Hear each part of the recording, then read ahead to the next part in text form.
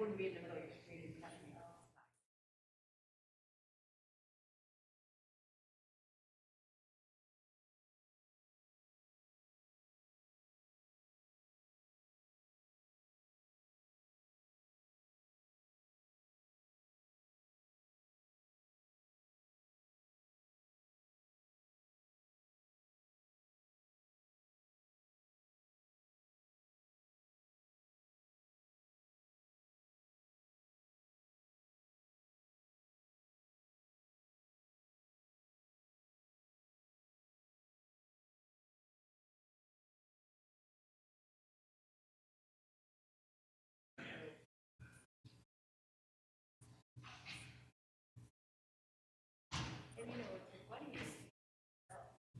Right, which is kind of part of the problem.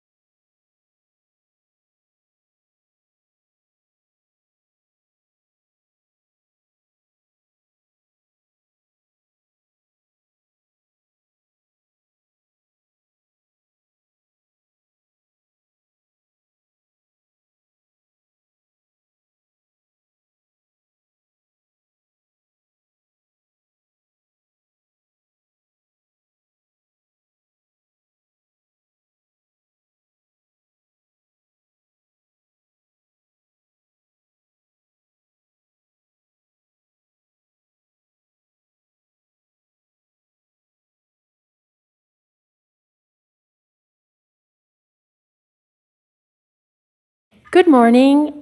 With this, I call to order our April 14th, 2021 meeting of the Santa Barbara County Board of Supervisors, our budget workshops for fiscal year 2021 through 2022. This is our second day. We're meeting Monday, Wednesday, and Friday this week. I am the vice chair of the board. Today, I'm chairing. Our normal chair, Nelson, is in North County. Madam Clerk, will you please call the roll? Supervisor Nelson. Aye. Supervisor Lavanino. Well, I'm here. I'm here too. Supervisor Williams. Here. Supervisor Hart. Here. And Chair Hartman. Here. At this time, please stand and join me for the Pledge of Allegiance. Ready? Begin. I pledge allegiance to the flag of the United States of America and to the republic for which it stands, one nation, under God, indivisible, with liberty and justice for all. Madam Clerk, do we have any announcements today? Chair Hartman and members of the board, yes, I just have a couple quick announcements this morning. I would like to remind the public that our Board of Supervisors meetings are now being interpreted and broadcast live in Spanish. We are broadcasting our meetings in Spanish both for Cox Cable subscribers in South County as well as Comcast Cable subscribers in North County. Members of the public can now view our meetings in Spanish by turning on the secondary audio programming, also known as SAP, under their language settings. Additionally, I would like to remind the public who are participating in our meeting today of the board's alternative methods of public participation. For alternative methods of public participation and to provide public comment on general public comment or an item on our agenda today, please see page 2 of our agenda. Individuals that would like to provide verbal public comment, you may do so via Zoom by registering in advance via the link available on page 2. After registration, you will receive a confirmation email containing information about joining the Zoom meeting. Once the chair has announced the item you want to comment on, please join the meeting with the information provided in the registration confirmation email. The clerk will call you by name or the last 4 digits of your phone number. When removed from mute, you will hear a notification that your line has been unmuted. If you are using a touch-tone phone, you may need to press *6 to unmute yourself. Again, if you're using a touch-tone phone, you may need to press *6 to unmute yourself. Each person may address the board for up to 3 minutes, and this is at the discretion of the chair. If you have any questions, or if you need to modify your registration after registering, please contact the clerk of the board's office at area code 805-568-2240. And lastly, Chair Hartman and members of the board, as previously indicated by our chair today, Chair Hartman will be chairing all of today's meeting. So for those of you participating in our meeting today, if you can please address the board, Chair Hartman and members of the board, that would be greatly appreciated. And that concludes my announcements today. Thank you. And CEO Miyasato, do we have a report from you today? No report this morning. Okay, so that starts us on our agenda for today. I'd like to note that general public comment for items not on today's agenda will be at the conclusion of the budget workshop. And for public comment on the budget itself, it will be at the end of each set of presentations. So not each one individually, but at the end of a functional group. So with that, then, we turn to Child Support Services. Just 1 second, sorry, Chair Hartman. I just want to make sure, so our Budget Director, ACO Nancy Anderson, do you have any updates for the board? We do, thank you. Good morning, Chair Hartman and members of the board. We just wanted to make sure your board was aware we have posted board inquiry forms 1 through 7 on the countyofsb.org main website referenced under the budget and sent those to board members late yesterday. And that is the only change. All right, thank you. And so with that, we turn to Child Support Services. Sorry, so Chair Hartman, members of the board, we do have a functional group summary, just a brief overview of Health and Human Services. So we'll be leading off with this functional group today, and is made up of behavioral wellness, child support services, first 5 Santa Barbara County, public health, and social services department. Because Health and Human Services receive most of their funding from state and federal sources, they only make up 8% of the county's general fund contribution at $25 million, while comprising 36% of the county's operating expenditures and 41% of the county's total FTE at almost 1,800. 3 of the county's 4 largest departments in terms of total FTE are in this functional group. On the 5-year operating revenue and GFC trend, we can visually see how GFC is a small percentage compared to their other revenues. Child support and First 5 are fully funded through intergovernmental revenues and receive no GFC. We see some dips in 2021 in BWell and social services from anticipated COVID impacts on their revenues that thankfully did not end up materializing at that level. And then revenues back up in 21-22, which we'll discuss more on the next slide. The largest operating revenue increases to note are $19 million in behavioral wellness and $18 million in DSS. BWell's increases are driven largely by Medi-Cal revenue, as well as better than expected MHSA tax revenue and grant funding. DSS is driven by 1991 and 2011 realignment revenues performing better than expected in 21-22.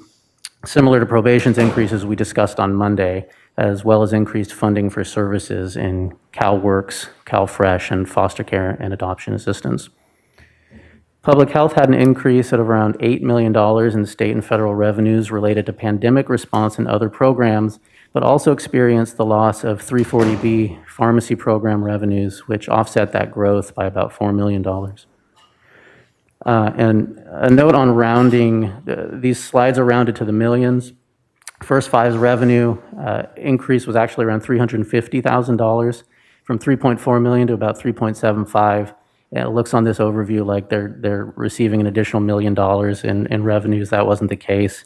And child support services actually losing about $450,000 in state revenues.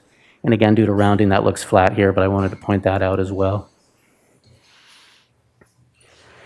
Operating expenditures for these departments largely match the operating revenue trends that we saw on the previous slide. The $13 million increase in Be Well next fiscal year in their operating expenditures is driven mostly by professional services and special services funded by grants. Public Health's $5 million increase is driven mostly by COVID response costs, including vaccination efforts, and increases in cash assistance payments and IHSS maintenance of efforts are the main drivers in DSS. Salary and benefits and other charges increased in all departments. Most of these departments have had relatively flat FTE over the 5-year period, with the exception of Be Well, which added 40 positions over the 5 years, 30 of which came in 18-19 and 19-20, many due to the implementation of the drug Medi-Cal organized delivery system.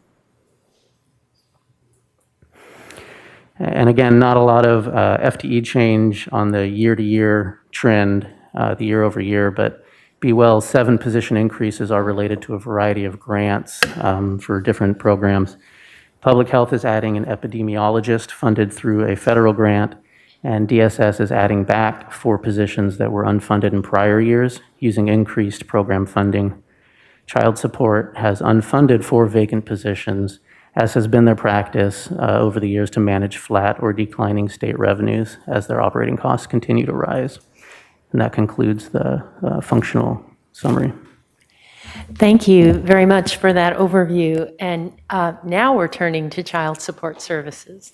Can I just ask Of course. a trend question on that first? I mean, I noticed that none of the department's staffing seems to match their increase in expenditures.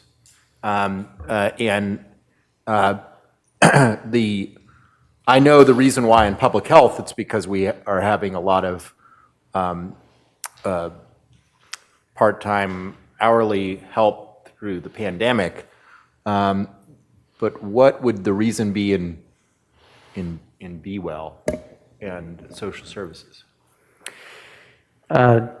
Supervisor, through the chair, in social services, I believe the bulk of their expenses come through the cash assistance payments and other things that hit their service supplies and their other charges. Yeah, that's easy. And behavioral wellness, it's similar. A lot of the grant and programs and funding they get goes into their professional services and contract services.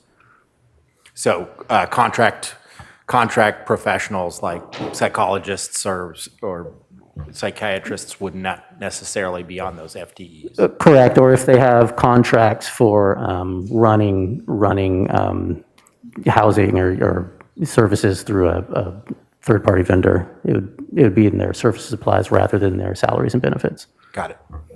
Thank you. Any other questions generally from members of the board? All right. No questions up here. Thank you. So now, finally, on to child support services. Well, good morning, Chair Hartman and members of the board. I'm Joni Maiden, the Director of the Department of Child Support Services, and here today with me is our Assistant Director, Meta Richardson. Our program works with parents and guardians to ensure children and families receive court-ordered financial and medical support, and our mission is to serve families and children by establishing parentage and enforcing support orders in a fair and equitable manner. First slide, please.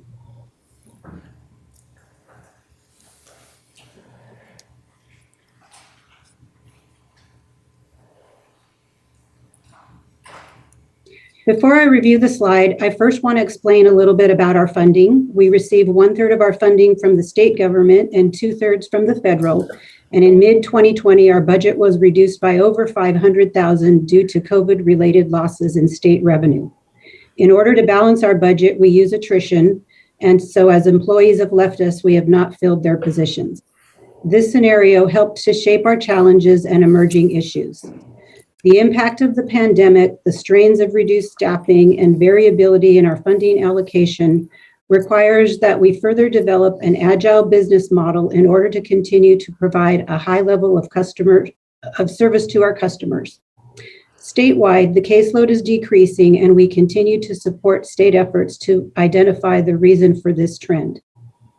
And speaking of funding, the governor's proposed fiscal year 21-22 budget includes an increase in local child support funding and is also considering a restoration of the cuts that were made in the previous year. The State Department of Child Support Services presented several fiscal year 21-22 funding methodologies for allocating money to local child support agencies, one in which Santa Barbara County would receive an increase of approximately $300,000, and we're advocating for those additional funds. As I mentioned, when staff leave our department, we are not yet able to fill positions. And as recently as last month, we had a manager and a senior child support officer retire. So we're developing the skills and abilities of future leaders to prepare them to take on key roles and responsibilities. And when the pandemic first began, we were fortunate to have equipment available so that 80% of our staff immediately transitioned to telecommuting. And since then, we've logged 64,331 telecommuting hours.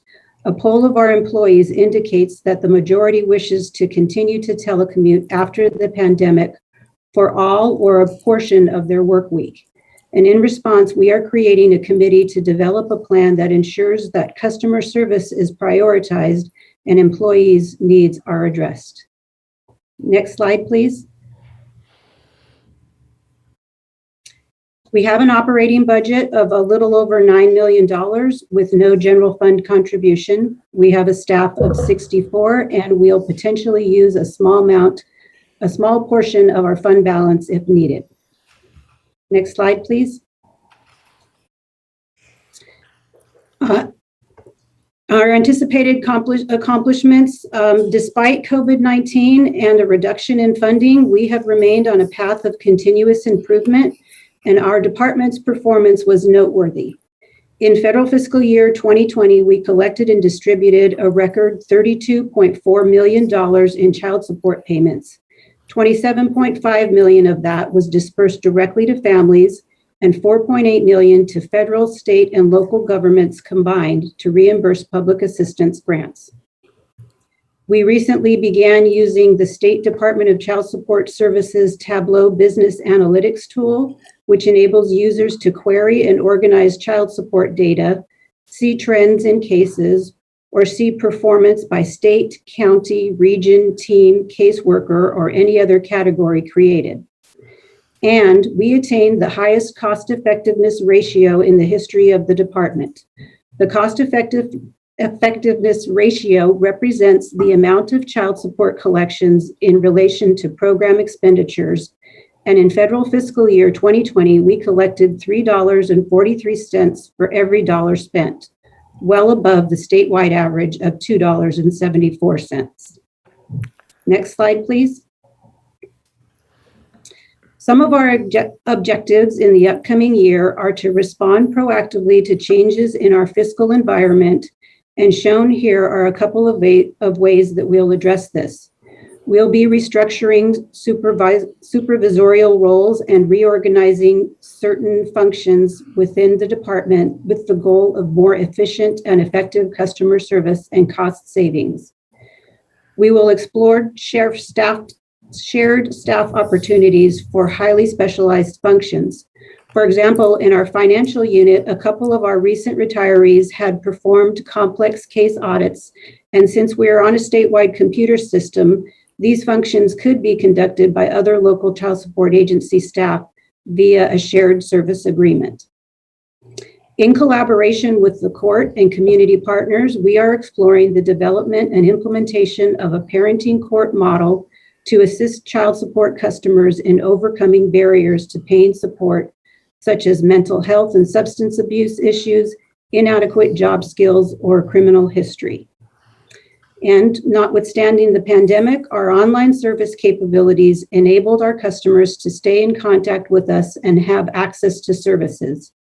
For example, we can send texts from our computer, and in 2020, we sent over 10,000 texts to customers. And in collaboration with the court, hearings were held using Zoom, and we have conducted almost 1,600 court appearances virtually. And we electronically filed 6,083 legal documents. In the upcoming year, we will look to increase the online services we offer and ensure customers are educated in the use of those services. Next slide, please. We are in alignment with Renew 22 goals.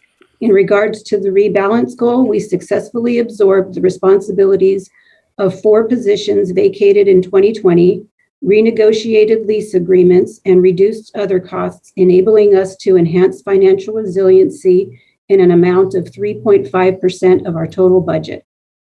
Regarding redesign, our evaluation shows 90% of our services are available online. And as far as training employees through the Innovate SBC, we will be sending our first group of 3 staff members to attend the training in May. Next slide, please. For the respond goal, child support customers who contact the call center or make inquiries through the online child support system all receive a customer service survey. And moving forward, our plan is to broaden the scope by surveying customers who visit our offices or participate in court hearings. And we have retained 100% of the 4 new employees last hired. In regards to developing the next leaders, our managers participated in an immersive leadership development program, and we also continue to optimize use of county-provided training programs, as well as contract with consultants for targeted leadership training. Next slide, please. So these performance measures are federal performance measures that every child support agency in the nation has to abide by. And I won't go into detail about all of these numbers, but I do want to note that we exceeded the statewide average across the board, and we increased our percentages over the previous federal fiscal year's performance in every area except establishing paternity. And although it's not our most critical measure, I have been asked in past presentation, how does a performance measure exceed 100%? And if you'll see on the chart, we achieved 104.2% in this measure. So the paternity establishment percentage measures the total number of children in the caseload at the end of the current federal fiscal year for whom paternity has been established, compared to the total number of children in the caseload at the end of the prior fiscal year for that were born out of wedlock. And the result is expressed in a percentage. So for us, in federal fiscal year 2020, we established paternity for 8,665 children, and in the previous federal fiscal year, there were 8,313 children in our caseload that were born out of wedlock. So when you divide the 8665 by 8313, the result is 104.2%. Next slide, please. Again, we collected and distributed over $32 million, the highest amount in the history of our department, and attained our highest cost effectiveness ratio, distributing $3.43 for every dollar we spent. Next slide, please. We don't have any service level reductions. Next slide, please.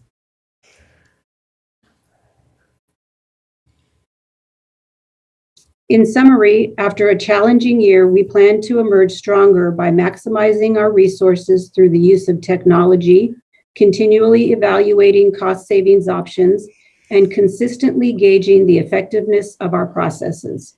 We'll continue to develop strategies to foster innovation and improve service delivery and expand strategies for human resource management in a post-pandemic environment. Throughout this year, I've been proud of the role our department has played in the county's united response to the COVID-19 pandemic. And it has been quite a challenge, but the resilience and tireless efforts of all of our county colleagues has been inspirational. I'd like to thank the CEO's office for all of their leadership and support, and a special shout out to our analyst, AJ Kinoveva, for all of his sage input and help. And the final slide.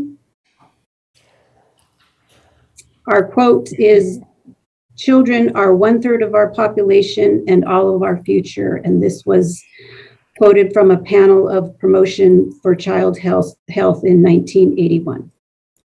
And with that, I'm happy to answer any questions your board might have. Thank you, Ms. Maiden. That was really impressive. Any questions from the board? Supervisor Williams, your light is still on. Did you have any questions? And up in Santa Maria? I have a question, Madam Chair. I Jump want to in. go back to, I missed the number of employees that you said you had polled your employees and find out. What was the percentage that wanted to continue working remotely? Right now, we have about 68% of our employees working remotely, and I think all of them have said they want to continue in some form, looking for a hybrid, part of their week here, part of their week telecommuting. Right.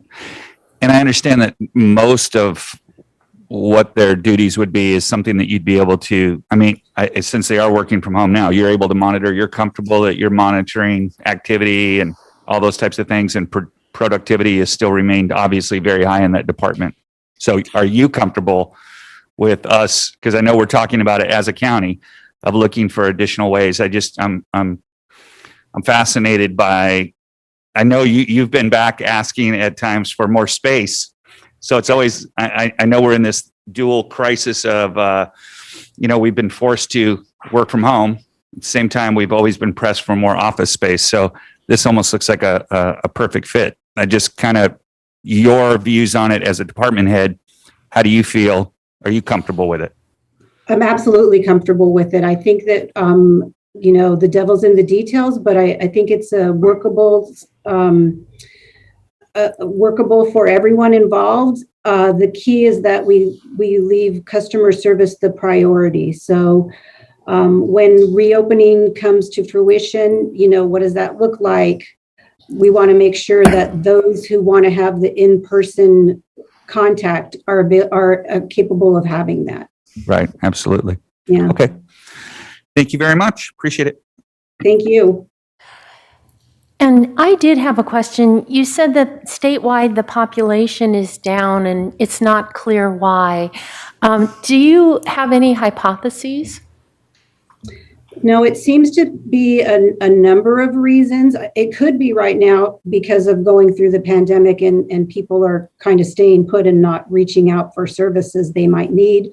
We also see that with a different generation that are more tech savvy, they prefer maybe faster ways of doing things and not coming into the office. We're trying to streamline some of the forms that have to be completed and the application and all of the answers that need to be done. So they really haven't taken a deep dive into why this is. And I think part of it as well is that we need to promote our program a little bit better. And, sometimes people are wary of even having contact with us and don't see us maybe as a safety net program. And we need to promote that in a better fashion. Well, thank you. So this year was the highest cost effectiveness ratio, and the performance measures were extraordinary. And all the time you were exercising leadership on the census for Santa Barbara County. It sounds like a very good year. Thank you for all your hard work. Thank you. So first five.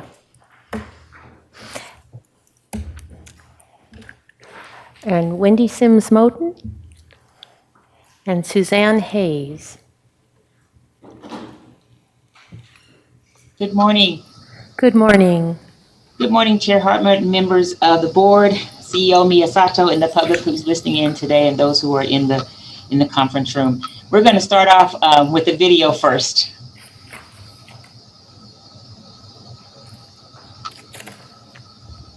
From the moment they're born, their brains develop at fantastic speeds. Neurons connect by the millions, and their brains grow stronger. You can help fuel this growth with the sights and sounds of words and song. So talk with them. Read with them. Let me read you this book. Sing with them. Begin the moment they're born. Learn more at first5california.com. What a nice way to lead off. Yes, thank you so much. I mean, you know, I watched this movie called the TV show Yes to the Dress, and so every time I say I had the best job ever, so I said I want to say yes to first 5 years. So just in terms of that, it's just so easy, you know, just seeing the video and seeing the wonderful faces of these kids who are just have a bright future and expect a bright future ahead of them. So I always am so happy to be leading this department with a team of great women. I'm Wendy Sims Moten. I'm the executive director for First Five, and I do have the best job ever focusing on our children. And so I just really am pleased to present our budget for 21-22 fiscal year.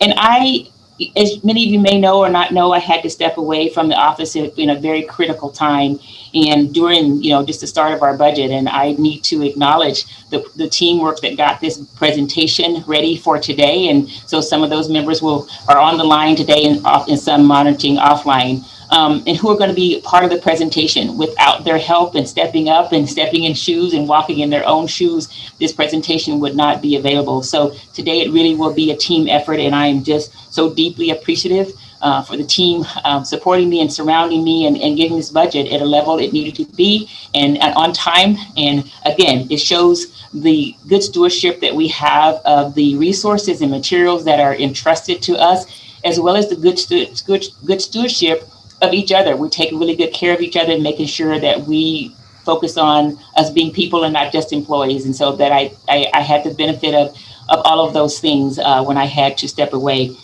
from the office for a bit. And so I'm going to do some intro, and then I'm going to ask Suzanne Hayes, who is our financial analyst here online today, as well as our assistant director, Michelle Robertson, and our program lead, Cheryl Beaker, who will be also sharing in this presentation today. And I know Sarah is monitoring offline. So I want to say that yesterday, actually Monday, I was listening to the presentation. I was very pleased and appreciative to hear early care and education being mentioned in the criminal justice budget presentations. And I said, yes, we're finally being in places where we know we need to do, because we really understand the importance of how those first 5 years really affect all of us. And so I just want to say that the first 5 years can really be the building blocks that reduces the amount of folks needing to access, if you will, the criminal justice system, particularly with mental health issues and family support issues, parenting issues. We can really be that first foundation and minimizing that. And I look forward to, having a stronger relationship with the criminal justice departments and working together, using our data, using their data to ensure that we're providing the best service at the earliest opportunity for our citizens here. And that starts with 0 to 5. We've all started at 0 to 5 and know there are challenges through life, but it's those building blocks that are there that creates a firm foundation that will carry you through when life shakes you and you need to get back on track, but you have a foundation to get back on track too. So it's really important to really focus on those first 5 years in all aspects of services that are being provided to the county. I think it's the opportunity to take advantage of the optimal learning opportunity to support parents, and families in this opportunity and building that and the cohesive structure, because we saw through COVID there were a lot of systems that were in place, but they weren't strong enough to really provide the service that we needed. It was a learning opportunity, and also at the same, it was a very much of a struggle. And so it's important as we learn coming out of that, how do we strengthen those systems and how do we work across departments and organizations to make sure that we have a strong safety net, if you will, as a county with regards to that. We build earthquakes, strong structures to withstand it. And I think First Five and other departments can really build a structure in this county to support our citizens who are in need of our services. So I am pleased, as I said, to present our budget for 21-22. We continue to be in good shape, and we've always been forward thinking and very conservative in how we do it, so that we are now, after 20 years, still being able to meaningfully fund effectively services to our children and families, at the 0 to 5 place. So if we could move to the next slide, please. Yes, we have some challenges, and I also look at them as opportunities. And so again, we're coming out of 20 years of funding here in Santa Barbara County. And I've been here all of those 20 years, and I've seen the ups and downs. And so as we close out the existing contracts, that will close out 20 years of funding in Santa Barbara County. And through that process, we were engaged in an 18-month strategic planning process that you will hear more about in the presentation. We continue to work with our partners through the challenges of COVID-19. We worked to be more flexible to meet their needs as they had to change and do different things to make sure that their clients still had their services and access to their services, whether that was now online on Zoom or drive by in terms of dropping off lunches, foods, and all sorts of things. And so we continue to be flexible here, and our commission was very involved and very enthusiastic about making sure, let's be flexible to make sure that the services that are needed still are being met. And we have an acquisition. We had someone who left actually for a promotion, and so we want to congratulate that. But before we fill those positions, we really do a deep analysis as to what is the current need, and then what is the need for the future, and can we fill it, from within. We really try to make sure everybody feels like they are growing professionally, and when opportunities open up, we want to look first internally and look at our needs, both for the current need and for the future needs. As you know, we have a strategic plan that's going forward, so we also have to plan for the future to be able to meet the needs of that strategic plan.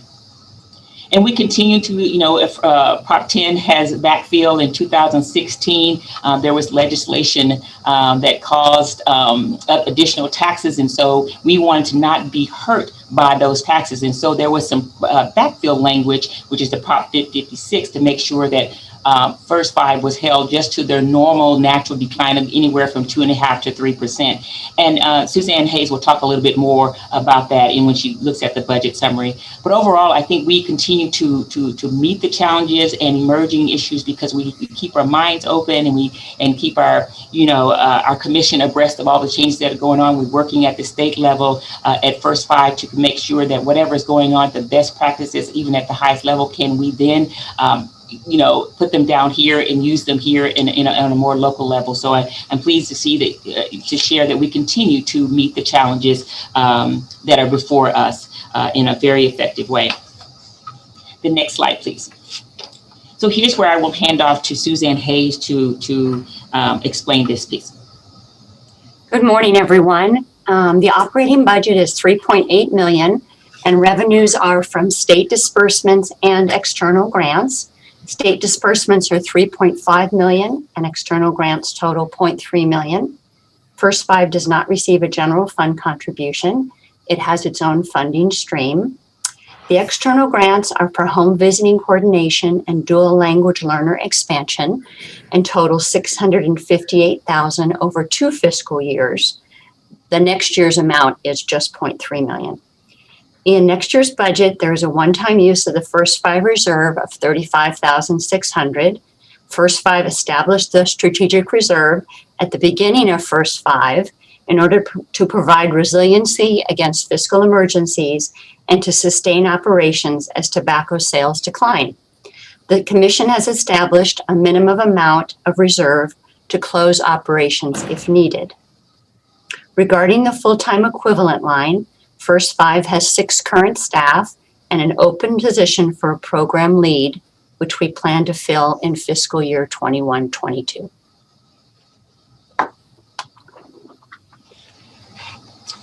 And the next slide from there, we'll have Ms. Robertson speak from that. Good morning, board, senior staff, and public who are present. I'm going to go over our 2021 accomplishments. So as Wendy mentioned before, we took the last 18 months to really begin our strategic planning process for the 21 through 25 fiscal years. Supervisor Williams, who is your board liaison on our commission, was part of that process, along with department heads Heitman and Nielsen, and Dr. Ansorg as well, when his time permitted, of course, over the last year. And so what's happening now is in 2021, we are closing out a strategic plan that was in place for the last 4 years, and beginning to hand that baton off to July 2021, and our goals and accomplishments will look really, really different. So when we go over our performance measures in a few slides, you'll see a little bit of a difference from previous years. In that strategic plan process, we did a lot of work for prep. So I believe you have a briefing book in front of you. This was a labor of love. We took all the Santa Barbara County statistics that we could get our hands on that had to do with children and families. We also looked at the latest research and tied those to the statistics so that it could help inform our plan. We included a storytelling project at the beginning of COVID to capture the effects of how the pandemic was affecting families and our current providers and partners that were serving them. We also conducted parent surveys and focus groups to gather input from those that we directly serve through our grants. Within that, out of our strategic plan coming up, we looked at 4 specific strategies. First being engage, and that First Five will really participate in a lot of existing infrastructures and networks that are currently in place. And especially keeping Renew 22 in mind, we really wanted to bump up our relationships with public health, Department of Social Services, and behavioral wellness in particular. A next strategy is communicate, then measure and evaluation, and ultimately invest. And First Five is a unique department within the county structure in that it is our commission who really sets our goals and our strategies. And so we are not necessarily mandated to complete any specific performance measures. We get to set those within the county ourselves. So we are thrilled to be a part of doing that. We also, as I mentioned, are ending one strategic plan. So we did administer and execute contracts totaling about $1.7 million. A big portion of that was to family resource centers and family support, but we also invested with Children's Resource and Referral, County Office of Ed, and several of the programs that are under them. And then we really worked with our partner organizations during this pandemic, and we were very cognizant of the emerging needs and how flexibility was going to be really important. So we met with each agency individually to adjust any units of service that needed to happen based on what their original contract units of services were. We contracted with consultants to design sustainability workshops for our partners as some of their local funding may have shifted, and prepping them for maybe future federal and state opportunities. We actively engage with fellow foundations and philanthropy to actually increase budget amounts and allocations based on the new demands. And that is in partnership with United Way, Santa Barbara Foundation. We worked with Children's Resource and Referral and County Office of Education to address the childcare industry need, and worked closely with our own Human Resources Department to design the childcare survey that went out for our own employees.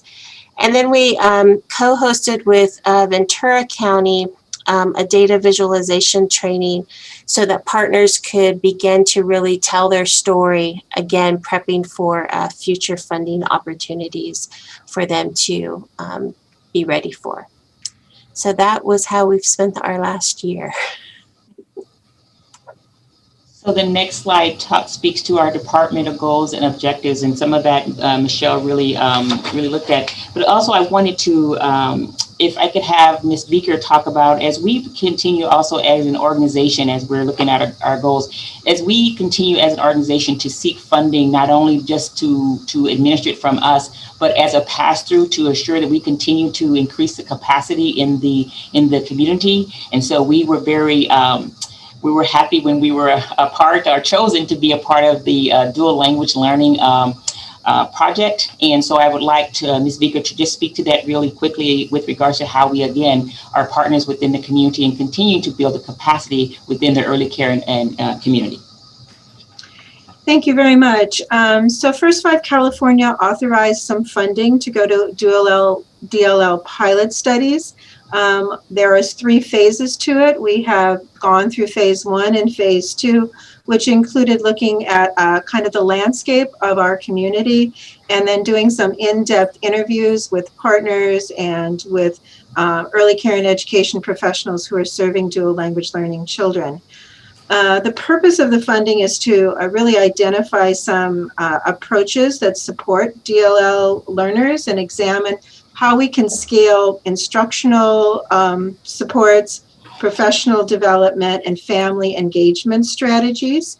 And so we just received a $557,000 allocation with the goal of strengthening teachers' knowledge on instructional strategies, strengthening family engagement, and strengthening system-wide communications and commitments to DLL, and engaging in the importance of home language and the support for home language. So we have now engaged with some school districts, especially those statistically that we know have a large percentage of dual language learning children, which is the Santa Maria Bonita School District, Santa Barbara Unified, Lompoc, and Guadalupe. And so we've partnered with them, and they are working on some strategies. We also have looked at supporting Allen Hancock College and academic supports to train teachers now and in the future on dual language learning, and then working with SBCEO to provide stipends for specialized training on that topic. We also are partnering with Radio Bilingue, and for the next 12 to 18 months, we are going to do messaging out into the community about the importance and the value of being able to have multiple languages and being able to both read and speak in both of those languages. One of the main parts of this is kind of going back to the video that you saw about talk, reading, and singing. There has been a priority and a requirement to support dual language learning families and their children by providing book distribution. So the partners that we have will be using some of the funds that were given to them to ensure that they are doing book distribution. And then they will be doing a lot of work with parents. Many of them have decided to do literacy programs with families, school readiness strategies, and providing books to them. So we are thrilled for this opportunity. It is only one-time funding. It's not a continuation funding. But what First 5 California learns from those of us that have participated, they are hoping to share with the state so that the state can make some decisions as we look forward in the master plan for early care and education, and providing some recommendations based on what they've learned from us as to how to best support our dual language learning children moving in the future. So thank you very much for the opportunity to talk about this great project. Thank you, Cheryl. And so last thing I will say on this slide is that we're continuing to, as we go through our new strategic plan, we're looking at how do we anchor the services in the community. And we know First Five, we plan to be here till it sunsets, and there's no sunset in sight. But, you know, we need to to continue to build out into the community and create partnerships and look at new partnerships. And so part of our strategic plan was also to invest in anchor agencies. And Michelle will talk a little bit more about what that is. But agencies that will be there long past First Five, and that we're then building systemic success for kids to be able to enter school, and the schools and communities are ready for them.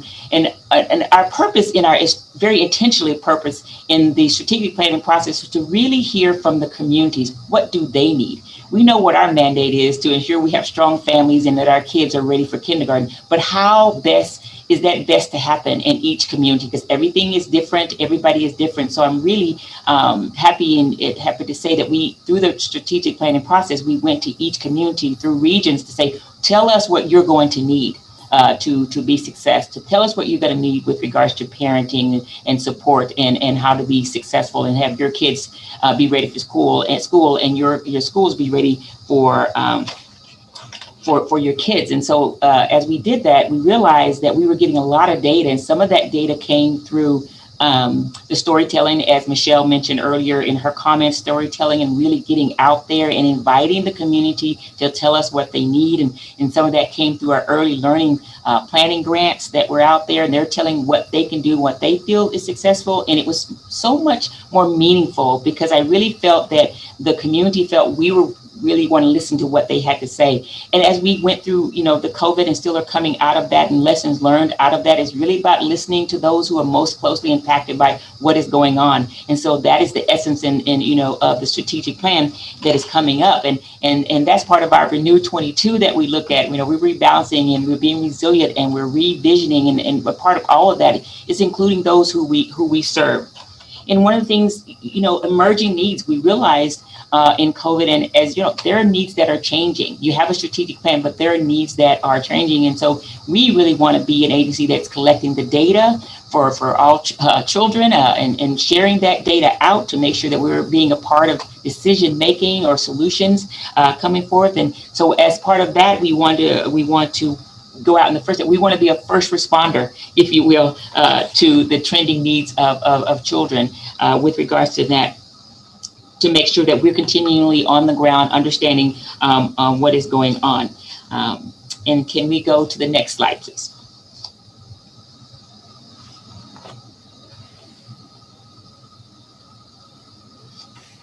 Yeah, and so as I started to mention on our Renew 22 countywide goals, we rebalance, and we rebalance about 1% of our budget to enhance, financial resiliency. And we're always looking at how to be efficient in our funding and making sure we are expanding and stretching it as far as it could go in a meaningful way.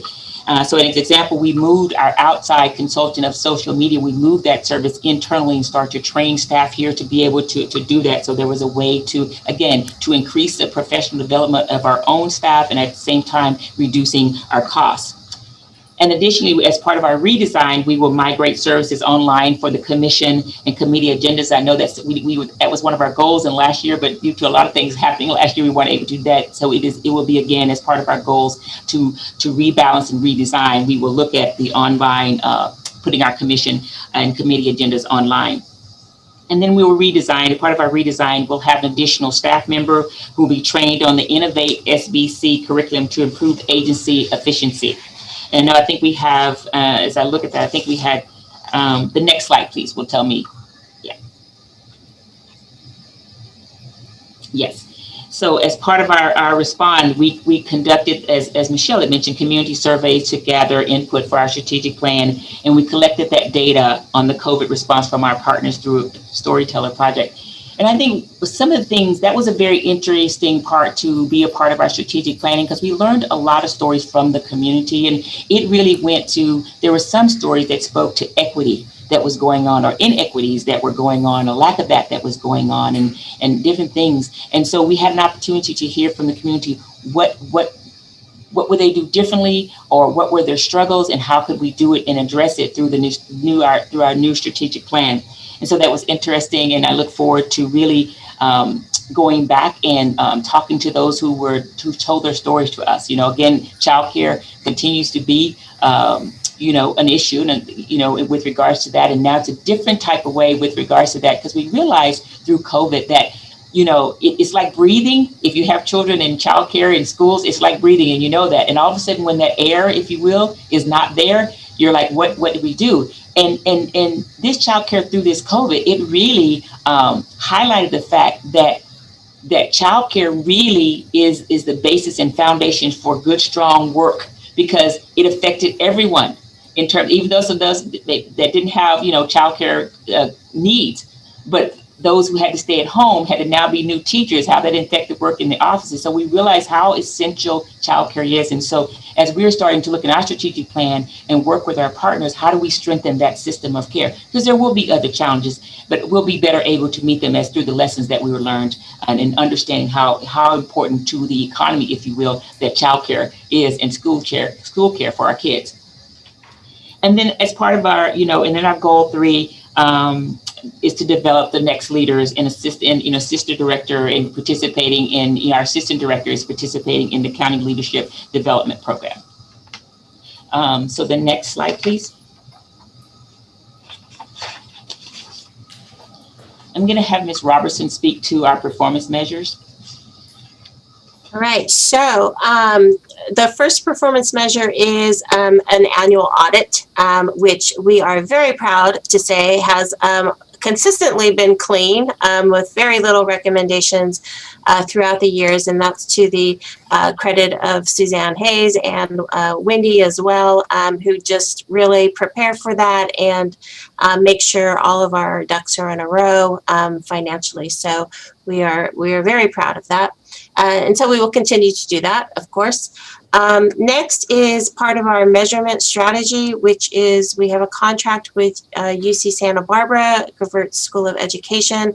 We actually have 3 principal investigators that help us determine our outcomes and indicators around our investments each year. And then we report out on those annually, and moving forward for 21 through 25, we'll actually be increasing those reports. And I'm also happy to tell each board member that we will have regional data on children and families 0 to 5 that are directly related to your districts. And so we will be happy to provide those moving forward.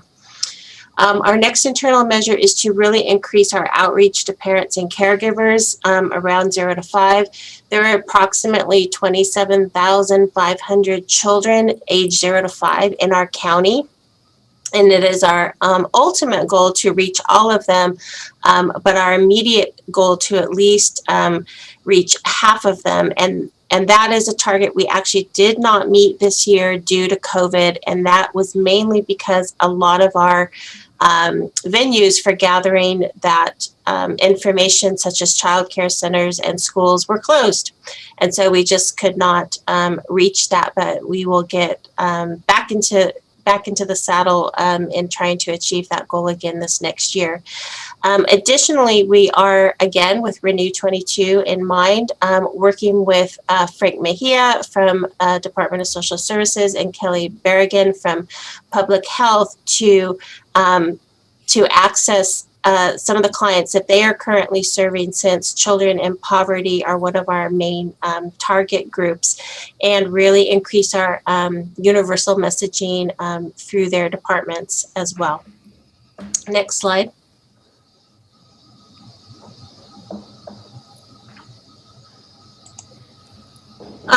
We continue our investment strategies, which is also to fund co-sponsorships into the community. So working again with regional partners who are promoting some of the same messages that we want to promote here at First 5. And we typically do about 10 to 15 per year. So we will continue with that again. This year was difficult to complete that, although now that things are opening up again, we're getting several co-sponsorship applications. So we do anticipate meeting that target this year. And then finally, our biggest external measure and the whole purpose for First Five Santa Barbara County is that children enter kindergarten, what we define as school ready. And in relationship to the criminal justice presentations on Monday and some other of the presentations that you're going to hear today, there's a lot of research that indicates if children enter school ready to accept the curriculum that is presented to them and they become successful in their early academic career, they tend to graduate high school, not be tempted towards risky behavior, tend to have higher goals, and so this is our contribution to trying to work some of our departments either out of business or at least to reduce some of their needed FTEs. If we can do our job, that will make everybody else's job easier. So next slide.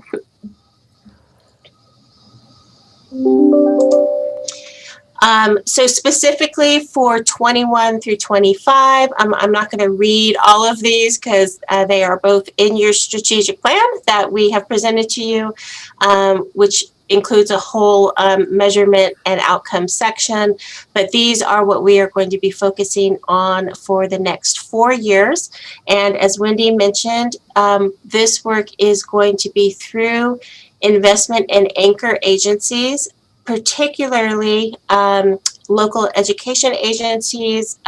We are investing in 7 school districts who represent priority areas based on socioeconomic status, English language learner status, those who have not met early academic proficiency, and working with them on individual early learning plans that are tied to their local control accountability plans that are mandated through the Department of Education. We're also working directly with Cottage Population Health, who just received a $3 million grant to expand their ACEs implementation strategies. And we are launching a new initiative known as Help Me Grow. In correlation with the ACEs screenings will be developmental screenings, and tying that into some additional home visitation coordination planning that will be coming down from the state around the beginning of 2022 and will be available to either Public Health, Department of Social Services, or First Five to lead. So we've been prepping for that. So everything we do is towards that, that goal of children entering kindergarten ready. Next slide. And I'll hand it back to Wendy and Susan. Yes, we have no service level reductions. We're thankful for that. We continue to try to be more efficient and use what we have. And we have some mighty women here, so we're able to take on a lot and make sure we have the capacity to do what we need to do and partner with certainly with our grantees. Next slide, and I think that's our final slide before the quote. So yes, in summary, as I said earlier, and always saying, what happens in the first 5 years of life, of a child's life affects every aspect of Santa Barbara County and the work we do as an organization. This moment in time marks the state of California's most significant commitment to young children and their families in the passage of Prop 10. With the governor's budget and federal aid for the pandemic and economic recovery, there are significant resources to address long-seated problems faced by families and young children. So we really want to take advantage of this time when there's funding going toward that and there's attention and being paid to those early years, and how do we build a stronger system of care for our youngest citizen, therefore building a stronger system for a stronger community. And lastly, I would just say that, of course, it changed their life. First Five is changing the life that they go through, and it changes the trajectory of the community, of the state, of the union, of the world, as First Five happen all around the world. So those are critical years to making us a better place to live. And we believe, First Five believes, that all children deserve to be happy, safe, and ready to learn. And what environment are they learning in that? That's a crucial place. What place are we providing? And I would be remiss in my final comments if I did not speak to also racial equity and social justice. The commission took on this issue, and it equities throughout the way we're looking through our strategic plan to ensure that we're addressing equitable issues, racial issues that are going on, all sorts of things that doesn't allow someone to feel valued. We want all of our children and families appreciating their diverse backgrounds and have access to high quality and culturally competent program and services so they can, reach their full potential. The commission is working on a racial and social justice statement that really speaks to that. And it's unfortunate that we continue now. We're going to have to add another part of our community who is being attacked for just who they are. And it's not lost on early care. The more that we infuse in our children at the earliest moment of value them who they are, and valuing the differences and the diversity and appreciating that, then we know as they grow, then they can also be a part of a different mindset and speaking up for others who don't speak up for themselves. And so I thank you for the time today. With regards to that, First Five, we will continue to focus on what is essential to serve our communities while simultaneously maintaining a financially sustainable organization. And we stand ready, First Five Santa Barbara County stands ready to engage others in this mission, making sure we have a stronger community, stronger families, stronger kids, and ready to go to school and ready to learn and ready to take on this world. In one of these pictures, you see all the brightness and the eagerness in their faces. We must not let that light go away. We need to continue to work hard to do that. And so the last slide is our quote. And before we get there, or as we get there, I want to thank so much for Michelle and Suzanne and Cheryl and Sarah, who was there in the trenches, who filled the gap when it needed to be filled. And so we're able to do what we need to do to serve our children in this community.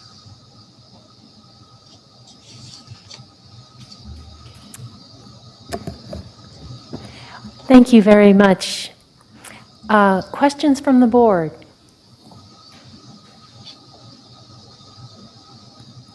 Supervisor Williams? I have the honor to serve on the First Five Commission, and so I've had more than my share of opportunities to ask the questions, but I just want to say that it's wonderful to have Wendy here today presenting, and her leadership is so needed and desired, and an enormously competent staff that I've seen.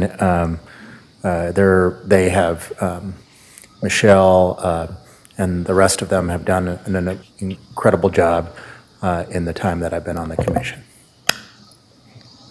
And Supervisor Hart? Yeah, I just want to echo my colleagues' comments about the extremely great leadership that Wendy Sims-Moten brings to this effort. And I appreciated the comments about the connection between the criminal justice system and investments in early childhood education. Our district attorney mentioned that yesterday as part of the full range of services that we need to provide to keep kids, on a positive, healthy path for their lives. And making these connections across days with different departments and keeping the focus on our overall mission, providing quality services to the residents of Santa Barbara County is really helpful. So I appreciate that intentional connection that was made. Any questions from North County? Yes, thank you, Chair Hartman. Can you hear me all right? Yes, Supervisor Nelson? Thank you.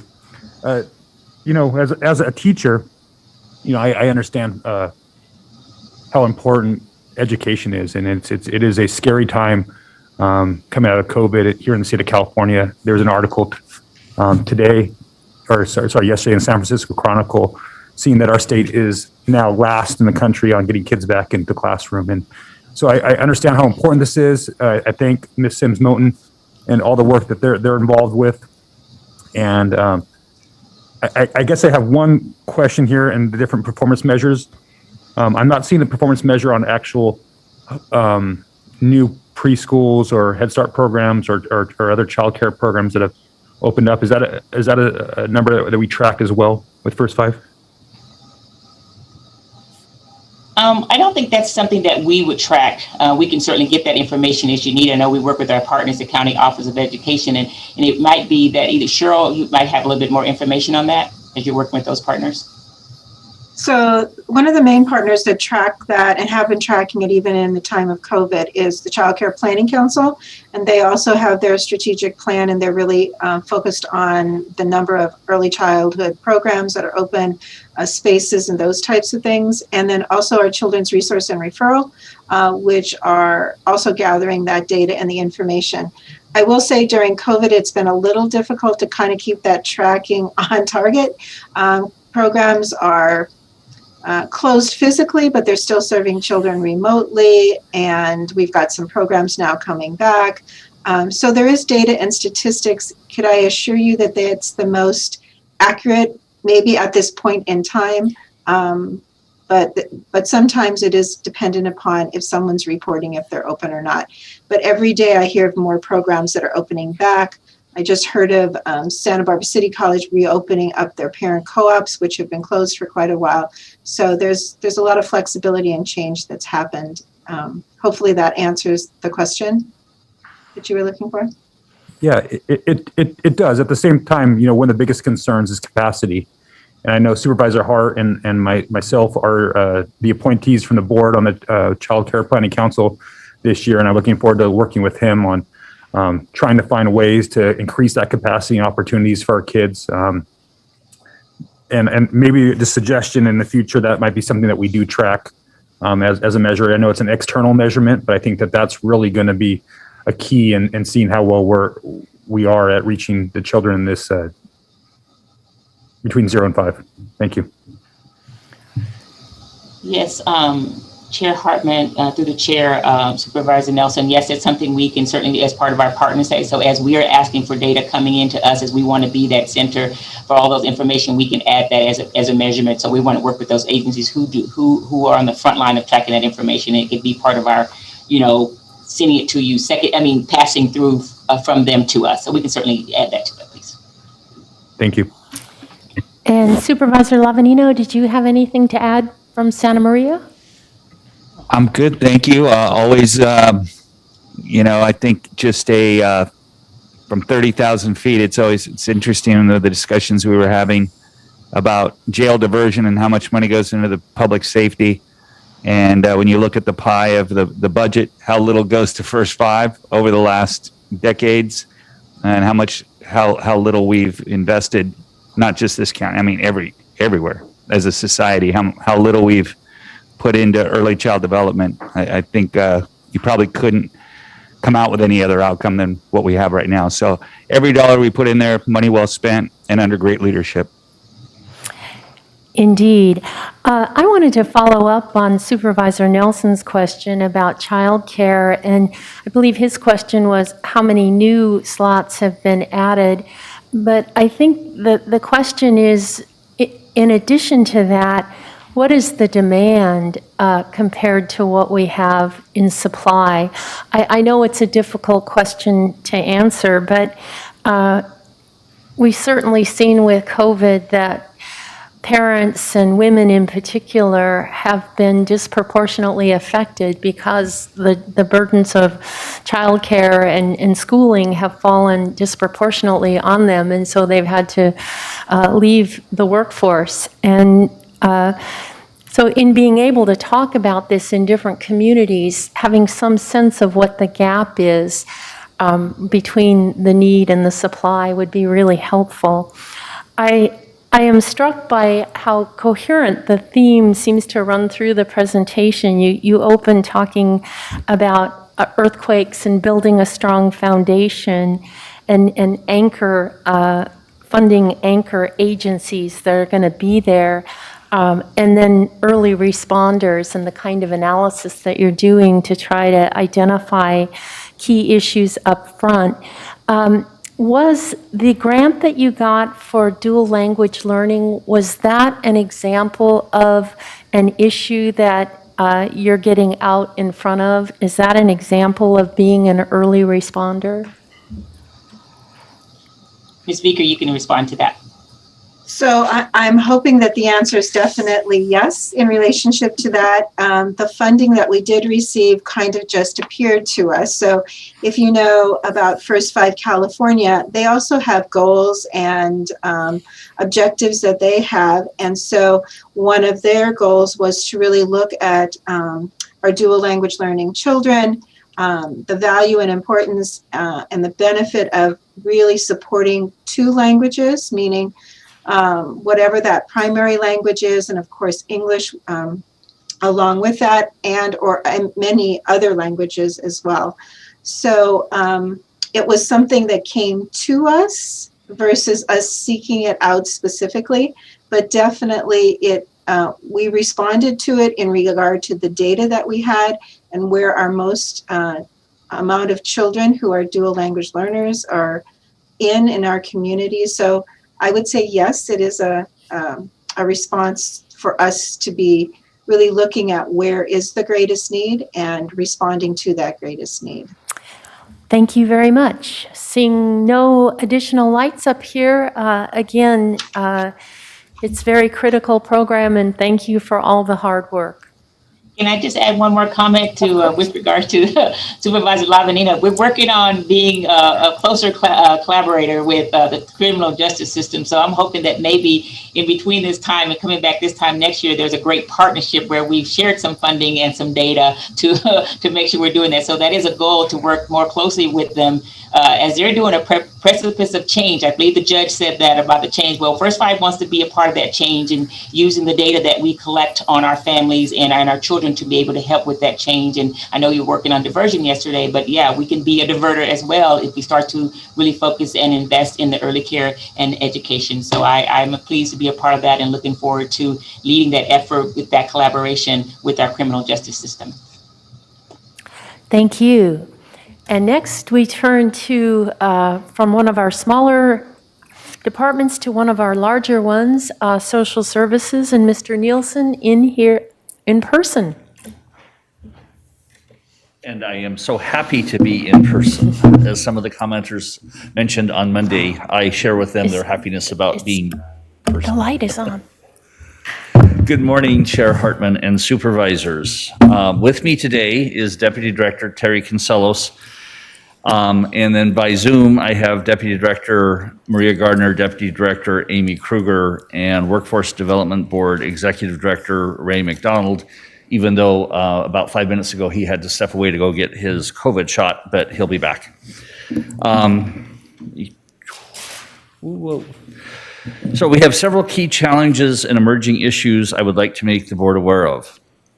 While many forms of assistance have been provided during the pandemic from the federal, state, and local government in the form of a CalFresh expansion, rental assistance, one-time payments to CalWorks families, and increase in unemployment assistance and others, we are concerned about a significant increase in our client population heading into the fall when most of these expansions of assistance will expire.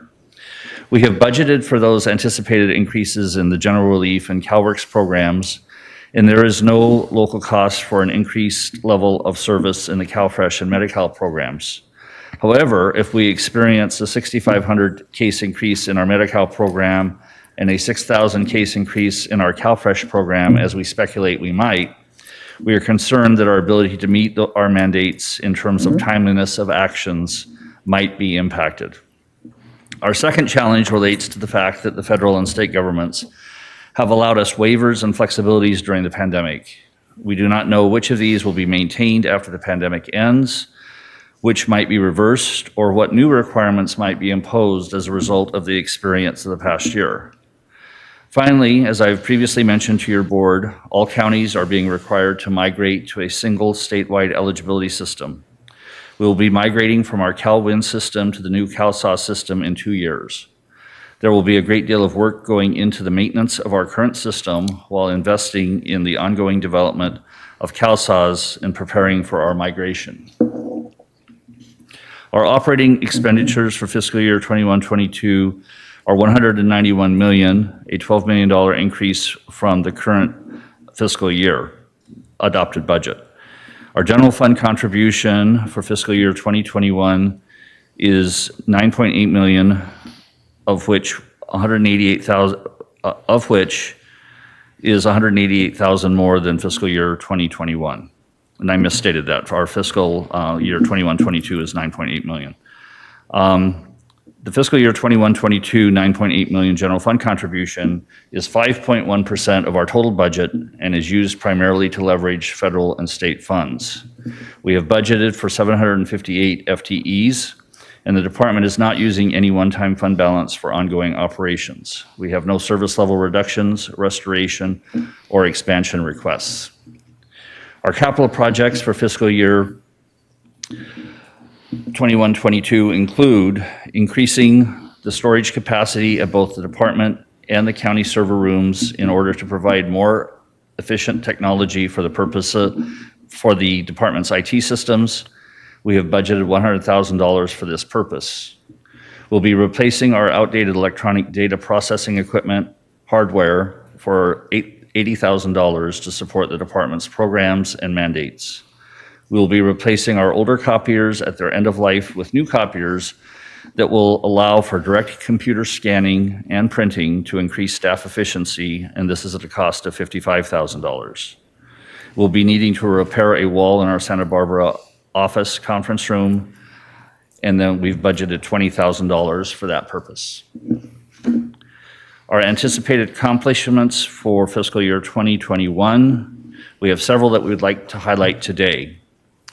Each month, DSS serves over 164,000 county residents, or 37% of the county population, and 64,000 children in the county, which is 65% of the children in the county.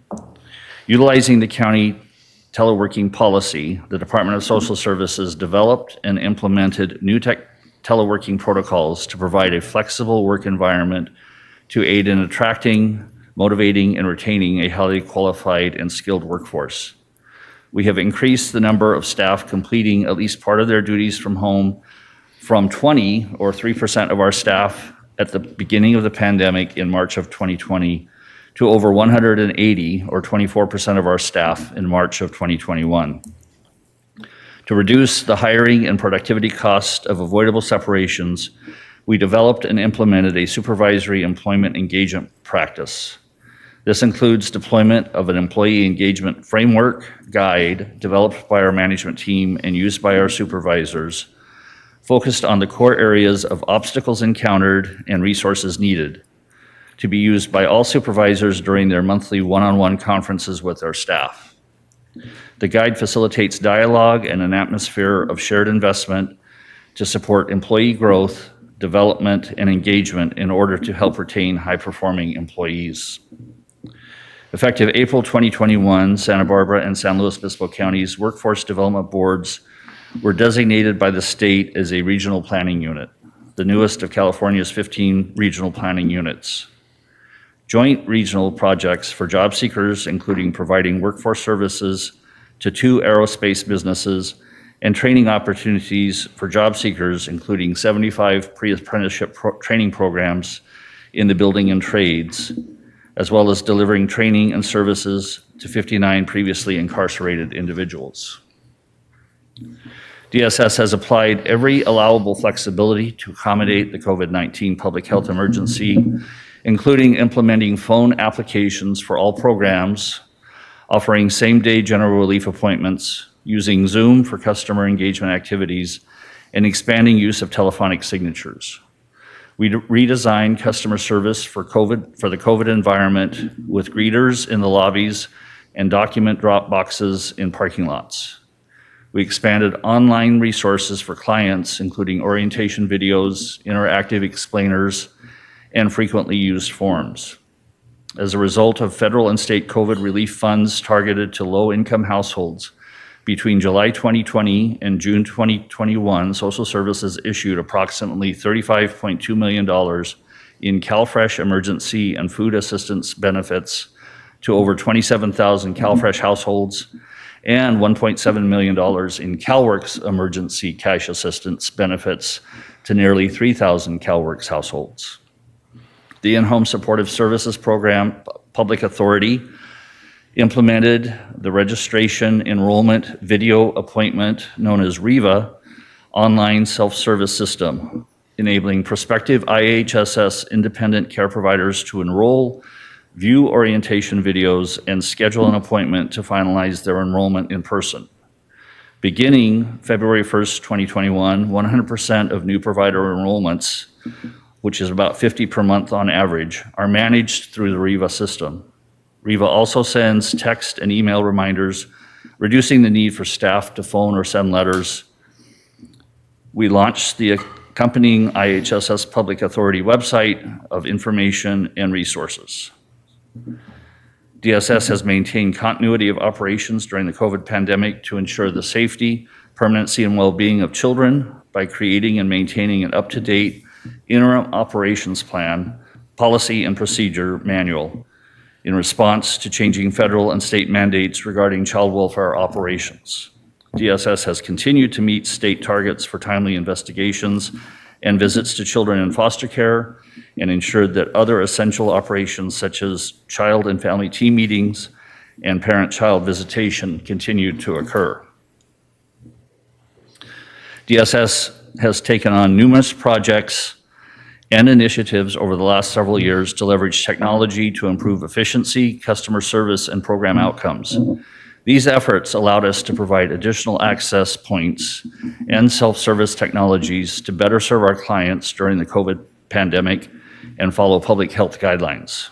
We will continue to build on these initiatives through the following Renew 22 objectives in fiscal year 21-22. To improve client services and prevent eligible recipients from unintended loss of benefits leading to reapplication in our eligibility programs, we will expand text messaging and email reminders to our clients. We will create interactive online explainers to walk our clients through the renewal process, and we will expand the use of self-service online forms and tools, including how to apply for eligibility programs and how to keep benefits videos. We will redesign the In-Home Supportive Services Public Authority by implementing Nexus, which is a cloud-based system to optimize the matching of consumers and providers. Nexus will reduce IT support costs and improve the speed, efficiency, and success of matches. We will be expanding our outbound communication tool, online providing updated submissions known as Octopus, which is an online submission platform to include frequently submitted change forms in public assistance programs and expand its use to adult services programs. These enhancements will improve service, save time and money, and reduce the unintended loss of benefits that leads to reapplication. We will continue to encourage employees to use our human capital management system, self-service features, and multi-system interfaces to eliminate duplicative data input for our HR staff. We have several additional goals and objectives we would like to highlight today. DSS will continue developing a library of on-demand and video training that can be used by staff when needed rather than when offered. In addition, we will continue to provide appropriate training by Zoom and video to reduce travel costs. DSS will continue to redesign and improve our 6-month leadership and professional development program in order to attract, develop, and retain high-performing department employees. The Workforce Development Board received a competitive grant from the state to provide military veterans and their spouses with workforce services to assist with the transition from military to civilian employment for jobs in high-demand occupations. We anticipate we will serve 145 veterans and 51 military spouses with individualized career services through this grant. We will continue to implement the Santa Barbara County Child Abuse Prevention Plan and align the work of the Partnership for Strengthening Families with that of Resilient Santa Barbara County. As mandated by SB 80, we will collaborate with behavioral wellness and probation to implement a family urgent response system, including a 24/7 county-based mobile response team to provide children and youth in foster care and their caregivers with the immediate trauma-informed support they need to preserve placement and to link youth and families to longer-term community-based supports and services. The department, in support of countywide Renew 22 goals, has been and will continue to be successful in meeting the financial resiliency, online services, and training goals. We will also continue to support the countywide goals of obtaining input from our clients at times and in methods that are appropriate to the services provided, the retention of new employees, and the development of our managers. This slide and the subsequent 2 slides highlight some of our performance measures. We are meeting the fiscal year 2021 targets for processing applications within our timelines for CalWORKS, CalFresh, and the Medi-Cal programs. In response to the board's request in prior years to capture the impact of our Welfare to Work program, we implemented a new performance measure for fiscal year 2021. 56% of our Welfare to Work participants will have successfully exited our subsidized employment program because they have obtained unsubsidized employment. DSS continues to exceed state targets for child welfare services, timely contact for both child abuse and neglect allegations, as well as monthly in-person visits by a social worker.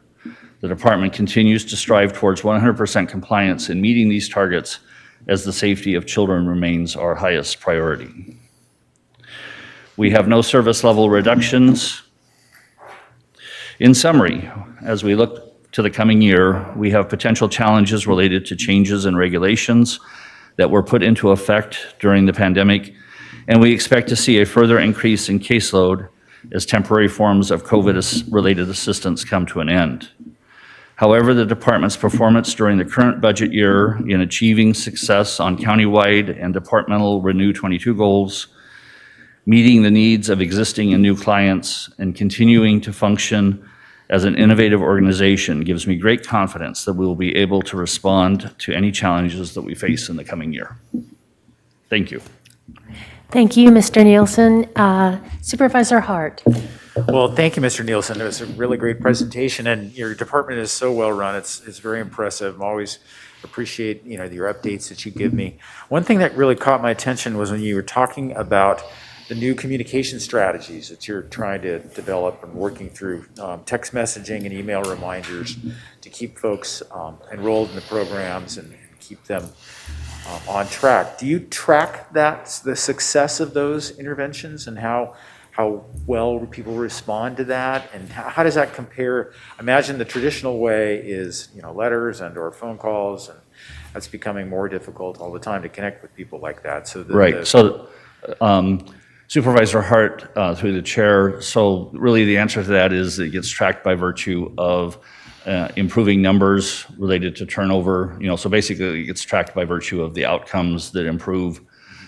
With trying those things, there's not an actual person assessing and studying, okay, we implemented this change on this date, and how many people, did that have a positive impact on in terms of reducing turnover or things like that. But it's more of a higher level, we made these changes during this year, and how did our numbers get better in terms of that turnover. And it's such a huge issue for the health and well-being of our clients and the residents of the county in terms of preventing that turnover so that they're not without assistance for a period of weeks or months, but also a huge impact on our workload. And as I've told this board many times before, we have never been appropriately funded since the Affordable Care Act was implemented. We've never been appropriately funded for our work in that area. And so everything we can do to decrease our workload and the person hours necessary to keep people in their appropriate types of assistance, the better that is for us. Yeah, I absolutely agree. And it does seem like you're in a really interesting place to be the laboratory for testing those communication strategies. So if you could just put your mind to that and think about, I get what you're saying about, folks to stay signed up. That's the ultimate goal. That's what we want to know. But it'd be really interesting to know if there was a time lag, any kind of data that could be mined out of that to understand, which of those strategies is most effective? Because I think there are many other applications of that across the whole county, and I think you might be in the place Right. to really know more about how effective that is. What is it that works? Right. Sort of an A/B testing model. What is it? The texting? Is it the emails? What response rate generates better outcomes, and why? Right. And Supervisor Hart, through the chair, I will say that, from our perspective, generally on all these things, we do intend to assess as best we can data and the impact of different things. But in terms of choosing, maybe something's really very effective and something else is less effective, but that doesn't necessarily mean we wouldn't also keep doing the thing that was less effective. Right. Because an example was shortly after I got here 8 years ago, we were putting kiosks in our lobbies, trying to get people to use the kiosks for self-service and to decrease the need to interact with staff at the counter and to help the clients have a smoother, faster in, faster out. And a very, very large portion of our clients weren't interested in using that, even though it had been very effective in other counties around the state. And so then we thought, well, okay, maybe they just need help in figuring it out. So then we stationed people out there full time next to the kiosk, which kind of defeated the purpose in the moment, but to okay, let's help people learn how to engage with this method so that in the future, and there still wasn't interest, even with somebody standing there that was trying to help. So, but then for the people that do want that, right, then if it's not any great lost opportunity by investing in that versus something else, then still providing that for those that want it. So that's kind of because the vast array of the types of people we engage with, and we kind of take a approach of if we have proof that something is working, we are going to try to keep doing it and only eliminate it if we get to a financial point where we have to in favor of something that's affecting more people. Thank you for that. Supervisor Williams. Yeah, do you find that that's a generational change? I mean, to me, I hate kiosks. I believe using automatic checkout does nothing but deprive grocery workers of jobs. So to me, those are an anathema to me. But I find my wife would rather use a computer, even if it takes longer, than talk to somebody. I don't understand that difference, but it's just differences with people. So is that changing over time? Supervisor Williams, to the chair, I'm right there with you. I absolutely refuse to go through a self-serve check line for the same reasons you described, plus I don't want to have to figure it out. But it is a generational thing, and that's why as we've implemented technology that doesn't have an overwhelming response from our clients, we tend to continue to have that be available because we realize with each passing year, as our client population, moves up and we're dealing with people that grew up with computers and technologies, that we anticipate that the usage will increase. And so we don't try these technological things and then just throw them away just because 10% or 15% of the people use them. If we can maintain them, we keep them and just anticipate that over time that will increase. Santa Maria, Supervisor Nelson or Lavanino? Sure, Madam Chair. First off, I want to just say that having all these performance measures, awesome, and you guys are doing an outstanding job. And by the way, this is the department I think the county is most known for. This is the safety net. This is where people go that are struggling, that most of them through no fault of their own is just hit with bad circumstances. And this is basically our charge, is this department, and you are, and your employees are the face of the county when people are at their worst, when they're struggling through their worst. So I've been over to that department many times, always met with a lot of friendly faces and people willing to help. So I just want to thank you for that. When we get to the performance measures, about something that's always on the top of my mind is when we get to the timeliness of whether it's CalFresh intake or Medi-Cal.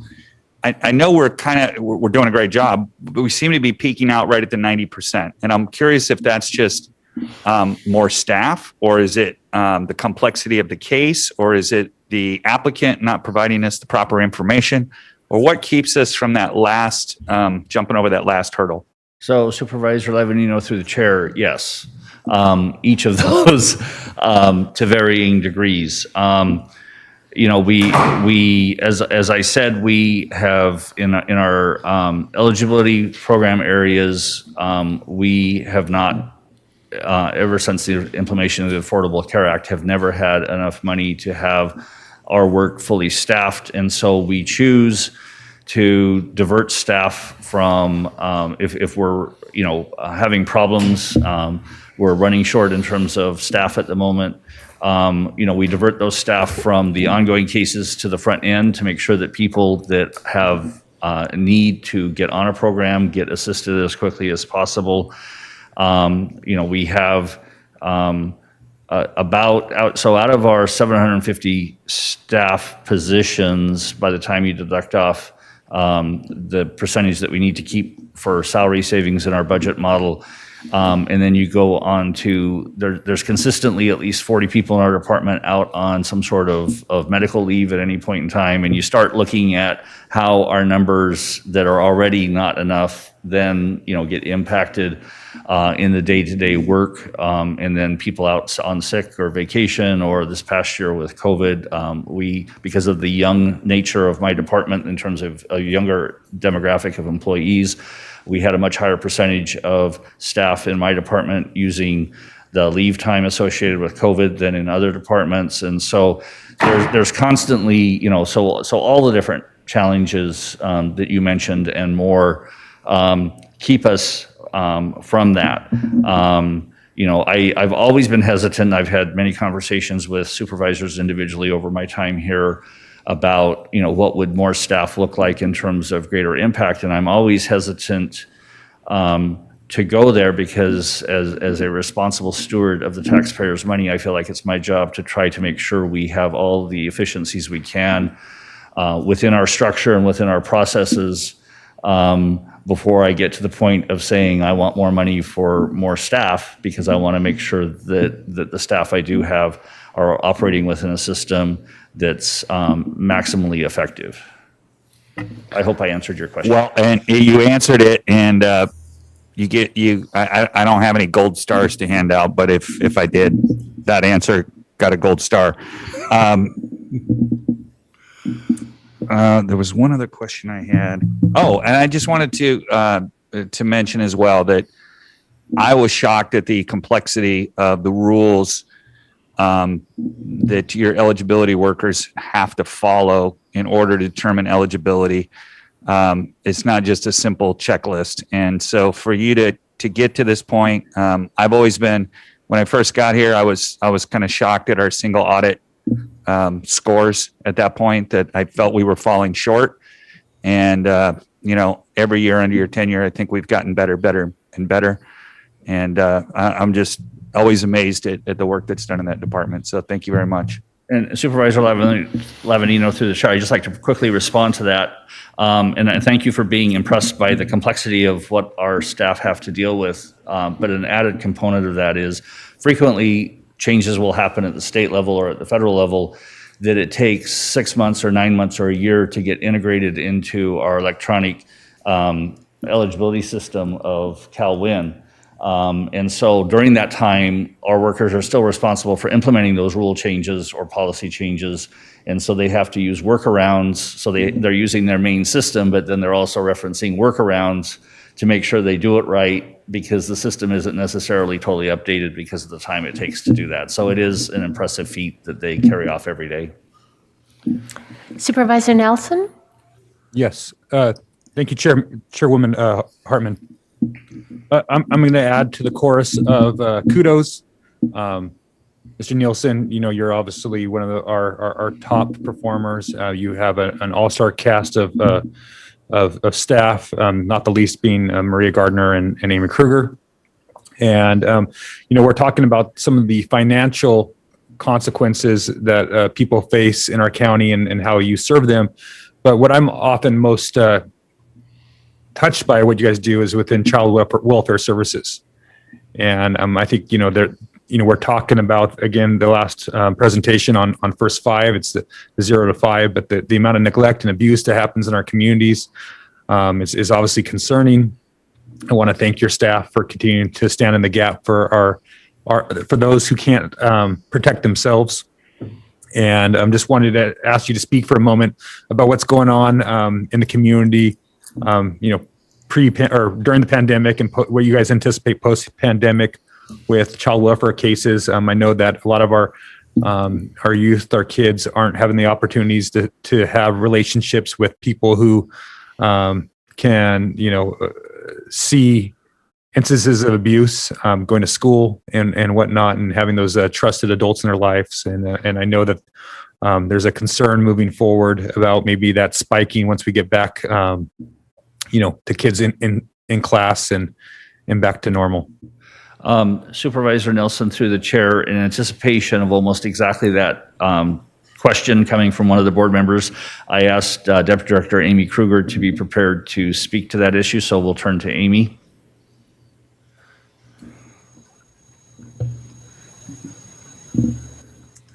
Good morning, Supervisor Nelson, through the chair.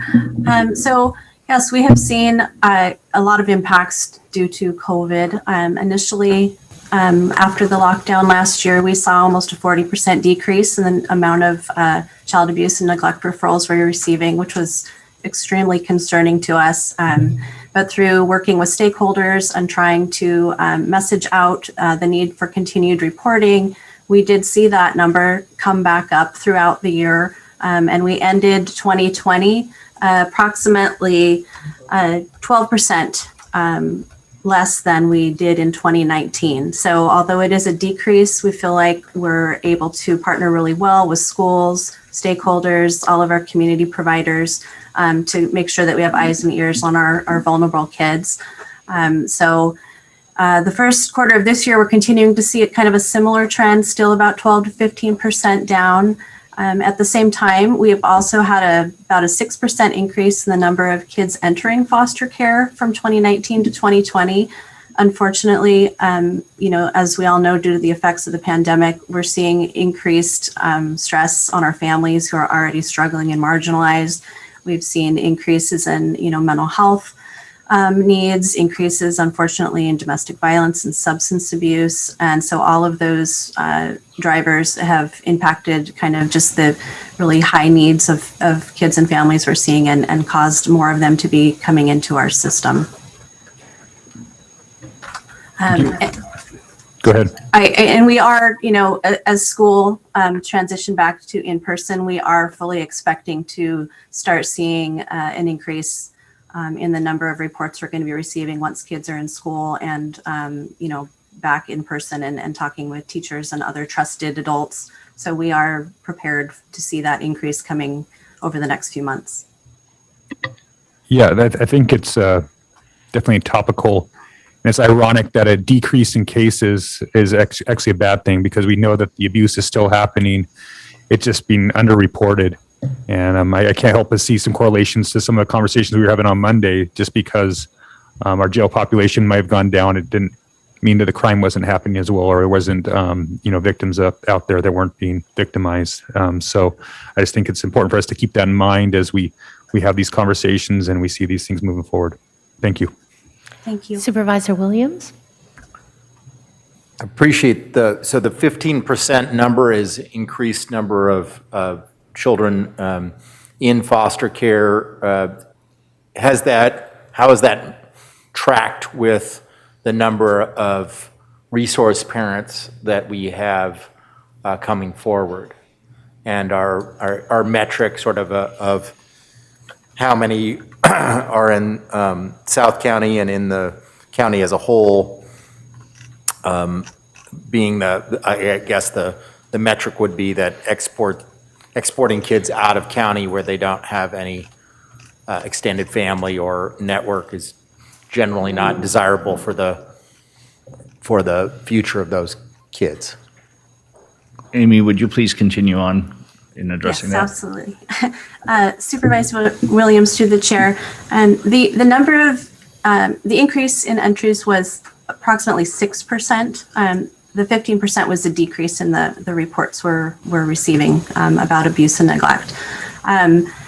So in terms of resource families, we have actually been very pleasantly surprised that we've actually had an increase in resource families during this last year. We went from, I'm trying to see if I have this here at my fingertips. Let's see here. I don't think I have the number, actually, I'm sorry. But I know we've had a really large increase in the number of resource families. We're at a point now where we've had more than we've ever had. So we've been very actively continuing our recruitment and engagement with our resource parents, trying to support them. We were very concerned that through the pandemic, and especially because of the school closures and childcare needs, that we would experience, resource families really struggling to keep kids in their care, and it was quite the opposite. So we were very pleasantly surprised by that. I will certainly follow up and get you the actual numbers and the South County numbers at the same time. Very much appreciate it. And appreciate your guardianship of these vulnerable children. Thank you. Yeah, I can't think of any county department that's been more affected by COVID, both in terms of transforming your work and the demands placed on you, increased demands, social services and public health, I guess. I had a question about the employee engagement framework. Yes. Being a social worker is a really hard job, both in terms of just the physical demands and, as you said, these forms and the rules, and then it's just emotionally really hard because you have a lot of empathy and people are experiencing really difficult things. So I'm just would like you to expand a bit on the employee engagement framework and any themes that emerge from that. I have not, Chair Hartman, I have not heard back from my managers yet on themes that have emerged from that. But I will speak to the importance of it because we've always been very, we've always stressed a lot in our department that supervisors need to meet with their staff monthly and have that interaction. But historically, that interaction has been about their cases and the caseload and issues going on their cases. And so this model interjects, in addition to that, this dialogue of talking about how the person is doing, what challenges they're having, what additional resources they feel like they might need, things that they're frustrated about, that have happened in the past, concerns they have about what's happening now or into the future. So it really, and I can't remember, I think it's it's been a few months since I looked at this when I approved the final version with the managers, but I think there's like 5 different topics that they have to choose from each month when they meet with their staff. So it requires supervisors that would be maybe historically uncomfortable with asking what might be considered more personal questions, about how are you doing, how are you feeling, what's bothering you, that it gives them kind of the template to use that. And it requires that, just as a normal monthly conference, that those sorts of discussions are documented so that it's part of the developmental relationship that the supervisor has with the staff person, and so that managers and supervisors can look at that after the fact and say, okay, well, what's common amongst, if we have 35, I mean, my department has 110 supervisors. So what's common amongst the majority of those in terms of resource needs or concerns or challenges or fears that we need to address on a more global level? So it helps with that individual relationship and the individual staff person feeling that we care and that, these other things matter too, rather than just their case performance. But it also helps us have information that can rise up to a higher level and help us move some things culturally or implementation of new tools as we talk amongst ourselves about what we're seeing.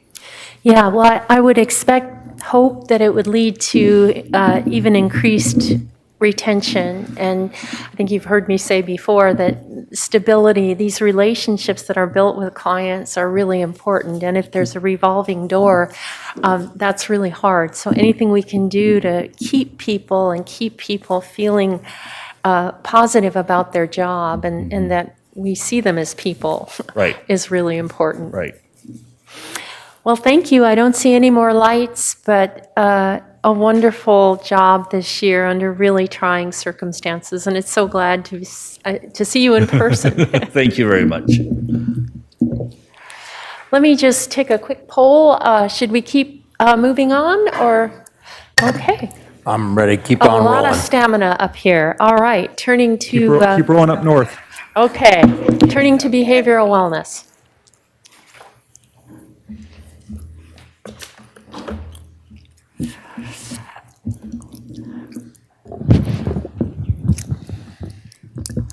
Welcome, Dr. Gleghorn. I saw you were here yesterday as well.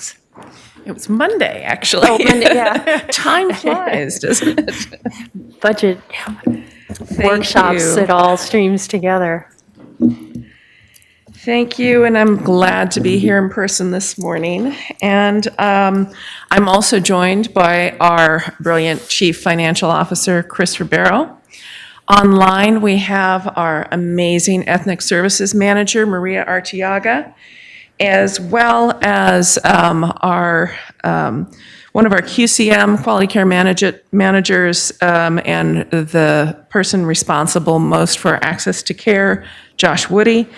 And our Division Chief of Clinical Operations is also available, John Winkler, and he's our current lead for our ACT and AOT programs, as well as stepping back in to lead our crisis services. So I want to begin today by doing what I think a lot of us did during this year, and reflect on our core values. COVID gave us a lot of challenges, but it also gave us a lot of opportunities to look deeply at what means the most to us. And these are not things that you're going to hear from the first time from me. These are things that I've brought to you practically every time I've come before you. And I'd like to start with reminding the board of our commitment to cultural competency, social justice, equity, and the delivery of services that are culturally and linguistically appropriate. This is part of our fabric. This is what we do. We have always done this. It is part of our requirement in services, and we are proud to be leaders in that for the county.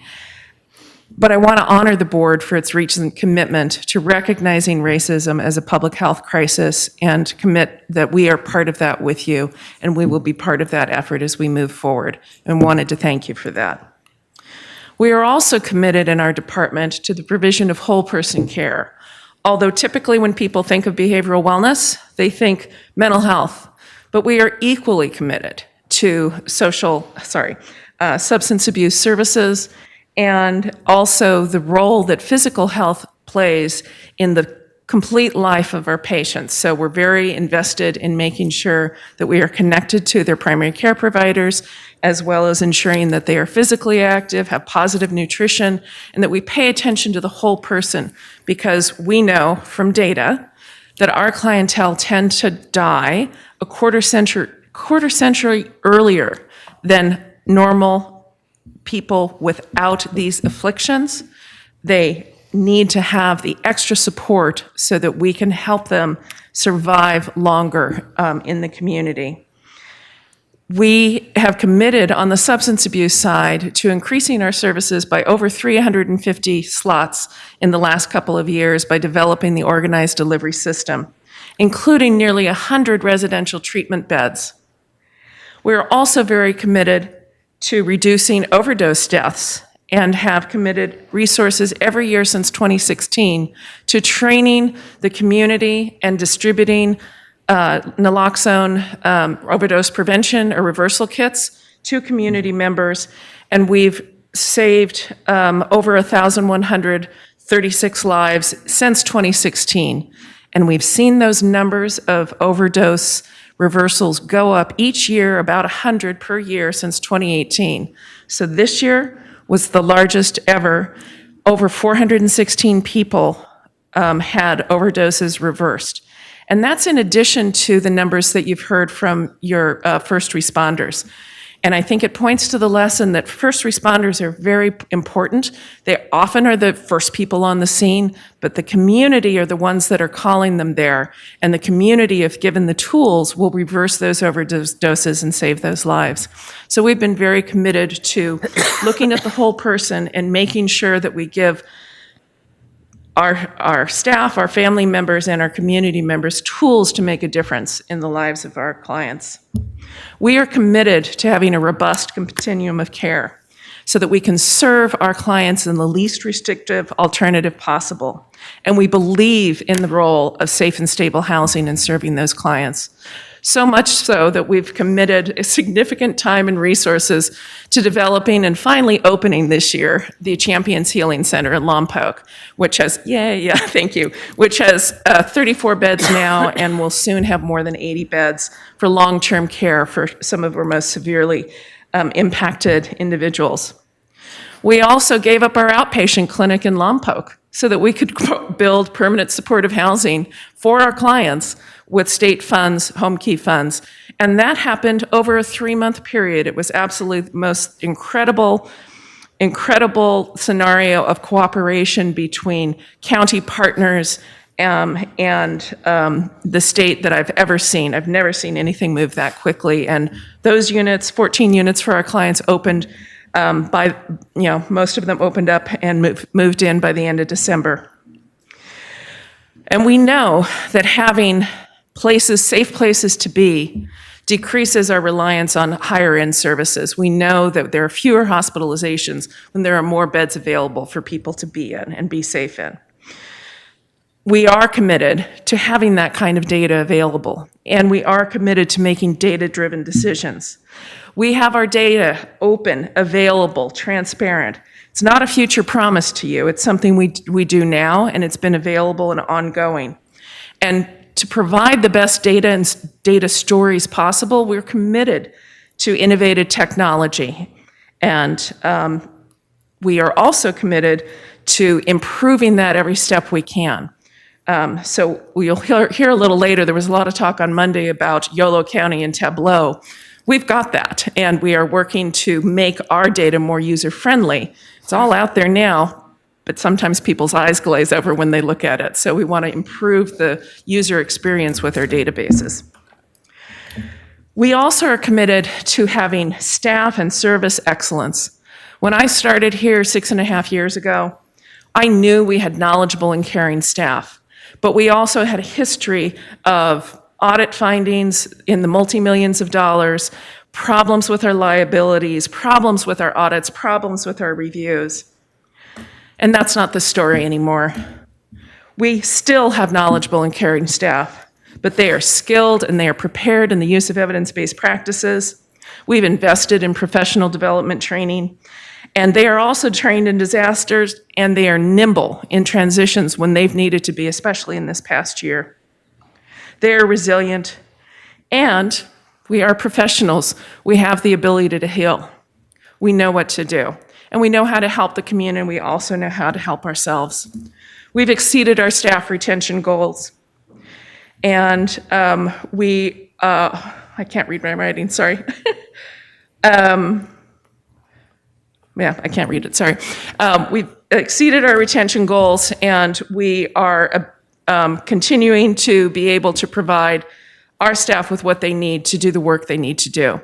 Our audits, our reviews, are excellent. We no longer have liability findings that we have to pay back, and we're ready to move forward.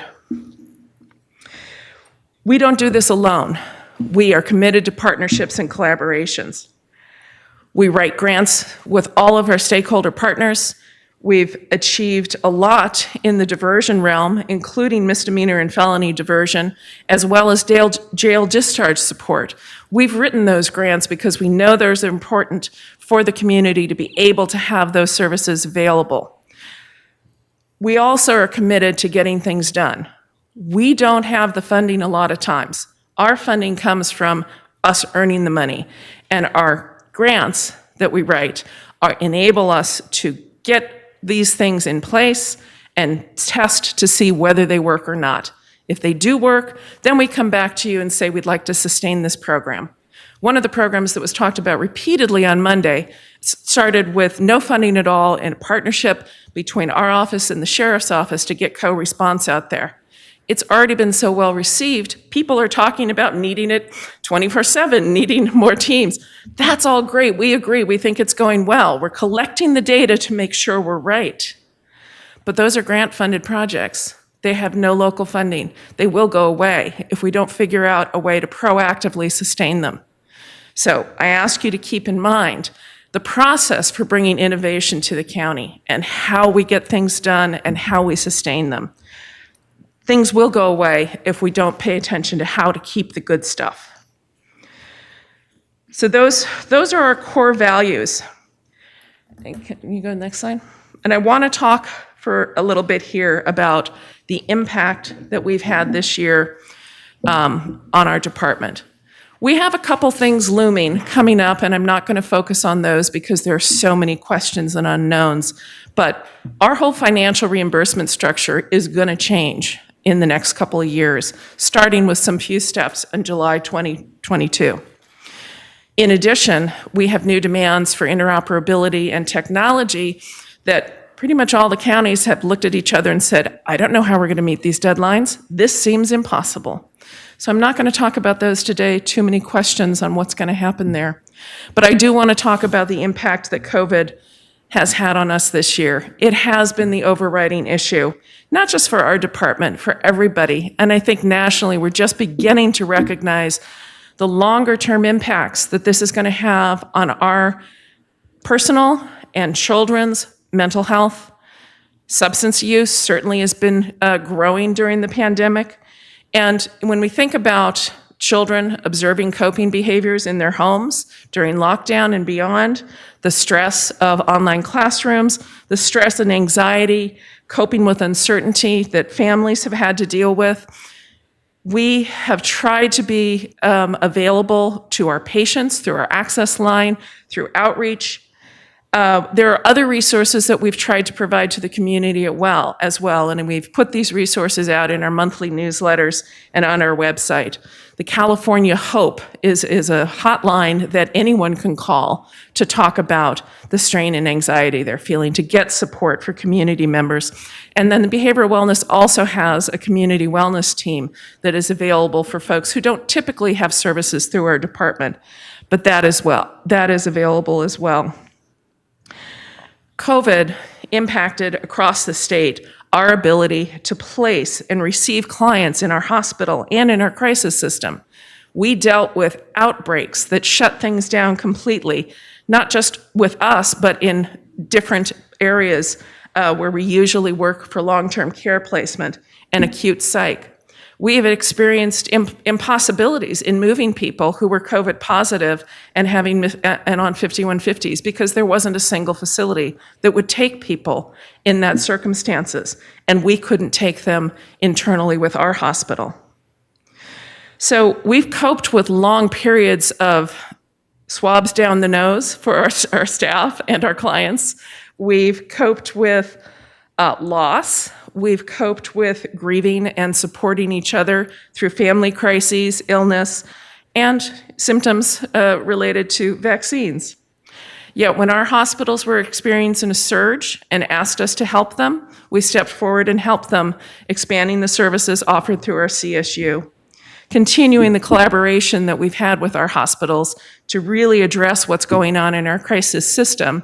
And we're on the cusp of introducing some new things moving forward, but we've been working closely with them, and we know that 5150s in our county have actually been dropping since 2017, but also because of data, we know that children have had a significant increase in holds during this COVID year. Before the lockdown, our department pivoted rapidly to assess our clients' ability to continue to receive services without coming into the building.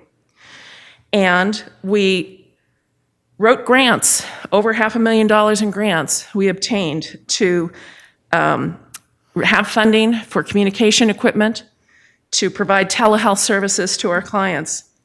Although we never closed our outpatient clinics, We did scale those back and shifted to provide services via telehealth. Our crisis services remained our top priority to keep open, and 33% of our staff continued to work face-to-face in our different settings. And that is our rate right now. Our main outpatient services shifted, and we moved from having less than 2% of our services delivered via telehealth pre-COVID to over 80% of our services being delivered with telehealth. And our staff are amazingly resilient and productive. They increased their productivity this year by 12%. Absolutely incredible. They're amazingly resilient. Although we suffered personally losses, illness, and side effects and long hours, our clients have been disproportionately impacted by COVID. You may not know that the number 2 risk factor behind age for negative consequences due to COVID is severe mental illness. Our clients need to be top priority for any outreach services, any connection to care, any connection to vaccine, because they are more likely to suffer than folks without severe mental illness. And we also know from our research and from the data that you've all seen across the past year that COVID disproportionately affected communities of color. And we were very proud to be able to have our wonderful ethnic services manager, Maria Arteaga, work with the county to help address some of the unique needs of that population during COVID. And I want to bring Maria to talk now about that a little bit. She should be waiting online. Thank you, Dr. Glenhart. Yes, thank you. As a response to COVID-19, I was asked to engage the Immigrant Health Rapid Response Task Force. I recognize the psychological impact of COVID-19 on communities of color was an important aspect that needed to be addressed as well. In May 2019, I led and established the Mental Health Wellness Working Group to develop cultural linguistic strategies to support underserved and marginalized communities of color. The purpose was to ensure awareness and education and focusing on mental wellness and how to access services if needed. We formed 3 subcommittees: the Emergency Safety Planning, Youth Support Resources, Outreach and Engagement Messaging. We developed a strategic plan to create the following deliverables: COVID-19 Safety Wellness Plan, Youth Booklets, Public Service Announcements in English, Spanish, and Mixteco, videos in English, Spanish, and Mixteco, self-help support groups, and a resource magnet, and we had compassionate centers as well. This work reduced the risk of contracting COVID-19, reducing anxiety, depression, social isolation, and destigmatizing wearing masks and protective gear. This was effective in assisting communities of color who are disproportionately affected by COVID pandemic. I undertook this mission with passion and dedication, ensuring the delivery of culturally responsive and relevant care, because this is my role as the Ethnic Services Manager. Adhering to cultural and linguistic appropriate standards is ingrained in everything we do. This consists of providing high quality of care to those we serve and working towards eliminating health disparities. To achieve this, we have a cultural competency plan, which is the tool to operationalize the class standards, ongoing assessment of service needs, policies and procedures to ensure health equity. We are committed to hiring bilingual, bicultural staff to serve our diverse clients. We typically have 40% of bilingual and bicultural staff across our system. We have a network of interpreters to ensure that language is not a barrier to access services and treatment. We have 5 different companies to maximize and provide that flexibility. We have documents that we translate into the threshold language Spanish, but also, if needed, in other languages as well. We require annual cultural competency trainings for all our staff, community-based organizations to improve the quality of care services for culturally and ethnic diverse groups. We hold a monthly cultural competency committee meeting that is comprised of consumers, family members, community stakeholders, and community-based organizations to provide feedback, recommendations on culturally and linguistically appropriate services. Participation is very diverse, anywhere from promotoras to the National Association for the Advancement of Cluttered People. We have, in addition, we have a subcommittee to help further bridge building to ensure awareness and access to mental health services and substance use disorders. Outreach and engagement contracts with trusted community providers, including Tribal Health, Community Health Central Coast, Casa de la Raza, community health centers, to help reduce stigma and assist with linkage and coordination in accessing mental health and substance use disorders. I am actively available as the Ethnic Services Manager for Behavioral Wellness to assist other county departments to work on health equity and social justice initiatives. Thank you. Thank you, Maria. I'm now going to turn our budget discussion, initiating with Chris Ribeiro. All right, good morning. So our operating budget requested for fiscal year 21-22. Hang on, Chris. Is it? Sorry. Is $148,451,000. The requested use of one-time funds, $991,000, is due to the loss of sales tax, projected sales tax base for the 1991 realignment. And we're using reserves that we were able to establish at the end of fiscal year 18-19 due to savings in our inpatient system. Capital budget, $2.619 million. General fund contribution, almost $5.8 million, about 3.9% of our operating budget. Full-time equivalents, 410.7, and no service level reductions, restoration requests, or expansion requests. Regarding capital projects, the detail behind the $2.6 million, we've selected an electronic health record, an integrated electronic health record, and electronic medication administration record for our PUF, the first system that we've had and we're going to be able to implement for the PUF. That's $200,000, and then we have set aside, or we have identified up to $2.4 million allocated for the Navigation Center in South County, and the funding source of this Navigation Center is the Homeless Housing Assistance and Prevention Grant. The location and project plan at this point is still to be determined.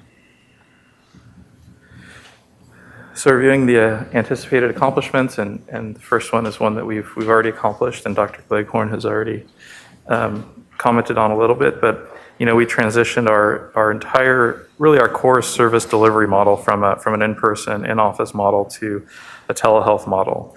We're providing all the services that are allowed by regulation to be provided via telehealth. We're providing those currently to our clients. And as we had mentioned, prior to COVID, we had less than 2% of our services provided via telehealth, and currently we're at about 80.5%. The next really significant accomplishment is the initiation of the contract with Crestwood Behavioral Health for 32 mental health rehab center beds at Champion Center.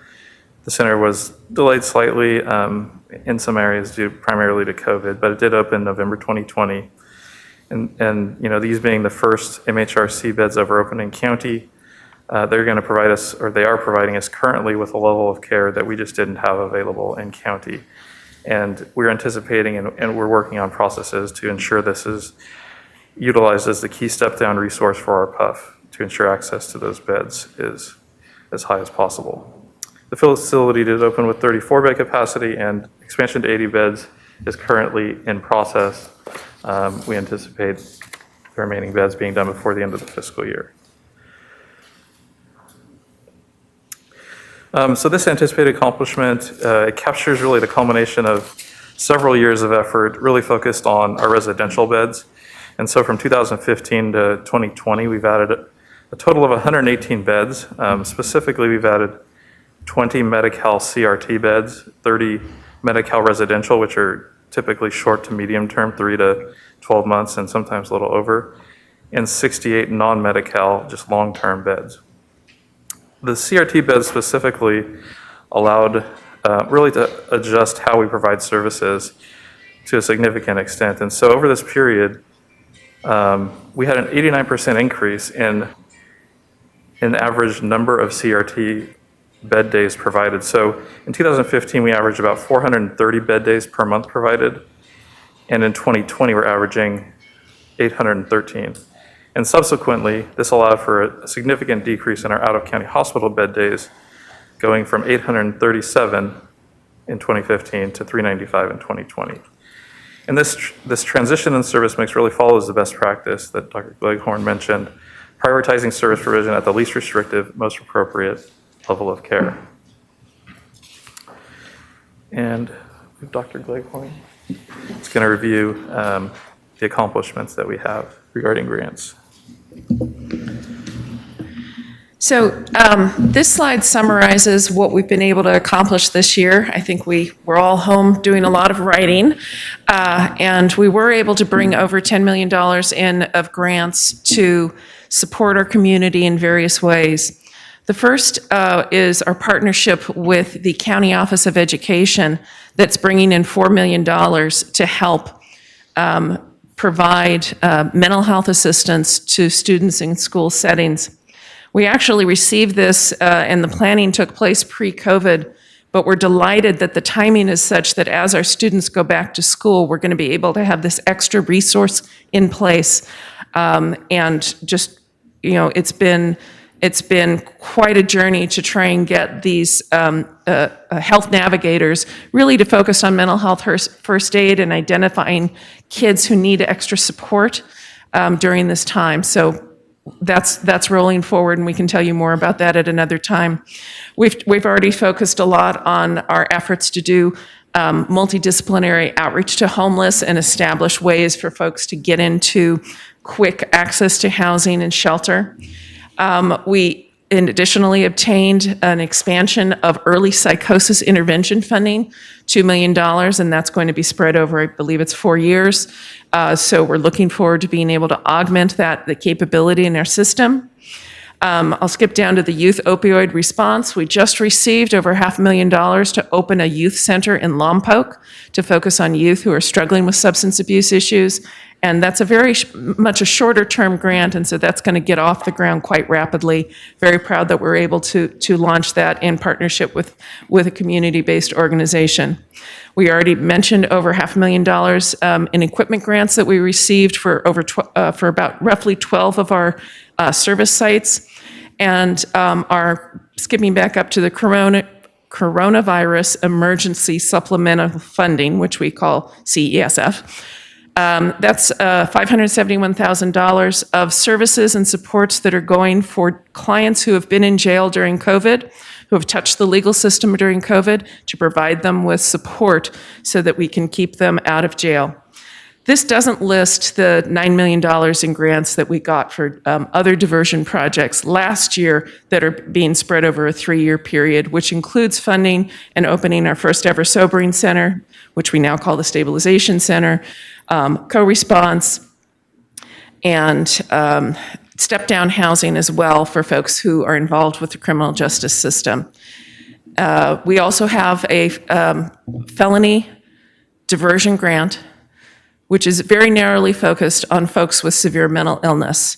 That is in partnership with many of our criminal justice stakeholders and partners, and we've already enrolled to the maximum annual level what we needed to do well ahead of schedule for this year. So we're hoping to continue that good work in partnership with our criminal justice partners. And the next slide. We are continuing our commitment to create more permanent supportive housing units.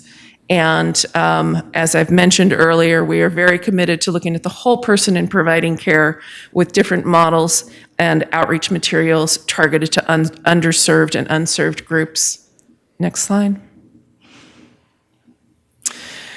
We have been working in concert with General Services to develop and open and build a forensic mental health rehab center.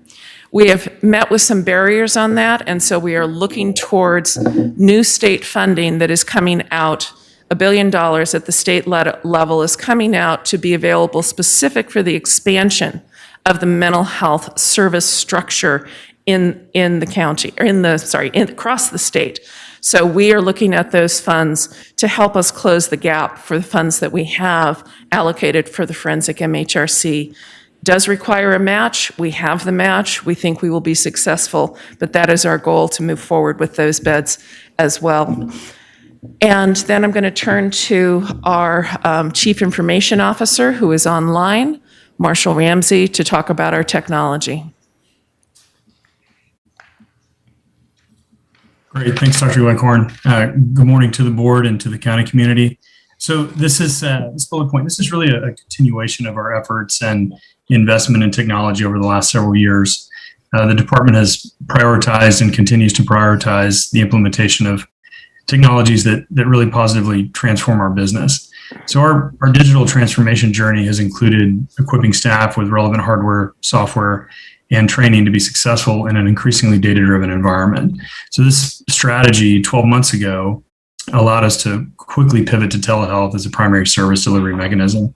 Both Dr. Gleghorn and Chris have spoken about this before, but this is a key thing for us from a tech standpoint here. With COVID having such a significant impact on our service delivery model, we needed to quickly provision telehealth services capabilities and at the same time develop a more timely and transparent service delivery monitoring and reporting system than we previously had available.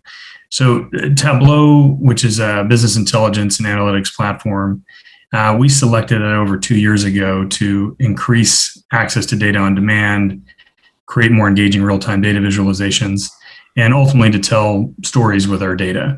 So leveraging this tool, our implementation of a couple of dashboards and rollout of that data was really a resounding success, providing department management and supervisors a way to visualize vast amounts of data pulled from several different systems in a simple, dynamic way.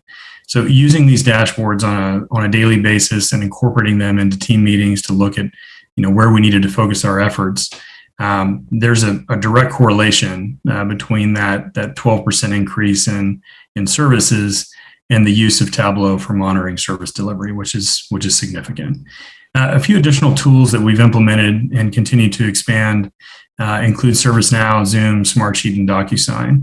I know we're all using Zoom here, but selection of that platform really has been a critical component in our continuity of business operations. So it is our key platform for providing telehealth services, and then it also allows us to easily continue virtually meeting with partners inside and outside the county. So for clients that do not have access to equipment to participate in telehealth, we've leveraged existing systems and part of the telehealth grant that Dr. Gleghorn mentioned to set up Zoom-enabled kiosks at a number of our clinics, and we're continuing to expand that so that community, the clients can come into our clinics and have a safe space to receive telehealth. And just as a data point, I wanted to throw in here, we implemented Zoom within behavioral wellness back in early April, and the data there, the meetings per month have increased, month over month consistently. So we were around, 1,200 meetings back in April of 2020, up to over 20,000 meetings this last month. So that includes, telehealth sessions and obviously administrative meetings. I did want to point to ServiceNow, which we've got listed here. This is a solution we implemented in 2017. It's really the future of our employee service delivery to streamline the delivery of services and automate the flow of work. It was initially implemented to create more efficient IT incident support and really reimagine our help desk services. That platform has since been expanded to include our contract management functions, and going live in the next couple months here, we have HR onboarding and transitions, identity and access management, and a new employee service portal. So really designed to increase our operational efficiency and give our department staff easier access to the tools they need to do their work. I also want to showcase Smartsheet, which, a couple of years ago, we saw the success that public health was having with that tool and jumped on that train as well. And we've continued to create collaborative solutions, both internal and external to the organization. One of our key examples is a real-time tracking of our DMC ODS residential treatment facility bed availability. That's a lengthy statement, but we have a solution out there now that we partnered with our residential treatment facility providers, where we have a real-time visibility into what's available across the county. Our access line that typically is the entry point for services is able to see very, very quickly what's available and place clients at the appropriate level of care. And then just to wrap this up, from a technology perspective within our department, our focus really is to continue to push digital transformation, expand data-driven capabilities, and the key here is providing ongoing support and training to our staff. So ultimately creating a more nimble workforce that is readily adaptable to change and capable of serving our community at the highest levels. Thanks, Dr. Gleghorn. I'll pass it over to Chris. Okay, so moving to our Renew 22 goals. So the first goal is an interesting one. So we started the year with one goal in mind, but COVID ended up changing our minds for us.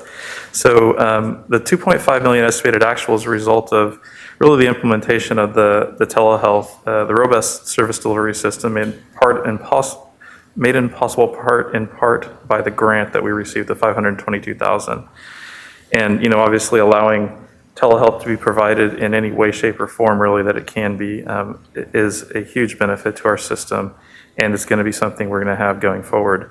In addition, the implementation of Tableau really has let us have some good understanding of staffing utilization and reporting measures that we're able to provide real-time feedback, which has resulted, at least to some extent, in significant increases in service delivery and claiming and service revenues. Going forward to next year, we're going to circle back to the goal that we had in place this year, which is really to focus on the acute beds at the PUF and to focus on really achieving really a good integration with the step-down process to the MHRC and Lompoc. And we anticipate that will allow us to get to our kind of ideal acute to admin mix at the PUF of at least 75% acute and 25% admin versus, the current rates are significantly below that, but really, COVID hasn't allowed us to focus on that, but we do anticipate that going forward.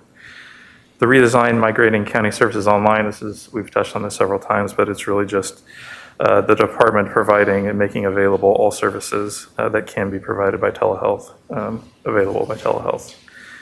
Redesign, training new employees through Innovate SBC. We have 19 employees that we anticipate by the end of the year will have finished this SBC Innovate training and plan to have a minimum of 6 additional in 21-22.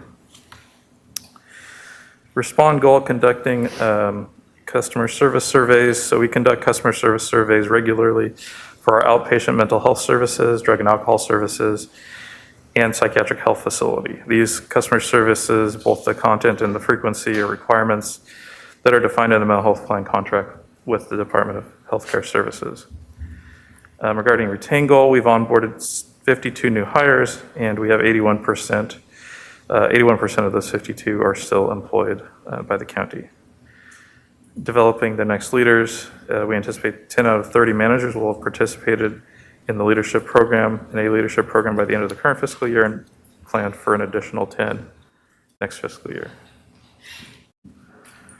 And Dr. Gleghorn will review our departmental performance measures. So we actually have hundreds of performance measures that we record and document and send to the state and display in various ways. So we have a few things selected on the screen, but I actually want to direct anyone who's interested to go to our website, go to our publications tab on our website, and go to performance outcomes. When you go that route, you will see at the top of the page the dashboard that we collaborate with the Department of Healthcare Services at the state level to provide data on various required elements since 2012. We have charts that go from 2012. The data is all vetted by the state and then comes back to us. There's a little time delay, so we have up to 2018 posted on the website. But all that data has been reviewed and is there for the public to see. And it covers a whole variety of issues. I'd urge you to go and look at that. In addition, we have published since 2016, every 6 months, we document data elements that the board requested with feedback from the community.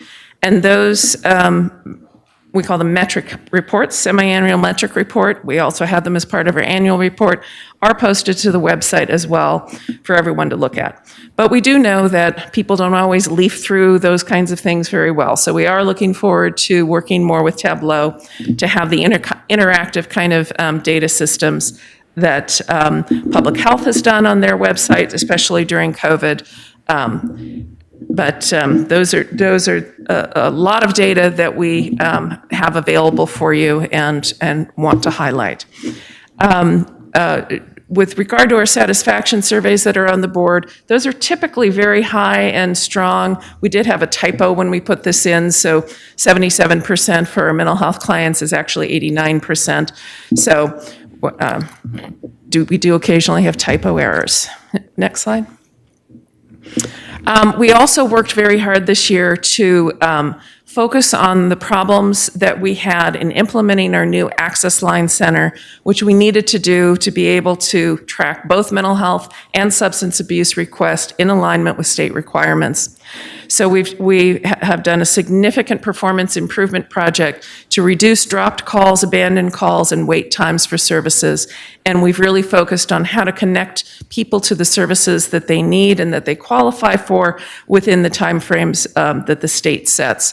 And we're typically exceeding the goals that are set by the state, and we have improved all of our timeframes for connecting people to care. The state also puts recommendations and metrics out for retaining people in care, and this is in outpatient treatment and youth for substance abuse services, and we're meeting those goals and actually decided to increase our targets going forward because we were coming in higher than the levels required at the state. So you will see those change as we go forward. Next slide. I think this is my 6th budget before the board, and usually I've gone first. First couple years because you had the bad departments go first, and we were not balanced. The next couple years, I was told it was alphabetical. This is the first time I've been later in the presentations. But I am proud to say that we do have a balanced budget this year. And every year we've had no service level reductions. We've never had to lay off any staff. And that's the one slide that the staff tune in for every year because they don't quite trust that it's true until they see it on the board. No service level reductions. Next slide. So we mentioned we have upcoming changes in the way we're funded and the way we're reimbursed, and we will keep working with the state on what that impact is going to be with us.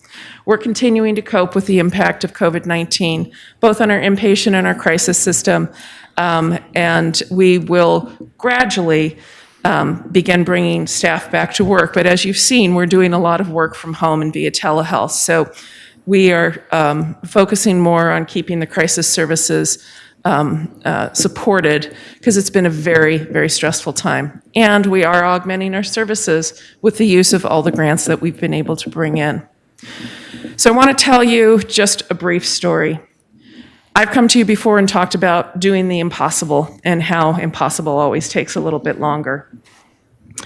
I got a call a couple weeks ago, I got an email a couple weeks ago about a project that we started probably 5 years ago.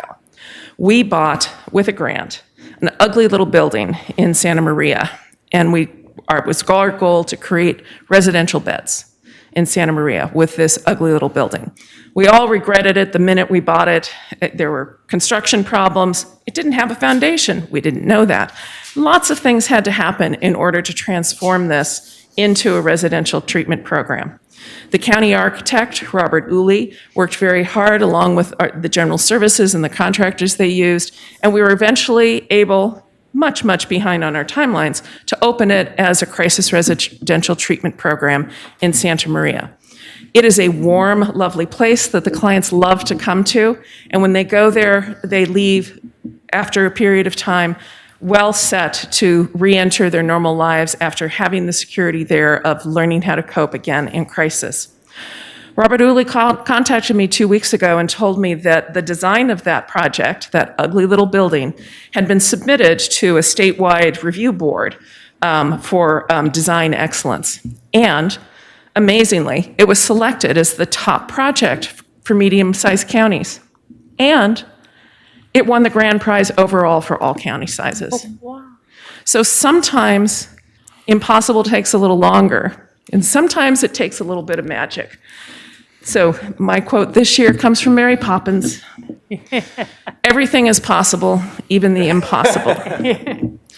Thank you, and we're happy to answer any questions. Supervisor Williams, and then Supervisor Hart. Well, when I was first on the board and asking questions about,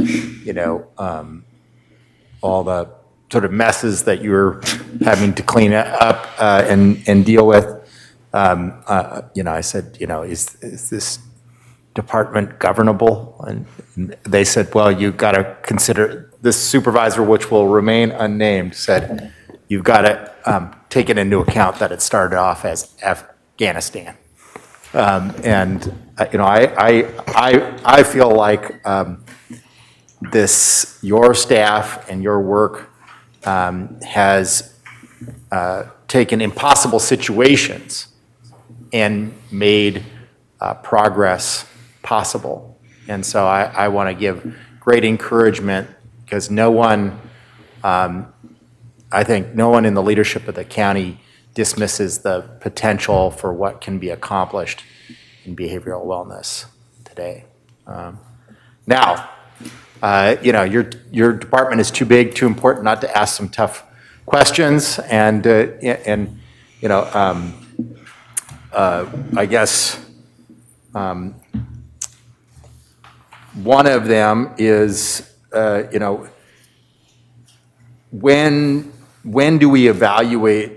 I mean, I first of all, congratulations for these levels of grant accomplishments. I mean, that's great potential for dividends. But how do we evaluate them midway through and go, okay, what ones are we going to permanently integrate into our fiscal model for the county, and how, so of those, do you feel like some of these will be, all of these will be, if we had the resources for it, because many of those fortunately are long-term grants, some of them not ending till 2025, but it feels like given both the potential and the need to maintain effort, that is something that we need to think about. Thank you for that question, Supervisor Williams, through the chair. I think the grants that were on the screen today are brand spanking new. And so we're going to have a lot of time to look at what it takes to get them up and running, what partnerships need to work and how those partnerships are going. And then we will be able to collect interim data on the impact, who they're touching, who they're missing. Do people get better? I think particularly we're all very focused on what's going to happen to the children as they go back to school. And we're going to want to look at those data, and get check-ins on that as we go along to see what we're able to maintain. The good news is that with some of the grants, there are some changes potentially happening at the state level to help us to maintain some of the services. So some of the changes I referenced with CalAIM might go towards support services in lieu of services and extended case management that would become available potentially through the managed care plans targeting homelessness. So we had a call yesterday with CenCal and San Luis Obispo County, because we both share the one managed care plan, CenCal, to talk about how this might work and whether this is something we're going to be able to take advantage of funding-wise, so that we don't have to go and say to the board, gosh, this is going to go away completely. We may be able to come and say, for a select group, we may be able to continue this. If you want it to be broader, then we may need to have some funding. So that's one example of where we might have something coming down the pike that we could do more. Similarly, there's legislation looking at reimbursement for mobile crisis services, reimbursement for co-response type models. Federal grants are looking at those approaches too. We don't have anything in our billing codes right now that we can say, okay, we're doing co-response and that costs X amount per hour and we work this many hours a week. We don't have that.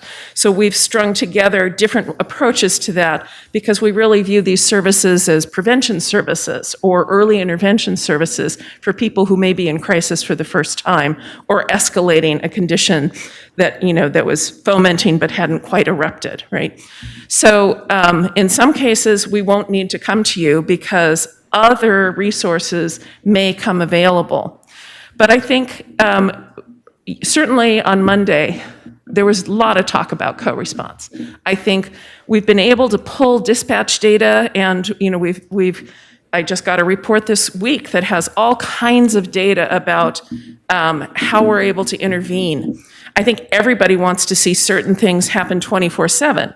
Well, it doesn't happen when you start with a one-team pilot. We've certainly expanded it as much as we feel is reasonable given the resources we have right now. We work both with the Sheriff's Office and with Santa Barbara Police Department to do co-response. It's really the county's co-response model. So we work with all law enforcement, and we're just looking at an MOU right now for Santa Maria PD. Those things I think are very important, and it would be great to have an ongoing source to fund deputy time and mental health staff time. In some cases, we can leverage any county level match with Medi-Cal. So we want to look at all the resources available to sustain those type of things. Some of the grant funds we have that aren't listed up there, the felony diversion grant that we have for the mentally ill, is actually being given to us in such a way that we're able to build some infrastructure that will remain after the grant funding ends to support those people. So we're building housing for them. We're building specialty attention to forensic issues in one of our crisis residential programs. So some of these things we're creating and we can carry on. But the Sobering Center, the Stabilization Center, also has a nominal form of funding that we may be able to bring in once the grant funding ends. Might have to scale back on what it does, may be able to sustain a minimum level of staffing. And the funding we've identified is prioritized for community-based organizations, and that's operated by a CBO. So it's not all us coming to you for money. It is working in partnership to figuring out where the gaps are and how we can fill those gaps to make sure that the county has what it values. Well, then we should endeavor to coordinate our strategies. I know your association lobbies heavily on these issues, but we also we should coordinate particularly on the reimbursement for mobile crisis units. This is the part, I think, of the struggle with mental health that that people often forget, is that the sustainability comes from reimbursement, state or federal reimbursement, and that we can, in times, good years, and maybe this year is a good year, we could invest in new things, but they're going to have a hard time lasting without proper reimbursement. Madam Chair, please, I'll want to probably tag on to your questions, but that's not. Supervisor Hart. Yeah, I just want to congratulate Dr. Gleghorn for the really impressive accomplishments of the department and the whole team, everybody that's working together. More than $10 million in state grants is really a great report card, and the services that will allow for youth, people experiencing homelessness, youth opioid response are very, very needed in the county. And the accomplishments in the residential beds, in-county residential beds, that is something folks have been working on, you've been working on particularly for a very long time. And also the Champion Center, that is another major accomplishment for the department. But perhaps for me, the most impressive work that you're doing is in the housing realm and working in partnership with other departments and other partners. There's about 150 units of housing that's in development now that really is critical to providing services to folks suffering from mental illness.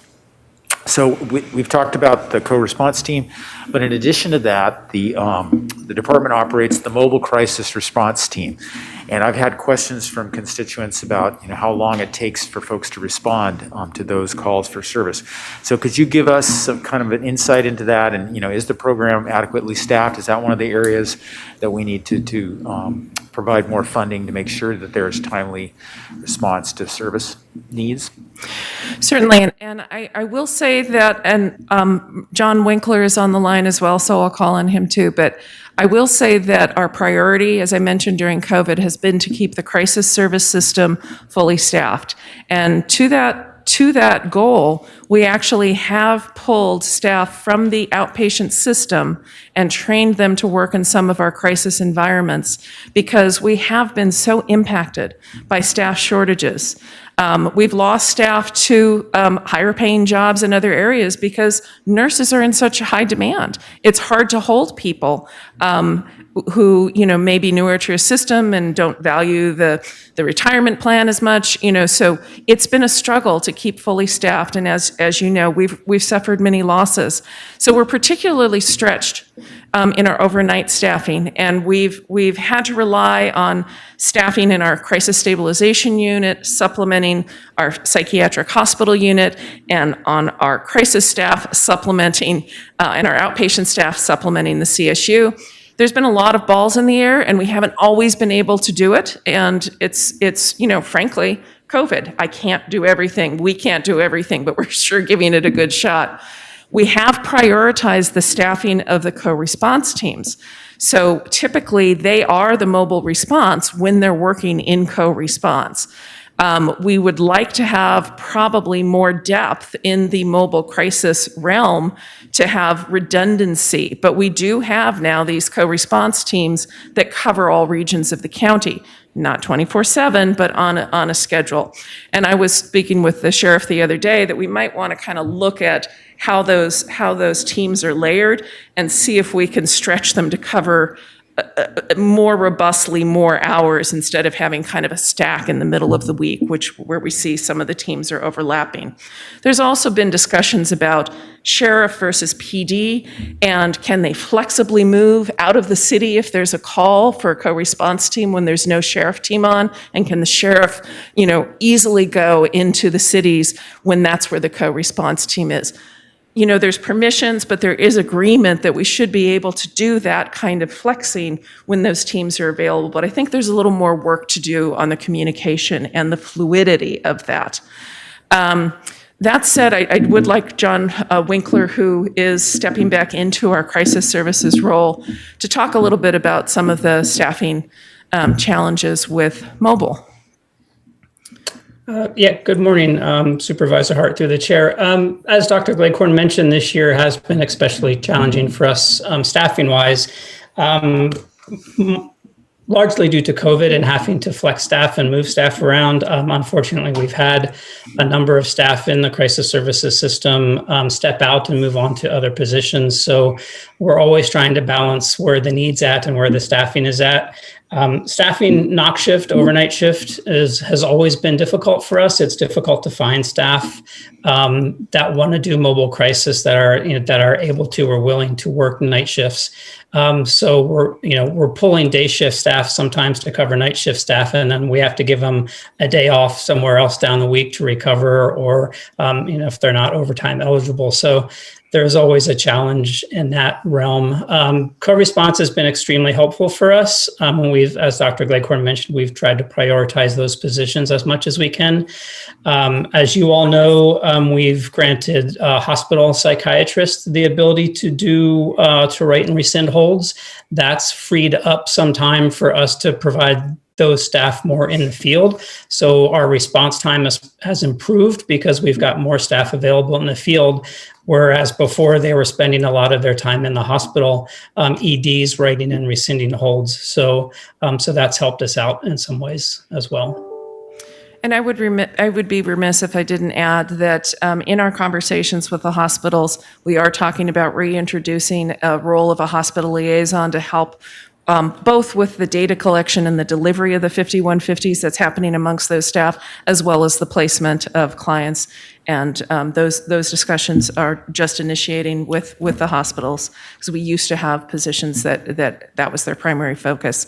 The other thing I should mention is that we are moving to, in order to backfill the nursing issues at the PUF, we are moving to some traveling nurse kind of contracts, because we haven't had those before, or we haven't in a long time, and we're really just desperate to be able to get in some staff to relieve the staff that really haven't had a break in over a year. And so bringing some of those folks in is next on our agenda. You'll see some of the contracts coming before you in the coming months. And we're also renewing our effort to try and get a pool of per diem staffing, per diem nursing staff that you have locally in a community precisely for this kind of circumstance. When you have burned out staff that need relief, you bring these folks in short term. They don't want long term. Some of them are retired from our system but are totally willing to come in and work the hours. So we're renewing that request and working with the CEO's office and HR on that. Well, I appreciate that thoughtful answer. It really does highlight, how challenging it is in responding to COVID. But obviously the goal is to have, seamless coverage everywhere, that can respond in a timely way to get folks the service they need. So if you need more help, and if some of the positions need to have higher compensation to attract people to the late night shifts, we need to hear about that, and we just need to work together to make sure that coverage is happening. And I appreciate you working closely with the cities on the co-response integration and overlap between the jurisdictions. That seems like a really good approach, and we just need to keep working on that to make that happen. The other thing, I know that Supervisor Hartman's going to ask some questions about AOT and the continuum of care, so I'll just conclude with a question about homeless services and street outreach. The department has really flexed to do more outreach into homeless encampments through COVID-19. What do you see the future of that being post-pandemic? How will that be sustained, and do you think that will be a need that goes on beyond the pandemic? Thank you for that question, Supervisor Hart, through the chair. So we, prior to the pandemic and prior to the governor's initiatives on homelessness, which preceded the pandemic, we had a very small homeless outreach staffing team. And that's primarily funded through MHSA, which we really haven't had a lot of growth in. And so we wouldn't have been able to expand it beyond what it was had not the governor come up with his homeless initiatives. Our first boost to that was the homeless mentally ill outreach team, HMIOT funding, that came in at about $800,000 I'm not even gonna guess, but a couple of years ago. And we were able to expand our local South County teams, as well as move the model that we had established to also be available in West and North County. And that was great. But the subsequent funding for multidisciplinary teams and more homeless outreach teams has been less than that robust level of funding. So every time that we have to apply to a grant, which are typically coming through, since it's state funding, it's coming through HCD, there's been less and less funding available for direct homeless outreach and for our multidisciplinary partners as well, public health and the public defender's office. So we've had to really balance and leverage and sequentialize the sources of funding to make sure that we're able to maintain what we started out with. And it's gotten tougher and tougher. So I can't predict what the future is of what the state funding is going to be for homelessness. I hope that some of the benefits of CalAIM will benefit our clients and that there'd be a source for that. I'm not seeing any bills that say, let's give money for homeless outreach specifically coming from behavioral health. I'm not seeing that on the state level. So I do think, when do we run out of the funds? In 2 years? 3? 18 months. I do hope that there are more opportunities that we can apply for and sustain that team, but unless we have other sources of funding, it'll have to continue to contract. And we may have to go back to, unless there's growth in other areas. If we get MHSA funds, I think we all agree this is an important area. We need to support it. So I hope that answers your question. It is a really important area, and I appreciate, your answer, because it really does highlight the challenge of trying to deliver the services that we know work, that are been demonstrated by these grant programs as being effective, and but the funding model from the state is a grant-driven pilot model that doesn't allow for sustainability of these really critical services, and that is a serious failing. And I think this conversation, others like it, underlines how important it is to communicate to our state legislators that it doesn't help us in the long run to give us money to try things out, demonstrate that they work, and then not have financial service funding model to sustain those things. And that is a real challenge in this area. So thank you. Supervisor Hart, if you wanted to follow up on those questions, go ahead, because my answer is in the inquiry form. All right, Santa Maria. I guess I'll go ahead first. It's Supervisor Lavanino. So, Alice, I understand that there's one of the things you had mentioned in your opening, talking about when you got here with the mess that our billing was in, and a lot of that has to do with the 5-year look back that the state does, and I understand that system may be changing to more of a public health model, where a pay for service. Are we prepared at a systems level and a staff level to deal with that? Yes, but I'm going to have my Chief Financial Officer answer that question. I think the answer is yes, to an extent. I mean, the systems we have currently do allow for that functionality. It does require a significant amount of work to actually transition it to do that. The biggest difference with this would be, our current funding being essentially reimbursement of costs, right? Reimbursement of allowable cost would change to a model where the state essentially just pays us a fee for service based on what they think our cost is going to be, but then not necessarily come back and take it if they overpaid us, or give us more if they underpaid us. So generally, it'll be a more simple model that will, in theory, improve cash flows, as long as the rates are set at levels that are appropriate, with our current costs and productivity and all of the kind of ancillary factors that impact rates. So. Okay, and I'm sure our rates would probably have to be approved at the state level before we start charging anybody, so it's not a big surprise. Yeah. Okay, I know we had to do this because of COVID, and it's great that we were able to transition so many people to telehealth. I'm curious what the clients, if you've gotten feedback from them, of what their reception to telehealth has been. Yeah, and I'm going to have John Winkler step in on this one as well. I know that there are certain groups of clients who do really well with this. There are other clients that have had challenges because they don't have areas where they live where they can speak on a phone or on a screen privately. And so we've created some space within our outpatient clinics where people can come in and use the screens and have that privacy, because they just don't have that available in their home environments.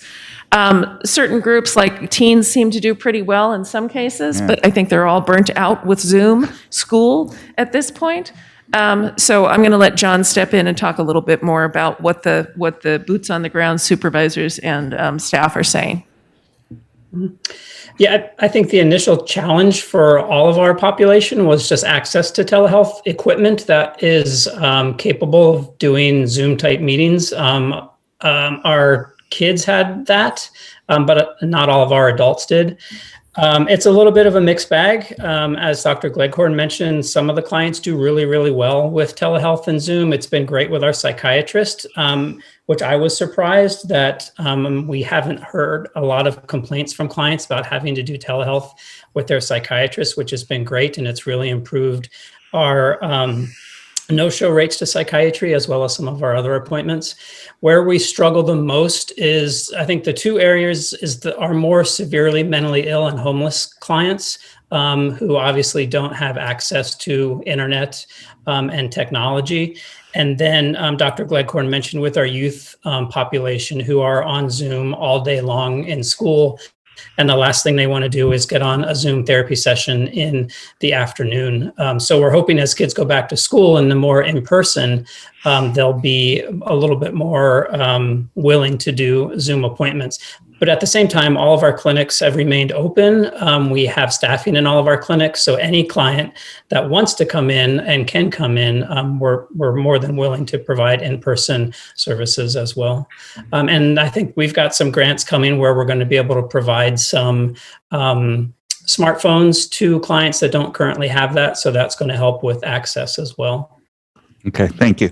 Yeah, that just seems, I mean, I don't know. We were just having a discussion on the board about a kiosk, checking out your groceries, and a lot of people don't want to do that.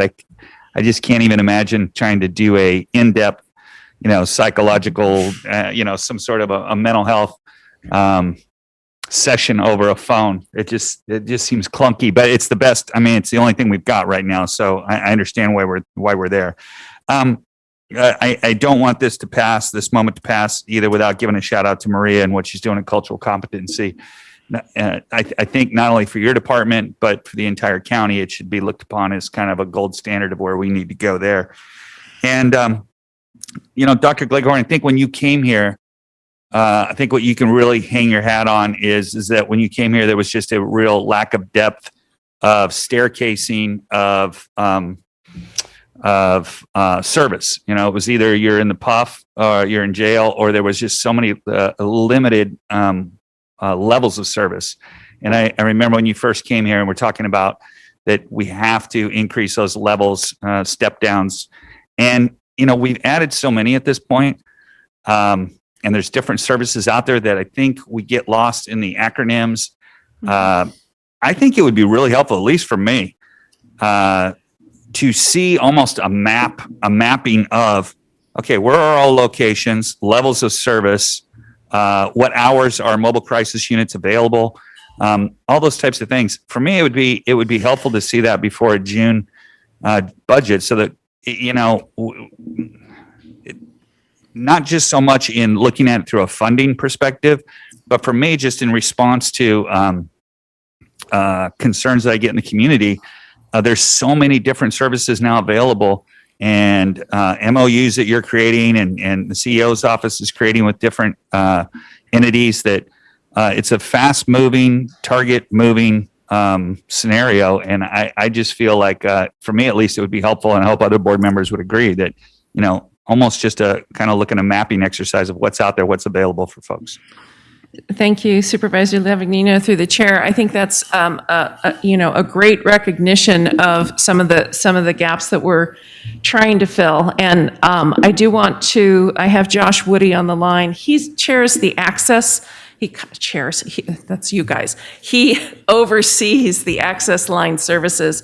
And as Marshall Ramsey mentioned earlier, they have access to a real live database that is essentially like a hotel reservation system. They know where the rooms are in every of these programs across the county. And but I do think we can probably leverage Tableau to show you some of the other resources available and show where they're located and things like that. But Josh, do you want to talk a little bit about what your team has access to when you're looking for screening people and placing people? Sure. So with our IT department, we have developed a program that is out of Smartsheet. And when we went to develop this program, we wanted to make things more efficient, more transparent. And we also have requirements to report to the state when we are at a certain capacity. And so the way that we were doing that prior was a lot of phone calls, emails, and daily census reports. So we got stakeholder feedback from all our providers, which we needed their buy-in. So not only in creating this dashboard for real-time data and where there's beds availability, but we also wanted to get stakeholder feedback from the providers so that they would use it accurately. And the way we did that was we set up, each provider has their own sheet. And so it's their own bed availability. We asked what would be helpful, what data points would they want on it. And so with their input, in our IT department, we created this very intricate Smartsheet solution. And so when someone calls into the access line and we're screening and referring them to SUD residential placement or withdrawal management, we can look in real time on our dashboard, see where there's beds available, and plug those people into the quickest bed possible in their area. It's been great. Yeah, that's super helpful to know. And that's actually what I was kind of hoping we would have. So I'm glad that actually exists. I think everything we've heard for the last couple of months is better data, better decisions. And, it looks like you guys are already accessing that and moving forward on that front. So thank you. Can I say, though, that's primarily focused on the SUD system. We are working to expand that for the mental health system. So we'll see what we can have available by the time we come back in June. Supervisor Nelson? Thank you, Chair Hartman. I think it's been a productive conversation, a lot of great questions from my colleagues. I'm fine at this point. Thank you.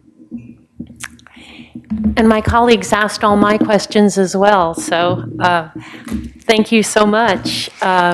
Really, it's 8 years since you've been here, 7? 6.5. 6.5. Not that I'm counting. Thank you so much. It's been a major improvement in so many different ways.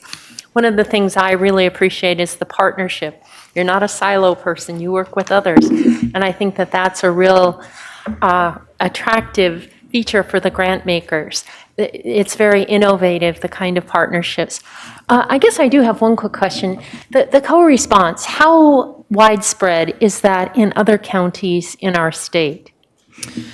Interesting question. So, there are a number of different models for how to connect people in community crisis with mental health workers. Prior to all this, we just sent mental health workers out, and sometimes they connected with first responders, but it was a little more hit and miss. Having the teams, we think, is essential, that work together and are able to leverage that teamwork. There are other models in other parts of the state that pair mental health with EMTs, for example. And there are a lot of different approaches, but we have found the value in working closely with our law enforcement partners. As I say, I don't know that there's a comprehensive survey of what is happening in different counties, but we know that behavioral health departments need to provide a level of outreach and response to crisis. So I think that's probably the most common model, just having folks available on the mental health side. But more and more communities are adopting these strategies to work more directly connecting mental health people with people in mental health crisis instead of just sending the first responders through the 911. And there are a variety of ideas for crisis lines statewide, locally. Daniel mentioned the I can't remember, the initials are FERS. I can't remember, urgent response system, family urgent response system. That's another thing we're partnering on. So there are lots of different approaches. I can't really quantify them for you. I'm sorry. That's helpful. And given that 911 is what we have, everybody knows that until something else comes. I think pairing with law enforcement makes a lot of sense. And it seems like we've developed a system now with other cities. So that is our model. And I'm excited by what you described, sort of mutual aid across, so that we can get the closest resource or the people who are on duty to the call. Yeah. So anyway, thank you so much for a great presentation and great performance under really difficult circumstances with COVID. Thank you very much. Madam Chair, I'm sorry. That's okay. Supervisor Hart, we can't let you get away yet. Almost got. I forgot that the public comment portion isn't at this stage, so I think it is important just to ask the question that you had asked in your budget workshop inquiry form about the status of staffing for South County AOT program. There have been a number of constituents, that are talking to us all, I think, about the wait list and the unavailability of that program to clients that need those services. resources. And you answered it in this board inquiry form, but it'd be helpful to explain it out loud to everybody so that they know. Sure. So we have just completed really the 4th year of AOT. As you know, this was a 3-year pilot program brought before the board. And last year at budget time, we came back to the board with the executive summary of the final report. And the board endorsed continuing the program, in the same operational capacity that it had been functioning. Up to that point, we had only had a couple of months out of the 36 total months where we had had any kind of wait list. And so we weren't very concerned about any, possibility that was, because it wasn't clustering towards the end of that period. It was, sort of random throughout the 3-year period. So we have found this year that there are more times when people might not be able to get a slot in AOT, but we have shifted to a model where we're doing more inclusive screening. So as you'll recall, there's very limited criteria to get in, and there's very limited categories of people that can refer. And I'd like Josh Woody actually to talk a little bit about what the access line does when people call in seeking AOT, because we have shifted so we're able to look at all referrals. So Josh, if you're still on. Sure. So when someone calls in to refer someone to AOT, we of course go through the screening and the criteria. And there hasn't been a wait list so much for AOT in Santa Maria or Lompoc, but more so in Santa Barbara in the last year. And so our AOT staff and the manager at the time actually came early last year to meet with our access team and go over the criteria and different resources we could refer to. And although they have had a waiting list, we always still screen. And if someone meets criteria, we refer to that program. And if there is not a slot available officially, then we have had leaned on other resources in our department to do some outreach and engagement through either homeless services or mobile crisis, even co-response. John, did you have anything to add? No, that covers it. That's kind of how we've been working it. If we don't have a slot available, we'll have our South County Crisis Services, sometimes homeless services, co-response. We kind of just do a be on the lookout for particular individuals and try to find them and engage them until we can get them fully into the AOT program. And our goal really is to connect with them, and if they're not technically qualified for that program, see where we can get them services within our system and see if we can work to connect them. So again, we want to do as much as we can for anyone who may be qualified, but we also don't want to miss the people who don't technically qualify. So we are looking at whether we need to have additional, for now, extra help staff do additional outreach in the intensive outreach design. And if this continues to be kind of an issue, then we'd look to come back next year to ask for an augmentation in the staffing pattern. But we have been filling the gaps with our other outreach services that we're fortunate to have right now. Supervisor Williams? Well, and I'm going to follow up on the other BIF, which is just the, I guess some people have been advocating for, an expansion of those that can write 5150s. Of course, they're also asking about wait time, and it seems to me that that would be dysfunctional if wait time was too high to actually have more 5150s into the system. But I do think it's a really important, that would be understating, a vital role of the department and of the county to create the capacity in our continuum care. And I think some of the circumstances of this year hopefully will not be able to be repeated, not only the pandemic, but I don't think, it's also your staff faced an unprecedented amount of their colleagues dying and tragedy, personal tragedy. I, number one, want you to know that we're aware of and stand with you on. But it seems to me that you are pointing the direction that at the next part of our continuum of care that we need to address is a real South County Navigation Center. But what else is there, or do we have to just get our existing facilities up to capacity and use?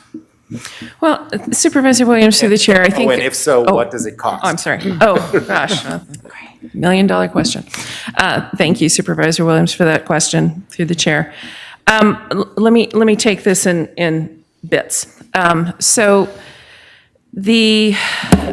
do think it's not fair to judge wait times and access to hospital beds in a year of COVID crisis, because we absolutely have not been able to move people when our standard go-to placements are in an outbreak and closed down and no ins and outs. And we've had our own periods of times where we've had to limit admissions, and whether it's due to staffing shortages and not able to provide enough staff to keep all the slots open, or because one of our staff tested positive. It's difficult to say, oh gosh, this is such a huge problem, when the baseline is the chaos that's being provided by COVID throughout the state. So I think we have done darn well, actually, in being able to help the county, especially the hospitals during times of surge. They asked us to do extra things at the CSU, and we responded to the best of our ability to do that. We have worked closely in partnership over the last 3 years or so, with the CEO's office and our hospital partners to really address how we can move things better and what we can do better. And I think we're definitely on the cusp of introducing some new models that weren't quite ready for budget time, but we're moving in collaborative efforts. And members of the community who've gone to our community response teams, community action teams, know that we're collaborating and working together and trying to address some of those concerns. That said, I think once we look at the whole system and life is a bit back more to normal, and we're able to use our resources and we're able to open Champions to the full extent, then I think we need to step back and look at the data again and see what we're able to do. We are only purchasing 34 of the 80 beds at the Champions Healing Center, and we have more people still living out of county in long-term care facilities. I don't know what the cost of beds is at Champions right now. I think it's about $450 per bed per day. And that is something that is generally supported by general funds and realignment. We could purchase more beds, and we could use those more to our advantage. If we don't buy them, other counties will. So that's something that I do have a number in my head that I can put out there for. Ideally, I would love to be able to hire more staff in the crisis realm. I would love to give special duty pay to our crisis workers who go out into the community and face uncertain circumstances and work late hours and overnight. There is a premium, one of you mentioned that, for overnight shifts at the PUF, but clearly it's not enough as compared to what people are able to get in other work environments for medical staff in the region. So things like that, I think, could really help us, looking at the salaries, looking at the benefits that we can give them for doing certain extraordinary efforts on behalf of county citizens. I think those, I don't have a solid number on what that would cost, but I think those are important considerations. Maybe just a follow-up, that is adding beds to our CSU capability more cost-effective than that, but we just don't know whether we would need it because it's hard to compare this year. It's hard to use this year as a baseline, or can you give me a comparison there? I think our CSU serves a certain function, but we are working with the hospitals to see if there's maybe an alternative model that might work better. Got it. Supervisor Hart? Oh, I'm sorry, one more thing. I should say that we have given training and the right to write and rescind holds to a limited number of hospital psychiatrists in a pilot program that we've been doing with that group, with that partnership over the last year and a half. And so, we can certainly talk more about that, but that is something that we have done to expand that. Sorry. And I think that really is it. Thank you. Until we have public comment. I hope you might be available if we do have. I will. Thank you so much. So I think we're going to break now for lunch and closed session. Mr. Gazzoni, what's for us in closed session? Chair and Supervisors, today in closed session, the board is agendized to consider 3 separate real property negotiations for properties separately at 134 Chapala Street, Santa Barbara, 310 Camino del Remedio, Santa Barbara, and 1027 Garden Street in Santa Barbara. From the time that we break until the time that we would return, I would estimate needing about an hour. Okay, so let's meet at 1:45, and we'll be back here at 1:45, starting with public health. Is that? So we're eating lunch separately, yeah. Okay. So Chair Hartman and members of the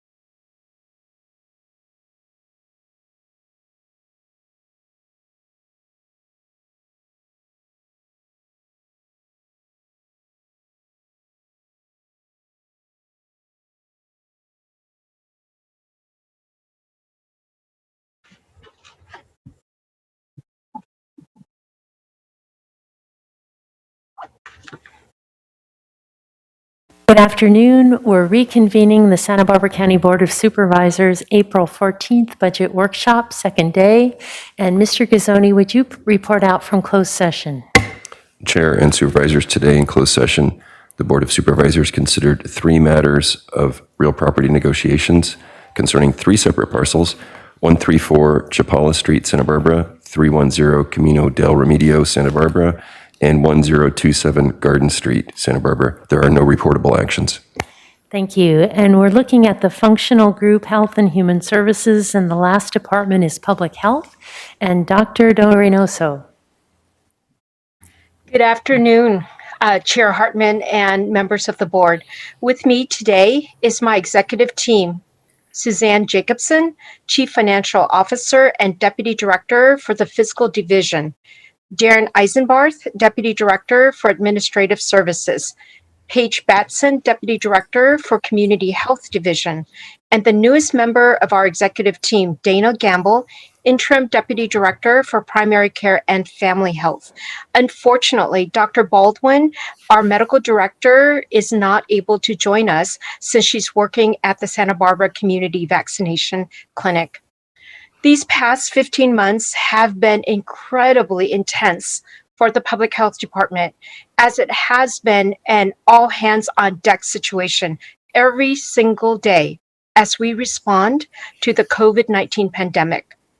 COVID-19 has offered our Public Health Department the center stage to demonstrate our capacity to protect the health of our community, especially vulnerable community members. Our mission throughout the pandemic is to protect the health of our community by mitigating COVID-19 infections through testing, contact tracing, isolation and quarantine, and to promote our community's wellness and health through safeguards like masking, social distancing, and now vaccination. We rose to the challenge in responding to a catastrophic event that none of us have ever experienced in our lifetime. Throughout the pandemic, we have been guided by science, data, and most of all, compassion and commitment to deliver services through an equity lens. Huge applause and kudos to my entire public health team for all their dedication to serving our county around the clock. I'm deeply appreciative as well for the support from our CEO, Mona Miyasato, and her team, especially Terry Nisich and the communications team. Their support has been invaluable as we navigate the politics of the pandemic and communicate critical messages to our community. As a department, we are grateful for the support from county departments, from our board, from community organizations, business sectors, and community leaders and volunteers. These partners have offered resources and supported our efforts in so many important ways. In particular, I want to thank all the county departments that have sent staff to be part of our contact tracing team throughout the whole pandemic, or worked now in our vaccination clinics. This pandemic has further revealed the health inequities that exist across our country. National, state, and local data collected during the COVID-19 pandemic revealed that Black, Indigenous, Latinx, Asian Americans, and Pacific Islanders disproportionately bear the burden of disease in morbidity and mortality.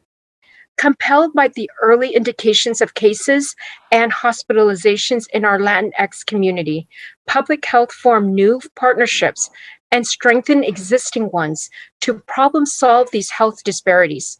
Our collaborative response efforts with these partners have enabled our county to address health equity issues in various communities of color and underserved communities throughout these unprecedented times.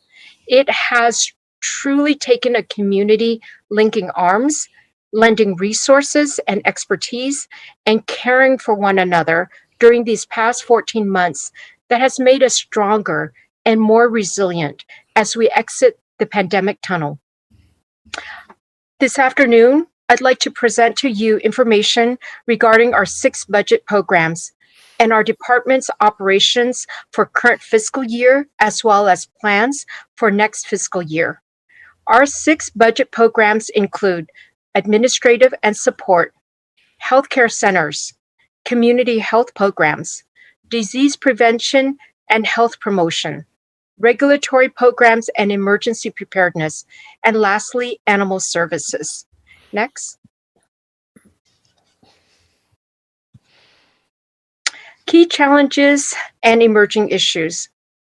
The impact of COVID-19 response efforts and the pandemic on department operations and scopes of work is key.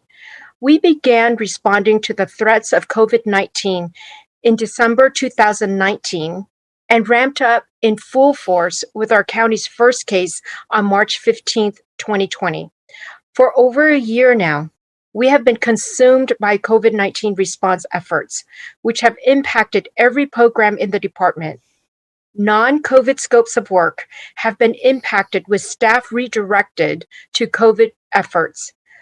A measurement of the Herculean efforts involved throughout this pandemic is that as of pay period 7, 215,300 total hours were coded to Project COVID. In addition, 19.5 million in total expenses were coded to Project COVID. We anticipate to be fully reimbursed through new funding sources from the state and federal government. These new funds are designed to pay for our response and for foundational change in the public health infrastructure, such as the public health lab, disease control, data collection and analysis, and as well as investments in health equity. Second, one of our key challenges continues to be the anticipated fiscal and programmatic impact of Governor's executive order to consolidate pharmaceutical purchases at the state level, resulting in a loss of approximately $4.2 million in the 340B program savings share. The 340B savings loss is projected to start in May, and the state has delayed the implementation several times, so we await further news and information as May draws close.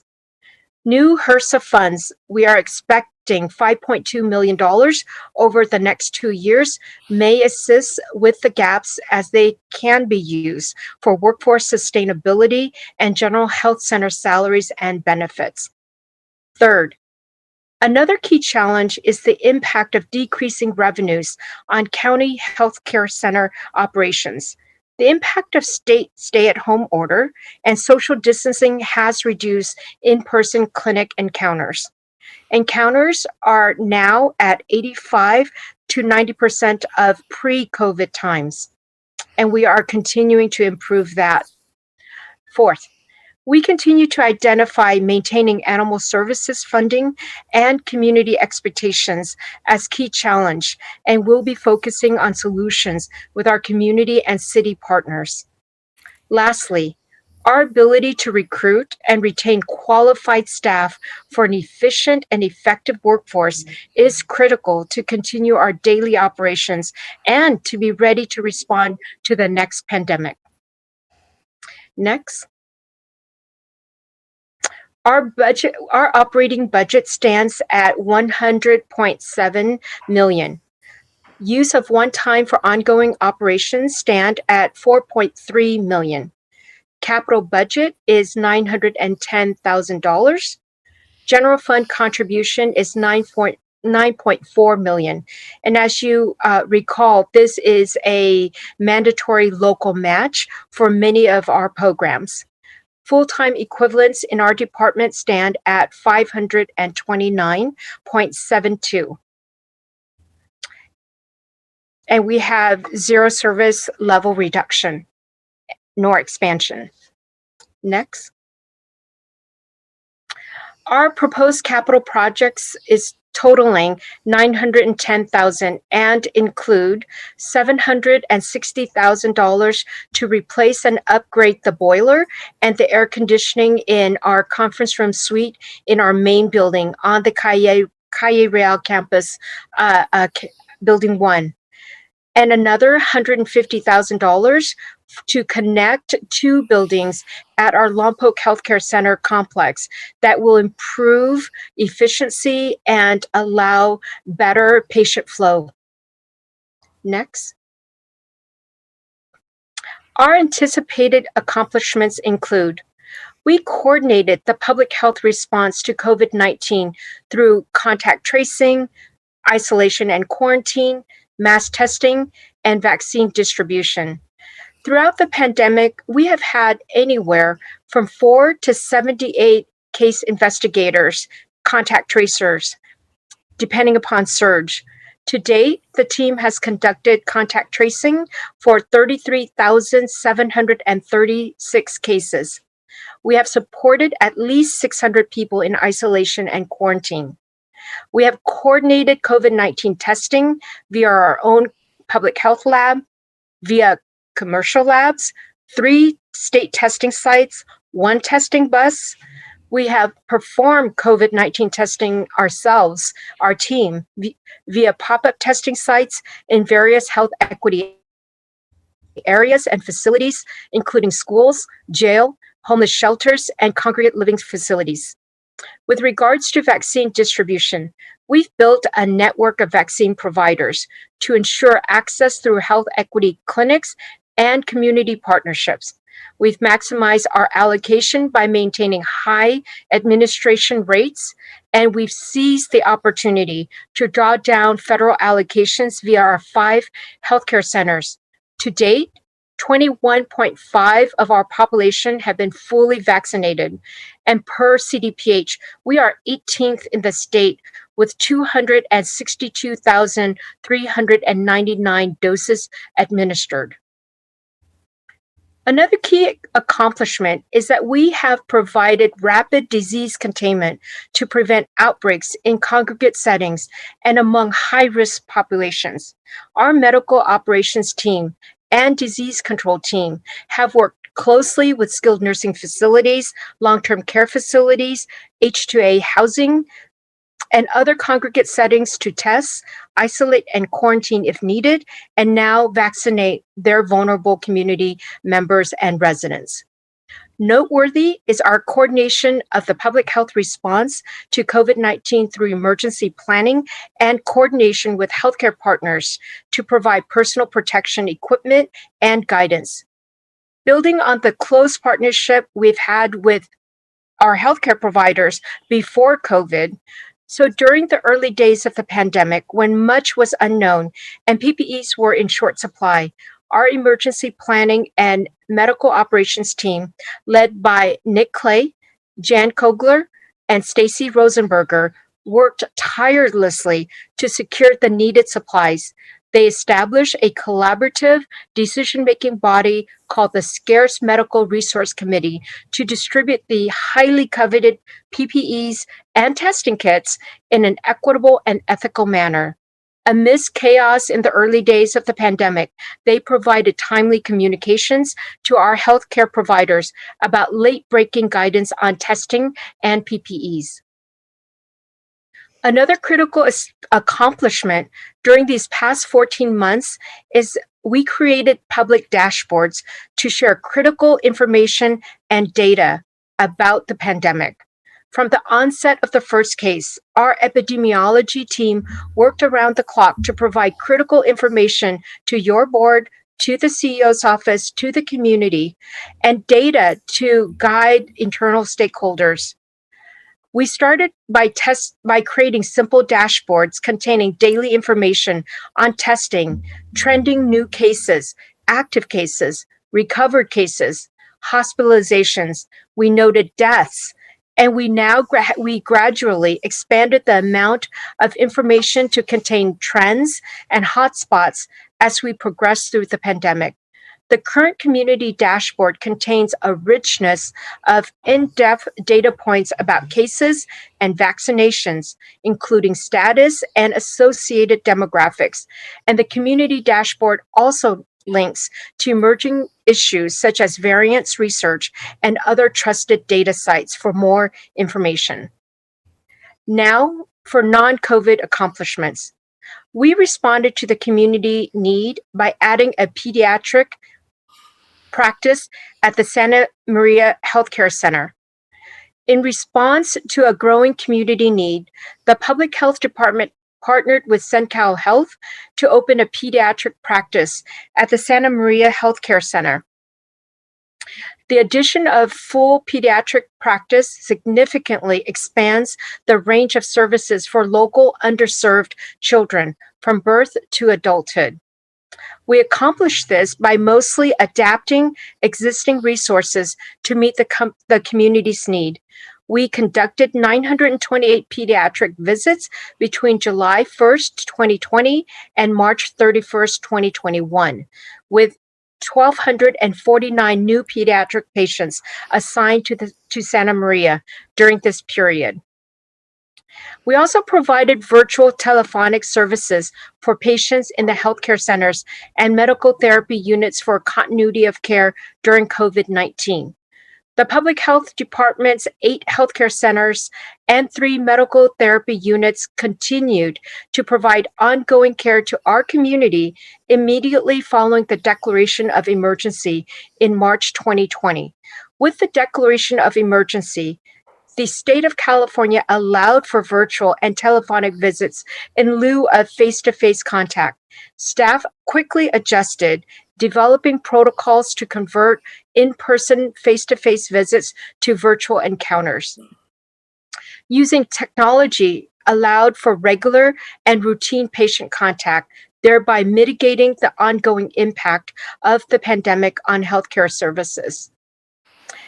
We also initiated the new Healthy Families of America program for home visitation in the Maternal Child Adolescent Health Program. This was made possible because our MCAH team and its program manager, Kelly Berrigan, successfully competed for one of the 10 grants in the state. For the 3-year California Home Visiting Program, Innovations Grant totals $1,714,000, allows for us to establish a Healthy Families America home visiting program. This innovative approach will focus on improving the health outcomes of the families served, including children and youth with special needs, by coordinating episodic case management with a public health nurse. The last accomplishment captures our efforts to draw down federal dollars. We work with SenCal Health and the California State Department of Healthcare Services on intergovernmental transfer, IGT, to bring additional federal funding to the county to support public health services. We expect to draw down $2.6 million for fiscal year 2021 and $1.5 million in fiscal year 21-22. Next. We have 3 broad department goals and objectives for fiscal year 21-22. The first one, to promote wellness and advance health equity.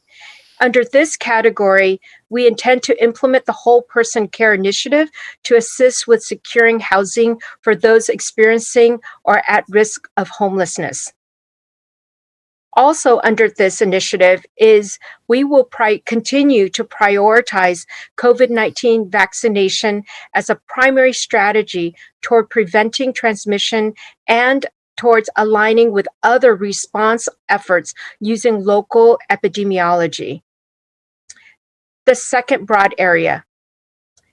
This means developing, maintaining strategic partnerships to protect the health of our communities.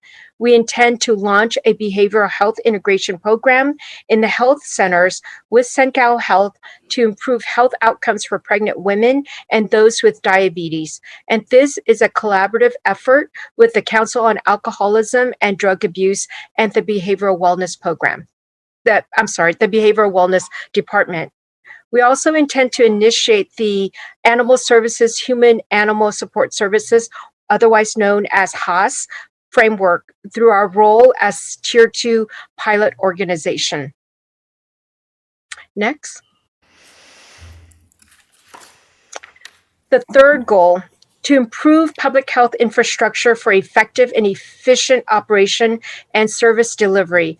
We intend to develop strategies for optimization of new resources for our COVID-19 response and to stabilize costs through the recovery period. We also intend to complete the development of the Emergency Medical Services Ambulance, RFP, and the contracting process, as well as migrate to a cloud-based environmental health services management system that will support online payment and permitting processes. Next.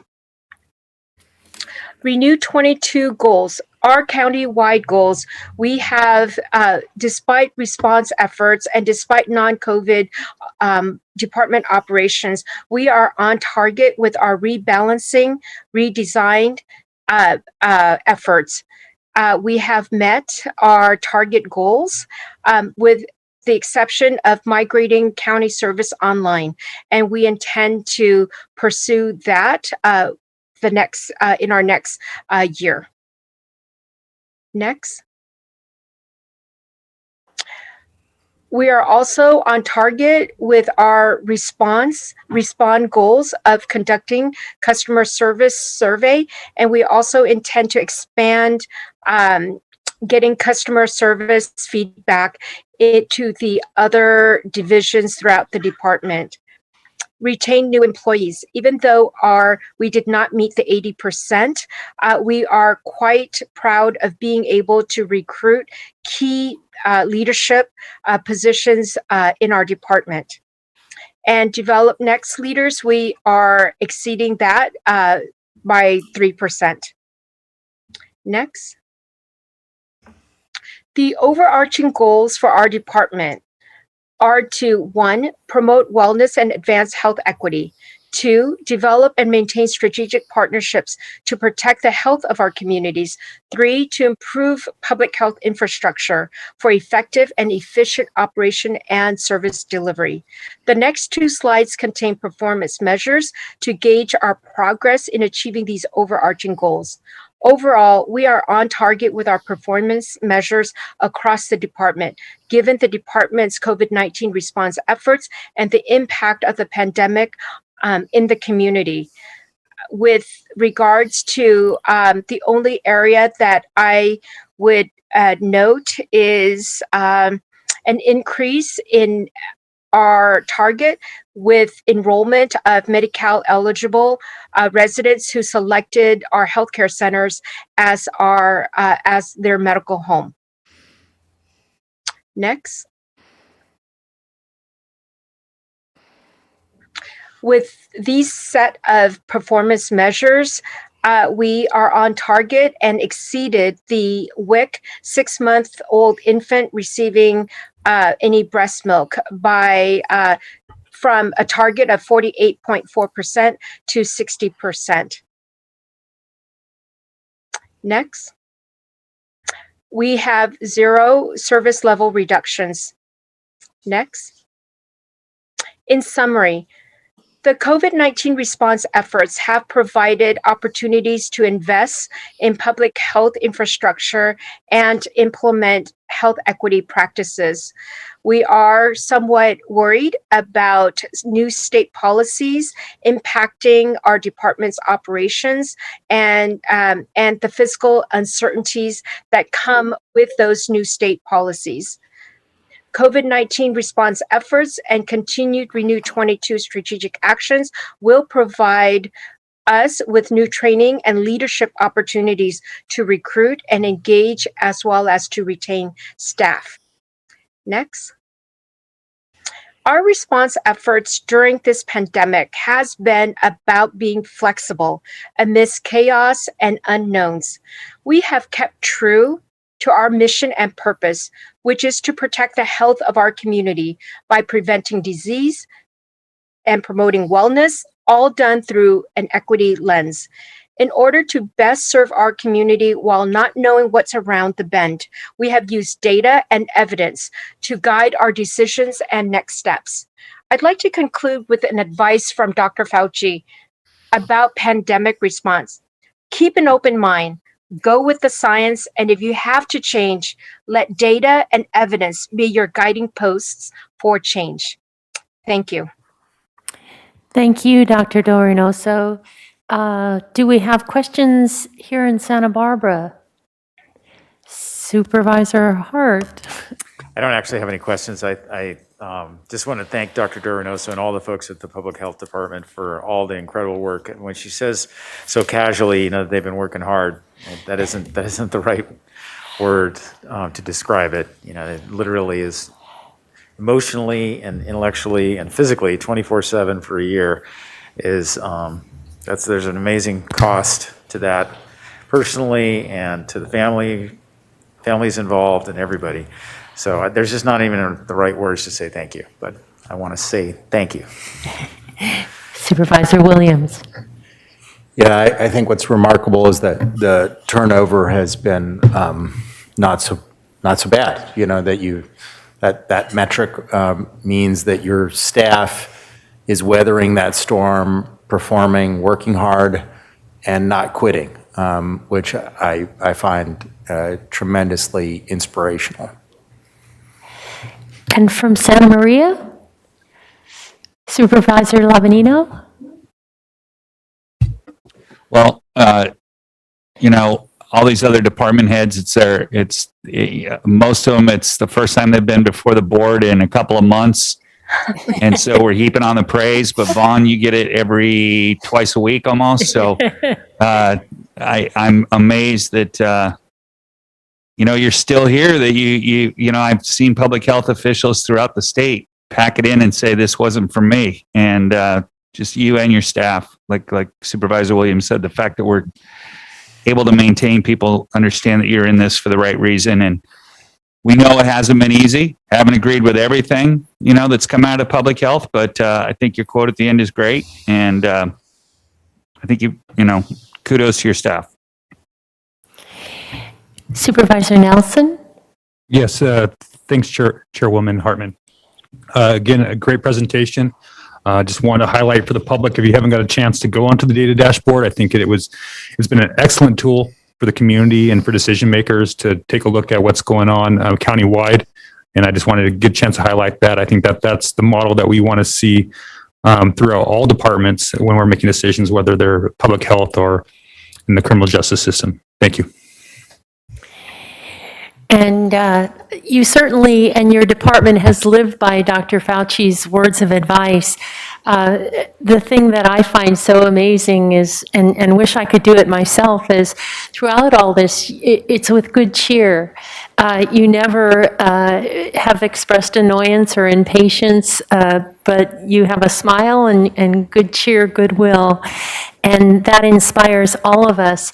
I'm particularly glad to see that you've drawn in some new employees, leaders in animal services and environmental health, really top flight people. And like our CEO, I think you draw good people to you, and that makes a huge difference for our county.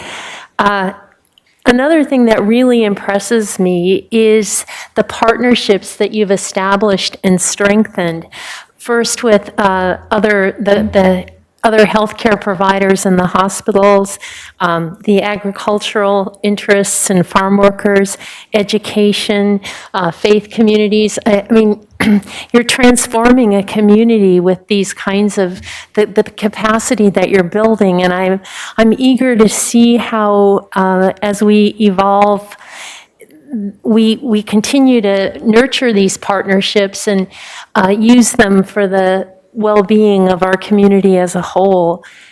So it has been an extraordinary year, and thank you to your whole team, and thank you to you, Vaughn.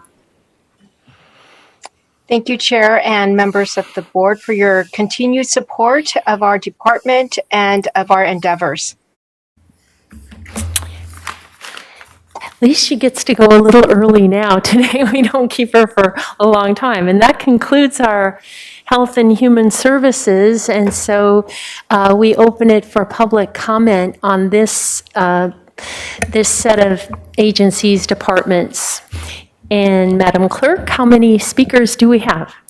Yes, Chair Hartman and members of the board, thank you. We have 5 requests to speak on this item with, it appears 3 logged in at the moment. So if you have registered to speak on the Health and Human Services Functional Group, please log in now to provide your comments. In addition, I would also like to announce to members of the public who are logged in for general public comment. It was announced at the beginning of our meeting today that that will be at the end of our budget hearings agenda, so that will be following the Community Resources and Public Facilities Functional Group. So for those of you that are on for general public comment, that will be at the end of our day today. And we will begin with Suzanne Riordan and to be followed by Andy Caldwell. Sure, and I think with only 3 minutes is fine.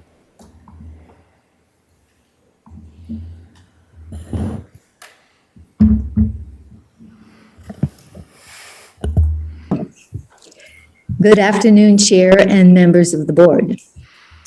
I'm Suzanne Riordan, and I'm the Director of Families Act, which stands for Families Advocating for Compassionate Treatment.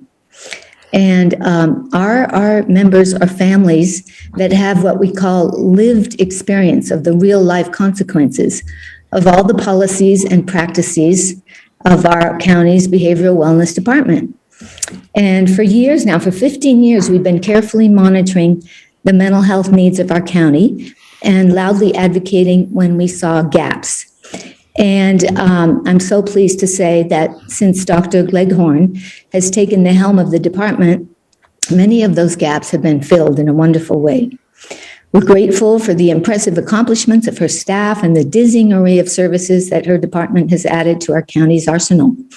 It's a gargantuan task for one department to provide both adequate substance use treatment services and mental health treatment services. And she has finally moved the needle on the substance use issue, and her leadership in this area is exemplary.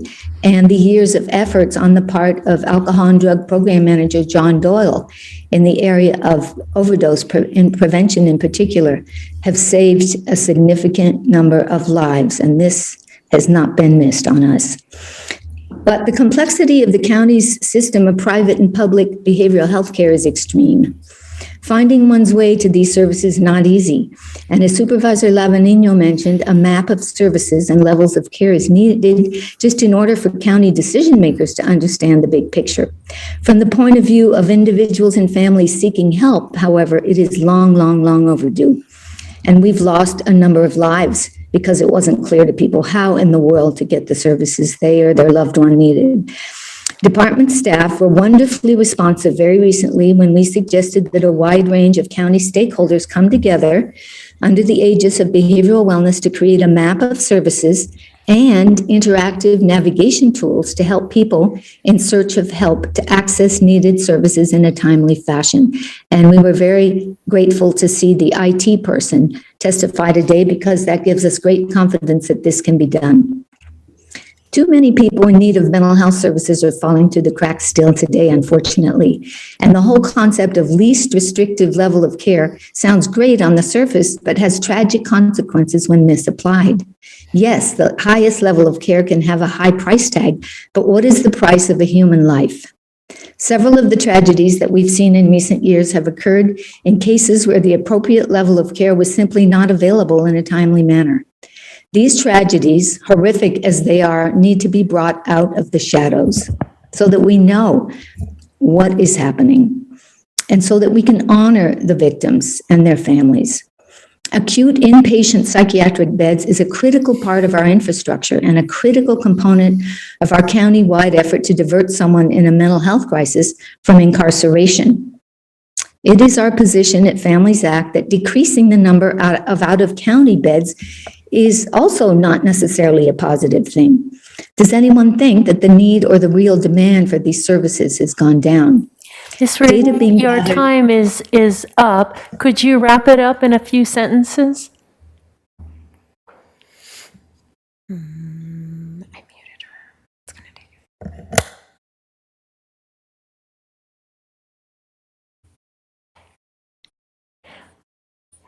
I think we've lost you, but I do appreciate and want to express on the part of the board how much Families Act contributes to our community, and thank you for being here today. Have we lost her, Madam Clerk? Chair Hartman and members of the board, I have asked her to unmute her device, so if she can and would like to wrap up her comments. Okay, thank you so much. Okay. Thank you so much. Supervisor Hartman, I just wanted to say that kudos to Dr. Gleghorn and her entire staff. A great deal has been accomplished since she has taken over the helm. But there's a long way to go, and we hope that we can do it all together. Thank you so much, and thank you for your comments, Supervisor Hartman. Thank you. And Mr. Caldwell?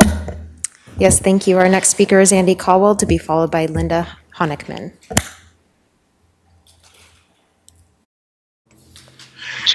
Chair Hartman, members of the board, I'm Andy Caldwell representing CoLab. I actually wish if you had grouped departments, you would have grouped these departments with public safety, because we think you're sitting on the horse looking in the wrong direction. Specifically, 20 plus years ago, we asked the county to start sharing data between the social services, alcohol, drug, and mental health, probation, DA, and sheriffs, find out who the problem children were in this county, so to speak, and to fix them. But we were told at that time, and it's even more true now, that they can't share actual data that actually would serve to coordinate schedules and things like that between them because of HIPAA and several other rules and regulations. And what is completely lost on us is how is it that if the social service department by itself deals with 65% of all the children in this county and nearly 40% of the entire population, and then you have alcohol, drug, and mental health or behavioral wellness doing thousands of people more, and public health doing 20 to 30,000 people more, why you're not looking to these departments to see why people are ending up in jail? Why aren't you looking at these departments at the front end of the so-called conveyor belt to fix that? These departments cost you $500 million a year. And you want to cut the sheriff's department of a much needed extra jail space that serves a bunch of different functions in our community. And we believe our DA is already diverting too many people from jail. We believe that Makuga is the tail wagging the dog, and you guys are happy to facilitate that process, and you're missing the forest from the trees. The departments you just listened to and heard from are the ones you should peer into to ask why $500 million a year is not producing better results and better citizens. Furthermore, please note that DA Dudley and Sheriff Brown are electeds. They are sworn to uphold law and order in this region. Just a few weeks ago, you wouldn't mess with the redistricting commissions by their holding financial strings, yet you're threatening to do so with two duly elected officials that are elected on a county-wide basis.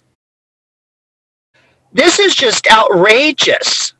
We will not stand by and have you defund public safety in any way, shape, or form.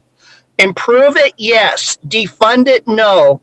But if you want to look to where the problems are, look to where you're already spending $500 million and you have 3 to 4 times the staff that the Sheriff's Department has. Thank you, Mr. Caldwell. We will now go to Linda Honigman, to be followed by LaWanda Lyons-Pruitt.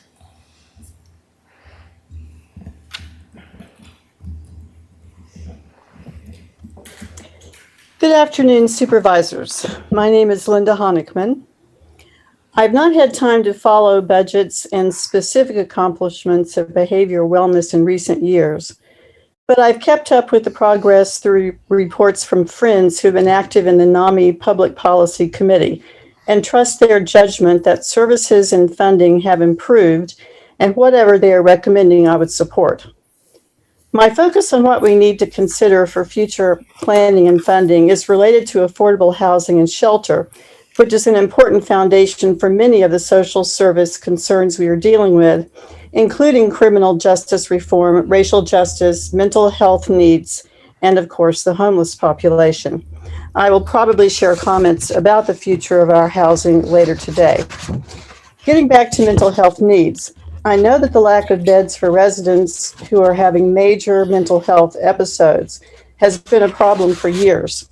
One millennial friend of the family had her first major episode as a senior in a local high school, and she had to go to Ventura to get a bed with appropriate services. That was 20 years ago, but my impression is that we may have a similar problem today for young adults who do not have an alcohol or drug problem. We have another millennial family friend who had an urgent need for a bed 2 years ago, and there were no possibilities in our county. I have been pleased to see that the new sanctuary center in the downtown Santa Barbara area includes some housing. And I want to point out that the housing was added because the building was allowed to add a 5th story as a community benefit project. Thank you. Thank you. And Ms. Lyons-Pruitt. Yes, to be followed by Sharon Byrne. And 3 minutes.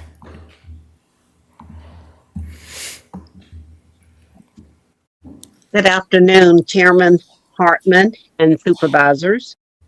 On behalf of the Santa Maria Lompoc branch of the NAACP and AACP, its members, officers, and executive committee, we want to commend the work of First Five, and their work and investment on getting our kids kindergarten ready. I appreciate Miss Wendy Sims Moulton and her staff and their comments regarding adverse childhood experiences and perhaps the root cause of deviant behavior and their willingness to work with criminal justice partners. Secondly, Mr. Nielsen and the Department of Social Services, they were my first assignment with Santa Barbara County as an eligibility worker. And my, how things have changed, especially the new communication tools and the way that they're using those to provide continuing services to their clients.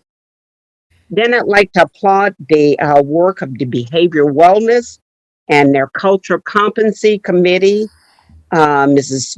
Maria Arteaga.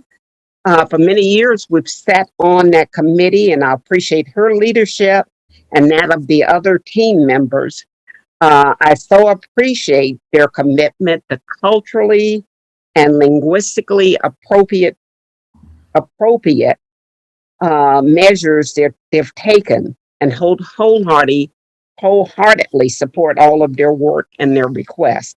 Lastly, we strongly support all of the yeoman work of Dr. Vando Reynoso and the Public Health Department, who has been leading us and guiding us through this pandemic with impressive skills and knowledge, addressing health equity and disparate treatment in healthcare. We are one of the CBOs, and as such, we meet regularly as part of the Latinx Indigenous Migrant Task Force. I get regular updates on COVID, which I pass on to community members throughout the county, the entire county. We strongly support their efforts and add, if they ask for the moon, that you please give them the moon and the stars. Thank you. Thank you. And we will now go to Sharon Byrne, who is our final speaker.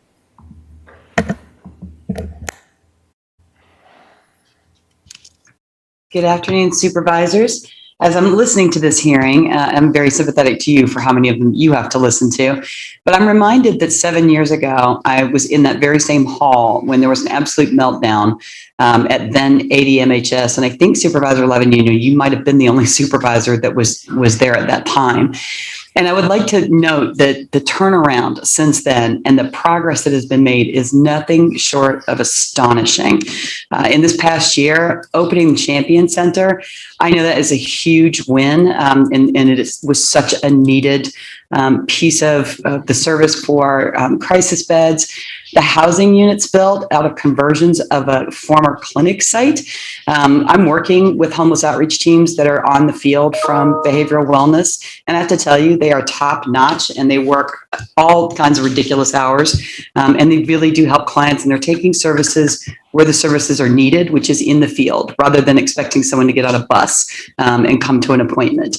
I see a lot of progress in co-response, and I'm very admiring of not only the turnaround within Be Well, but also the linkages with other departments such as public defender, the sheriffs, and even the housing authority. We have had meetings with the county and the city housing authority on the Behavioral Wellness Commission to look at doing interventions to prevent people being returned to homelessness out of housing authority properties. I'm impressed by getting 10 million in grants in the past year. I don't know how Dr. Gleghorn sleeps, but what I hear here is a lot of creativity and a lot of hustle, and I'm extremely impressed by that. And I would like to support funding more of the Champion beds, more of the crisis beds. We know that they're needed. And I'd also like to echo something the other speaker said, which is the need for affordable housing continues to be critical. And supportive affordable housing tends to be very top of the list. So I just wanted to offer those comments as someone who serves on the Behavioral Wellness Commission and have seen a tremendous amount of progress. Thank you very much. And thank you for your service on the commission and for being here today. So that concludes our public comment on this functional group, Health and Human Services. Did that raise any questions for the board members, for the department heads? And let me just ask Santa Maria, any questions piqued by the public comment? No questions up here for me or Supervisor Levin, Okay.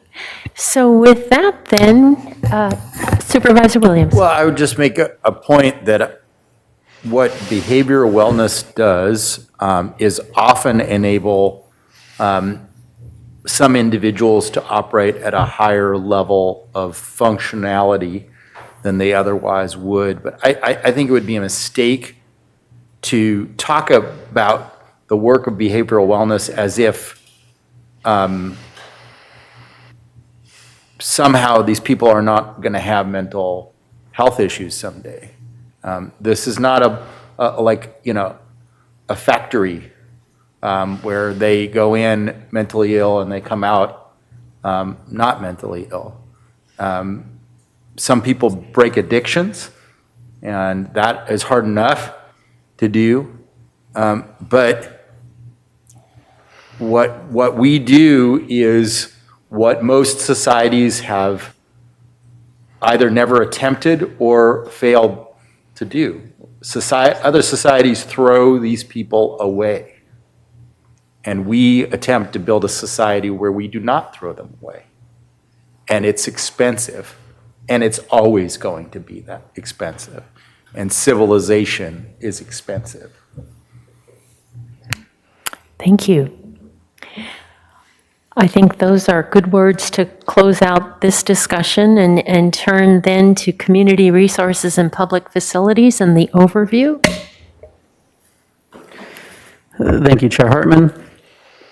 So Community Resources and Public Facilities is made up of Agricultural Commissioner Weights and Measures, Community Services, Planning and Development, and Public Works.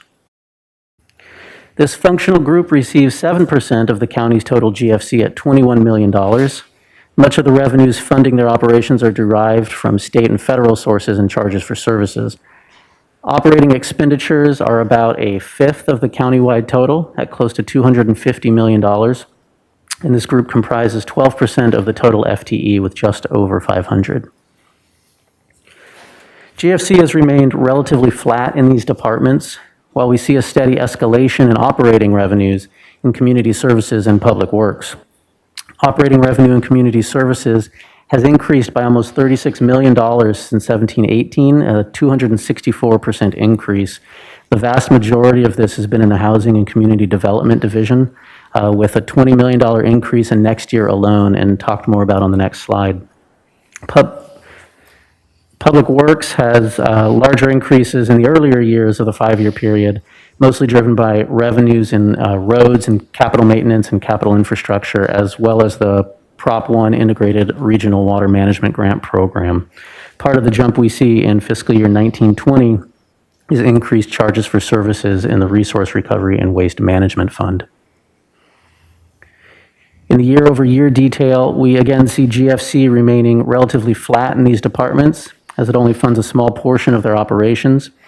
And another note I wanted to make on rounding here, planning and development only had their GFC go up $200,000 from 3.4 to 3.6 million.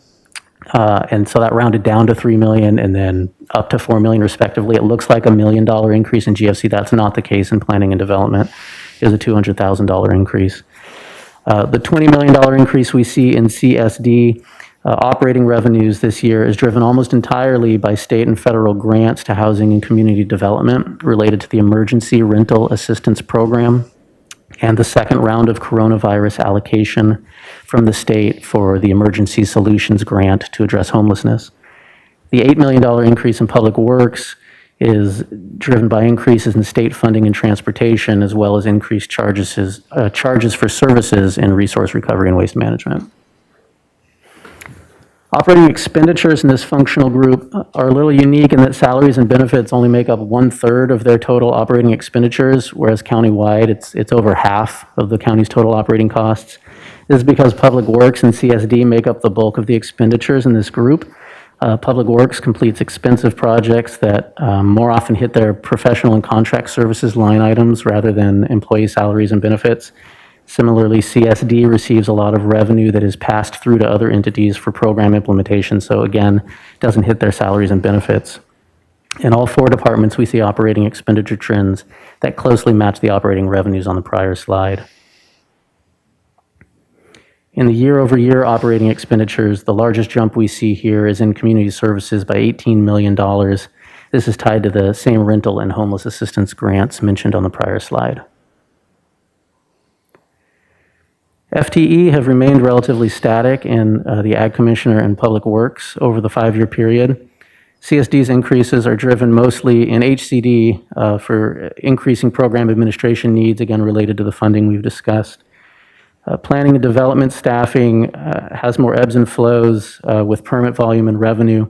The increases we see in the earlier years were driven by planners added mostly for a cannabis program. And long-range planning also received 2 additional staff in fiscal year 2021 using cannabis tax revenue. The only addition in FTE we see next year is in CSD adding 2 housing program specialists. Planning and development has unfunded some positions due to lower permit volume, which they'll discuss in more detail in their department presentation, and Ag Commissioner Public Works have remained flat in FTE this year. Thank you. Thank you. So with that, we're turning to our Ag Commissioner. Is Kathy Fisher on the line? All right. Yes. Good afternoon, Chair Hartman and members of the board. I'm pleased to present the Agriculture and Weights and Measures Department's operating budget for fiscal year 21-22. Matt Mayton, our Deputy Sealer, is here with me today, excuse me, to assist with any questions you may have. Next slide, please. Key challenges and emerging issues. Examples of key challenges and emerging issues for the next fiscal year include our continued involvement with the state and local partners in regulating the cannabis industry, implement the new state mandated electric vehicle charging station program, retain high-performing employees and continue succession planning for future leadership, continue to safely provide essential services to the agricultural industry, commercial businesses, and the public through the COVID-19 pandemic and beyond, and continue to monitor the development of the industrial hemp program. Next slide. The recommended operational budget for fiscal year 21-22 is approximately $6.8 million. That includes approximately $1.7 million of general fund and will sustain 37 FTEs. There is no use of one-time funding, no service level reductions, no restorations or expansion requests. Next slide. Our anticipated accomplishments for the current fiscal year will be to continue offering remote virtual education and outreach classes on agricultural and weights and measure programs. Continue to manage the invasive shot-hole borer infestation in the county with trapping and removing infested trees, with funding through our California Department of Food and Agriculture and CAL FIRE grant agreement in partnership with County Parks Department. So far, 4 infested trees have been removed in the Montecito area. An additional 10 trees are planned to be removed in FY 21-22. 75% of our staff will be reclassified into our combined agricultural weights and measure inspector positions. Our department provided and distributed more than 700,000 pieces of personal protective equipment to agricultural businesses for the Housing for Harvest program and COVID vaccination clinics throughout the county. Personal protective supplies include surgical masks, N95 masks, rubber gloves, and hand sanitizer. Next slide. Our department goals and objectives for fiscal year 21-22 is to continue to offer virtual remote education and outreach workshops. During the pandemic, we found attendance to our remote courses increased substantially compared to in-person classroom settings. All of our training opportunities are offered in English and Spanish. Our plan is to have 100% of our staff reclassified into the combined inspector position by June 2022. Our department will continue to safely provide personal protective equipment and essential services for all of our programs during the COVID-19 pandemic. We will continue supporting staff participating in the Innovate SBC Green Belt and Black Belt courses. I'm proud to share with your board 2 of our staff members have recently completed the Innovate SBC Black Belt training program, which is an intense 40-hour week-long course. Next slide. Our Renew 22 countywide goals include rebalancing our financial resiliency to meet our target goal of 1% for our current fiscal year budget and plan to meet the 1% goal again in FY 21-22 by reclassifying our remaining staff into the combined inspector position. The new classification allows the department to expand upon the use of existing resources while providing essential services more efficiently throughout the county. Our redesign initiative involves migrating 75% of the department's program services to be placed online by this June 2021. Our target is to migrate 100% of our other department services online by fiscal year 21-22. Examples of online services include registration forms, phytosanitary certificates, pesticide use reporting, and online payments. Next slide. Our Respond goal is to complete this fiscal year 2 customer surveys for our education and outreach training sessions. The surveys have provided valuable feedback for staff to make improvements for future training opportunities.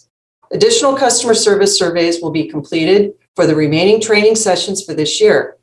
Customer surveys will also help to determine whether in-person classroom sessions will need to be restored as part of our post-COVID planning. We are on target to meet the county's new employee retainment initiative that took effect in FY 19-20 through our department's new employee orientation and onboarding process.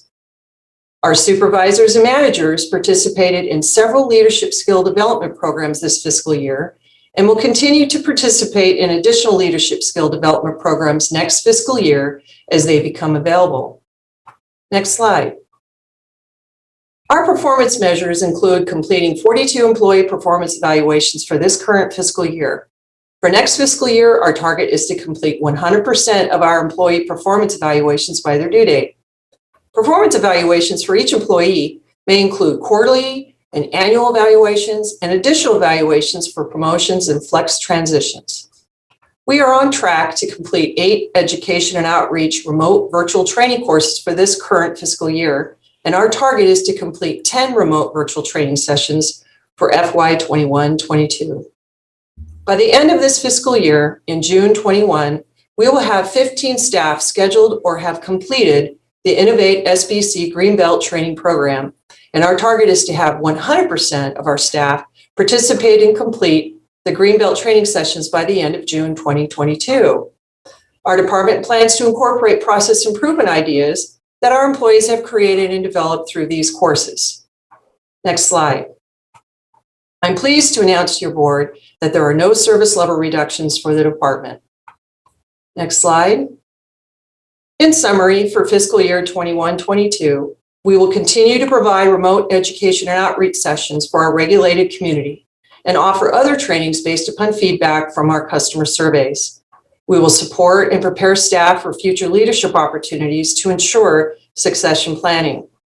Continue to provide personal protective equipment to the agricultural industry, Housing for Harvest program, and COVID vaccination clinics, as well as essential services and programs during the COVID-19 pandemic and well into the future post-COVID-19. Next slide. In closing, we would like to share some light humor with our quote. Even a blind squirrel finds a nut every once in a while, which demonstrates how we can overcome anything with hope, perseverance, and determination.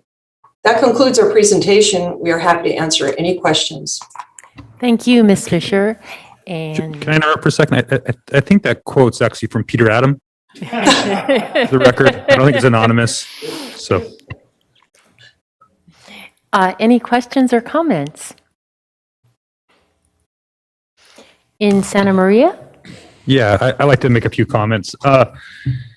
This is actually my 9th budget that I've been a part of. This is my first as a supervisor, but I was part of 8 budgets as staff for previously mentioned supervisor. And, we heard just a little while ago about ADMHS, or formerly ADMHS, but behavioral wellness and the issues that they had and coming out of that. My first budget, I think the hot department might have been the Ag Commissioner's office. And so to see this department come so far over the last 9 years under the leadership of Ms. Fisher is really impressive. My office deals with a lot of complaints from the regulated public, all throughout the departments, whether that's, planning or environmental health or whatever else in our county that, which is our role as the county. But there's no better relationship that I see between the regulated public and the regulator than I see at the Ag Commissioner's office. And I think that is really, again, because of the leadership at the top. And so, Kathy, I just want to thank you for that. And I would be remiss to miss this opportunity. And to keep a bunch of farmers happy, guys, is really difficult if you've ever been around any of them. So impressive again, and thank you. Can I just piggyback on that for a second? And I want to stand with Supervisor Nelson on that as well.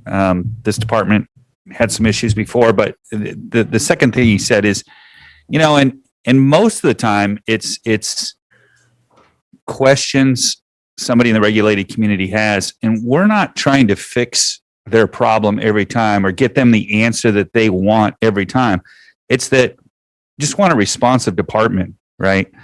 And Kathy's office, and the other thing is they're always there. Like I said, it's not always the answer we want, but it's at least responsive and tries to get to yes and tries to figure out a way to make something happen. So we really appreciate that. The other thing I have to say is I have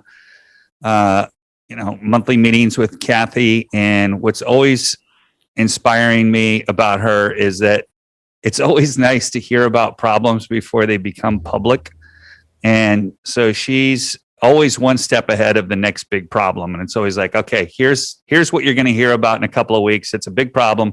We're already working on a fix over here. And so we're trying to get to a good place. So don't think that doesn't go unnoticed. We do appreciate that. Thank you. Supervisor Hart. Yeah, I just want to congratulate Ms. Fisher on the really seamless collaboration with the Department of Public Health in regards to mass distribution and communication, with the agricultural community. We're literally inventing these new systems as we go. And she just has been very collaborative and creative and flexible and attentive to details. And it's one of the things that could have been really, really bad, and it was extraordinarily well done and just deserves recognition and thanks. And I had just a couple of things, but I think echoing the general sentiment that Ms. Fisher and her department is so highly regarded in the community, and that makes all of our jobs a lot easier, and just a can-do person. I had a couple of questions. One had to do with the role in the electric vehicle recharging station. I assume that has to do with weights and measures, and that but I'd just be interested in if you could describe it for us in a little more detail. Matt, do you want to jump in here and answer that question? Yeah, hi. So the electric vehicle charging stations, so our role in our weights and measures division is we're responsible for testing and certifying those devices to make sure that they're delivering the correct amount of energy. So they deliver energy in the form of kilowatts or megajoules, however they're designed. So our role in the future, once we acquire the proper testing equipment, will be to find all those devices in the county, to register those, to train our employees, and to start testing those on an annual basis, like we do with every other commercial device in the county. Right, so this is a whole new area of work for you. It's a whole new area. It's a whole new technology. It's very specialized equipment. There's only one manufacturer who manufactures the testing equipment that we will be purchasing in the future. Well, thank you. And it's interesting to see all the virtual courses, and that ended up being more highly subscribed than before. I also see the combined agriculture weights and measures inspector. Could you describe that? I know it's a Renew 2022 initiative, and I just think I think it's probably a really good example of what we're trying to do here. So we'd just like you to elaborate a little bit. Of course, Chair. Through the support of the board, when they approved this new classification, when it comes to the work that we do, we're required to get several state licenses. And in each separate class, the weights and measures inspector and the ag biologist, they have their own licenses. With this combined class, for them to be qualified, they have to get all of the licenses with the state. And then at that point, they're qualified to go and cross over and do work on any of the weights and measures and agricultural programs and in anywhere of the county. And so that makes us really a lot more flexible, and the use of existing resources more so than before.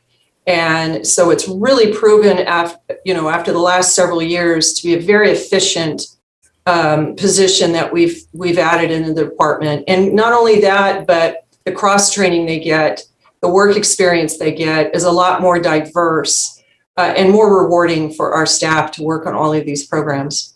It's been very successful. So it takes more upfront training to have both certifications, but then when they're out in the field, it saves time and effort because one person can do several things? That's correct, Chair. Exactly. Okay, well, I don't see any more lights up here, but your department and all you've done with COVID, I think, is an example of how you never expect with an emergency how it has an impact on every single county department, including agriculture. So thank you and your team for stepping up the way they have. Thank you. And with that, we're turning to Community Services and Mr. Chapchin.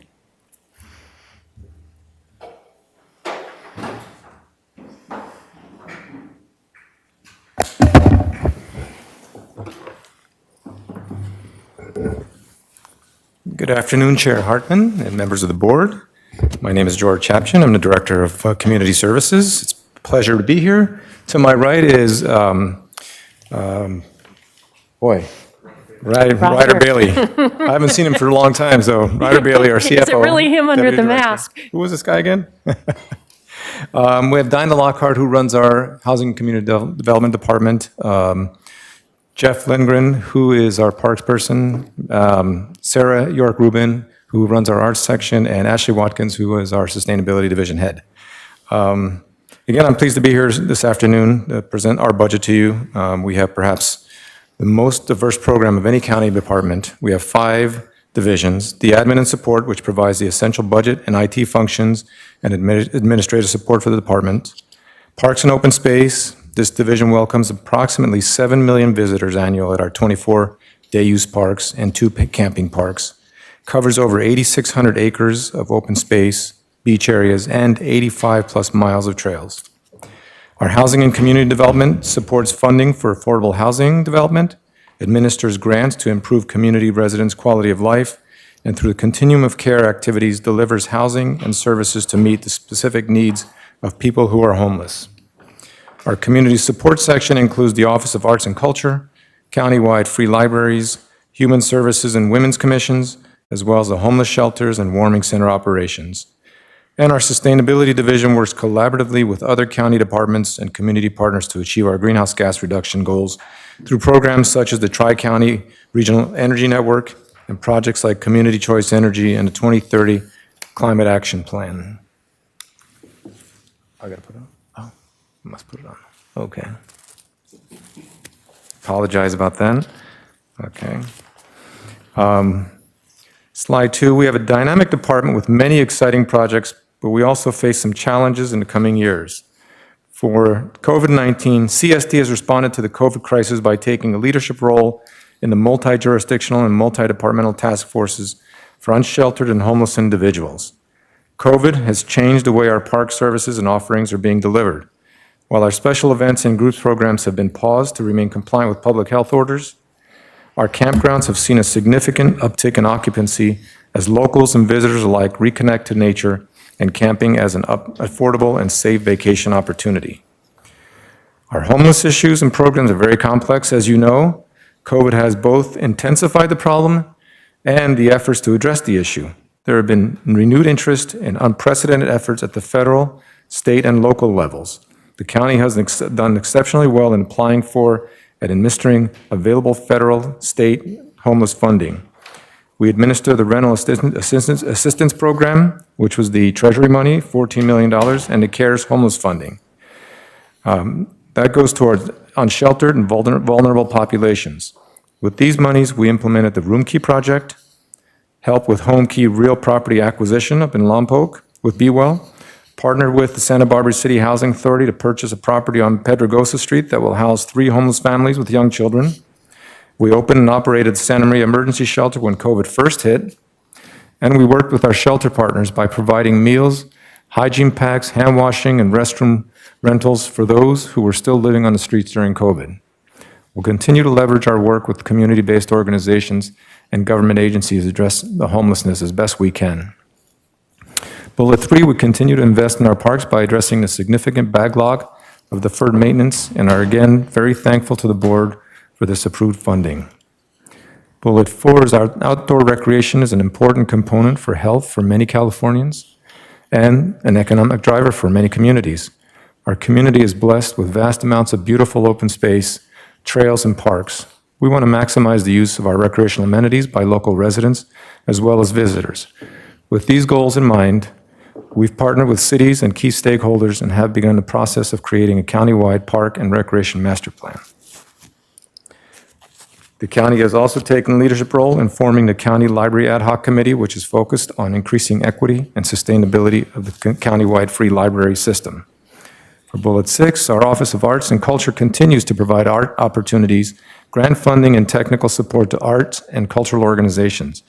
They've produced public art such as tiny libraries and pianos on state, and are leading countywide social justice and equity initiatives such as the Arts and Cultural Master Plan and Arts Education Blueprint. And our sustainability division continues to work with other departments and our community partners to drive down carbon dioxide and other greenhouse gas emissions in line with the county's goal and its climate action plan. Partnering with the Planning and Development Department and other stakeholders, our Sustainability Division is taking the lead on the 2030 Climate Action Plan. The Community Services Department's FY 21-22 recommended operating budget is approximately $60.5 million with 93.75 full-time equivalents. We again want to emphasize that CSD operates with outside funding, mainly with outside funding sources and revenue we produce. Of the $60 million, only $7 million is general fund support for the department. On our revenue side, I have to say I'm really proud of our staff and that we've been doing a great job of increasing park revenues and constantly exploring new sources of revenue. For example, between 2015 and 2021, we have increased our annual parks revenue by 1.9 million. That's 30% over 5 years, so that's tremendous. Next slide. We'd like to highlight a couple of capital projects. Our countywide parks ADA access, these are installation of ADA access at the Kachuma Lake Amphitheater, ADA upgrades to Kachuma Lake Marina restroom, and ADA design upgrades to the Rincon Beach Park restroom. Again, these are funded by state and federal dollars, Bureau of Reclamation grants leveraged with park maintenance funding that you provide.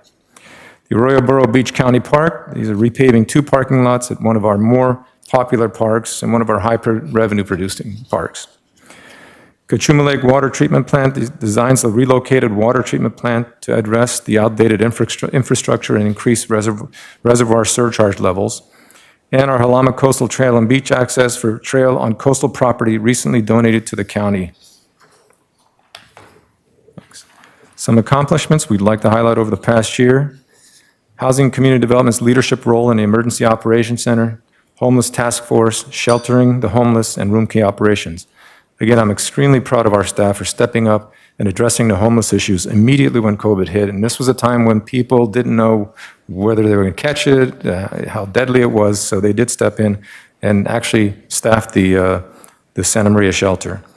A positive from COVID is the infusion of dollars, of course, to accelerate programs to the homeless, and includes Project Room Key. We served 15,000 shelter bed nights with Project Room Key, with an exit rate to permanent supportive housing of 58%. That means 80 people found permanent housing out of 193 that we served. Isla Vista Micro Shelter, 20 units for formerly unsheltered persons. Real property acquisition of 17 units for formerly homeless persons and 3 families. Emergency rental assistance programs, which help 930 plus households pay their rent and utilities. To date, we've allocated $4.3 million in rental assistance and utilities. $1.9 million with CDBG and $2.4 million from the Treasury money. And we will shortly implement the CDBG-funded Small Business Assistance Program to assist local businesses impacted by COVID.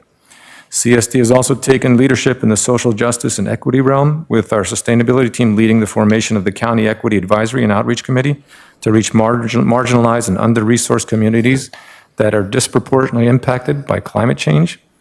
And our Office of Arts and Culture is expanding cultural equity efforts through community dialogues, art opportunities, documenting historic markers, and providing comprehensive support for emerging and historically underrepresented groups and artists. Some additional accomplishments we'd like to highlight over the past year. Our Sustainability Division launched the One Climate Initiative in collaboration with the Planning Department and Public Works Department, which is a unifying message and outreach for major climate efforts such as the 2030 Climate Action Plan, Climate Change Vulnerability Assessment, and the Active Transportation Plan. In joining Central Coast Community Energy, which was formerly Monterey Bay Community Power, we launched a PG&E territory this year, offering clean energy options, and will launch in SCE territory later this year. Driven by COVID, locals and visitors alike have reconnected to nature, and we've seen record levels of occupancy at our camping and day use parks. And our capital division has been very busy this year, but 2 notable projects we'd like to highlight are the Lookout Park East Improvements, which is a beautiful project, and the Barone Ranch Trail Access Bridge. Departmental goals and objectives: in addition to providing safe park access and affordable recreation for the community, we will complete and administer draft of the countywide recreation plan to further our cause. Our housing division will continue to support impacted community members with emergency rental assistance programs, small business support, and affordable housing development. Our homeless division will leverage our regional partners and collaboratively implement the second phase of the homeless plan. Our Office of Arts and Culture is leading the implementation of the Creative Communities Arts and Cultural Master Plan. To be released this summer, the framework represents the culmination of 7 years of grassroots community convening and dialogue, as well as significant private investment of more than $300,000 to strategically build a sustainable and resilient future for this sector. And our Sustainability Division will continue working towards the board's 2030 Climate Action Plan and its aggressive goal to reduce greenhouse gas emissions by 50% by 2030. And again, the state's goal is 40% by 2030, so we are more aggressive. Renew 22, our department has and continues to embrace Renew 22, the county's revisioning effort, by continuing to grow our camping revenues and by leveraging technology to gain operational efficiencies, by migrating services online whenever feasible. This past year, we improved our trailer storage program by implementing StoreEdge, a cloud-based platform, and increased camping revenues by enabling mobile-friendly access to our online reservation system, and by investing in our employees through innovative SBC.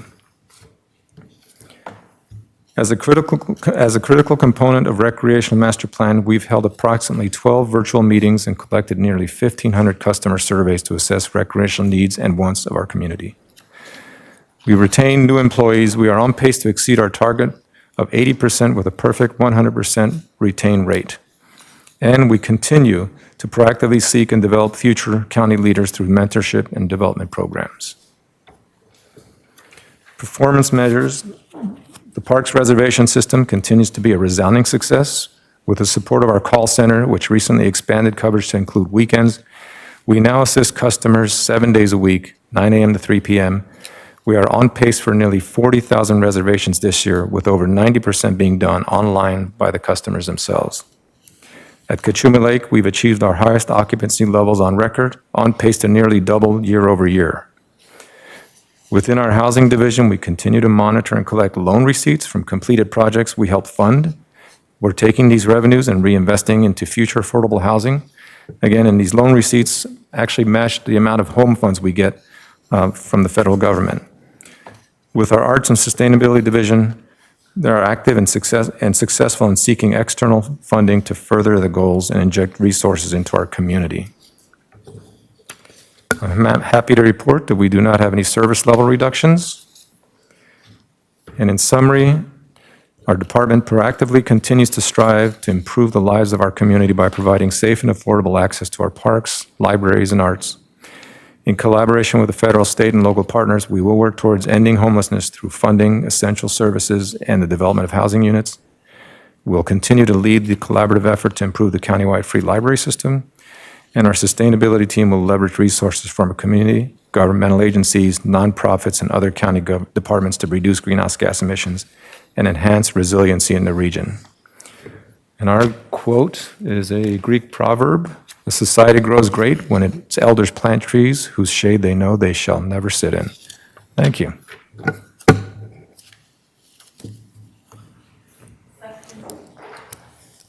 Questions for Mr. Tapchin? Just, I think the world has changed when it comes to camping. It may be a long-term change, and what I'm about to say, I'll probably, if you buy into it at all, will cost me more than anyone else here, since I go camping at county facilities more than my colleagues. But both the past year and my personal experience makes me question whether we value our resources high enough. The comparatives out there are much higher. That doesn't mean that we should maximize it, but that there's some interesting question here. I don't mind when people from out of town come and use our facilities. That's what they're there for, among that and us using it. But when we use general fund money, which is the taxpayers of the county, to create the capital needs and address the capital needs of these facilities, when a lot of people come from outside the area and use them for a long time, and then come back and use them because you do time limit them. And then they come back and try to use them again for a long time.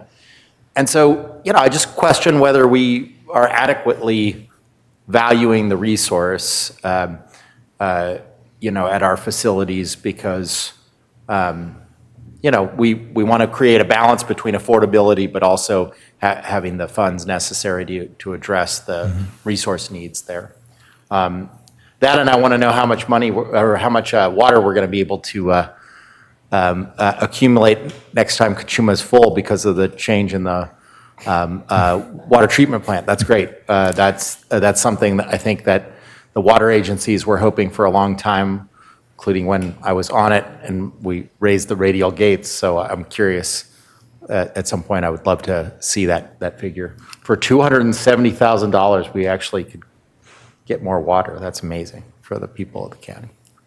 So Chair Hartman through, or Supervisor Williams through the chair, we're always looking at how we can get our resources, how we can get local folks to use our resources more and provide opportunities for them. We're looking at that for Halama recently, and also looking at maybe different structures, different fee structures for county residents versus outside visitors. So we're always looking for opportunities to increase revenue and make it more accessible to our county residents. So we'll continue to look at that. I appreciate the feedback on that. Well, I definitely want to encourage you. I know you mentioned the idea of having a little bit of a different reservation system for locals for Halama, for example. That's quintessential example of, it is. No, I want to announce to the world, I finally got a campsite there. It took me 4 years, but I got it. But it's an interesting thing, right? It is beloved by many people locally, but it is, because it's so popular, that creates a different kind of blockage to access that's different than what would be the blockage from price. Yeah, and those two facilities really do offset the cost of maintaining and operating the rest of the free system in the county park system. So they are tremendous assets to the county in terms of helping. And I would say we need more like it. That's right. Anything in Santa Maria? Supervisor Nelson Lavanino? Well, and George, wasn't that long ago that the facilities there were considerably less than what they are right now. So if you can't get a place out of Kachuma, not that I'm trying, I love nature the same as everybody else, but I pay my mortgage for a reason. I like to be indoors. But we didn't have all that's been a recent addition. Correct? You've made a lot of improvements in a lot of our areas at a lot of our local parks that is encouraging overnight stays and more day use. Maybe I need to get out there and see more of it, but I'm always advocating for more usage at Kachuma. Supervisor Hart and I actually got to meet out there a couple weeks ago and had a burger out at the place, and I can highly recommend that as well. Yeah, Supervisor Levin, it's been a tremendous change since I've been here. I know in the 5 years, we've really turned things around, and revenues, again, 30% higher than they were when I first got here. The collection of the residual receipts from the housing projects, which we never collected before, that's $1 million a year that we didn't have when I first came on board. So that just gets recirculated back into more housing, more affordable housing. So there have been tremendous changes, yeah. The staff is just excellent. Yeah, and I like to, Chairwoman Hartman, I like to piggyback that, make sure everybody knows that a Halama burger is better than a Kachuma burger, just for the record. I will agree to that. I've had both, so that's why I went to Kachuma, so I could compare them. Excellent. And, it's something that I'm an advocate for is the day use, especially at Halama. It's the only county beach that we charge for day use, and I know that's comparable to the Kachuma, that Halama has that charge, but at the same time, I know that's a thorn on the side of the people in the Lompoc Valley for a long time, and I'm really interested in seeing some kind of bifurcated system in the future for reservations or even entrance for day use purposes. I think that that's really important for that community to have access. And, sometimes it's a community that doesn't have the same resources as other parts of the county. And so, and it's quite a bit of an effort to get out there sometimes. So, want to put that out there. And I know that's a couple $100,000 ultimately to the budget, for that department. So I know we have to some way figure out a way to balance that moving forward.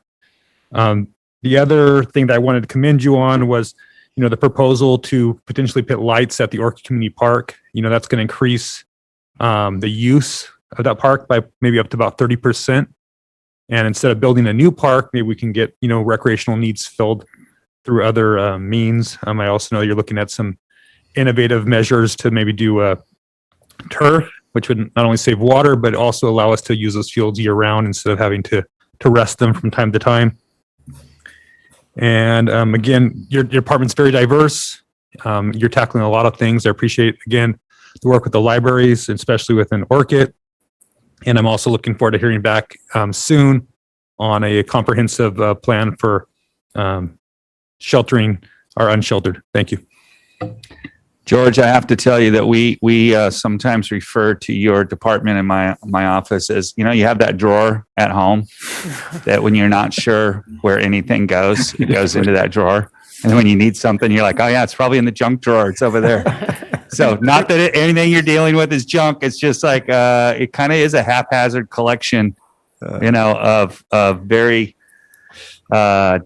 different jobs, and it takes the right person to captain that. So I think you're doing a good job. Appreciate that. I'm glad you didn't say it was like Toy Story where all the broken toys go or something. I just have to chime in. It is a very disparate set of entities, but I think what underlies all of them is innovation.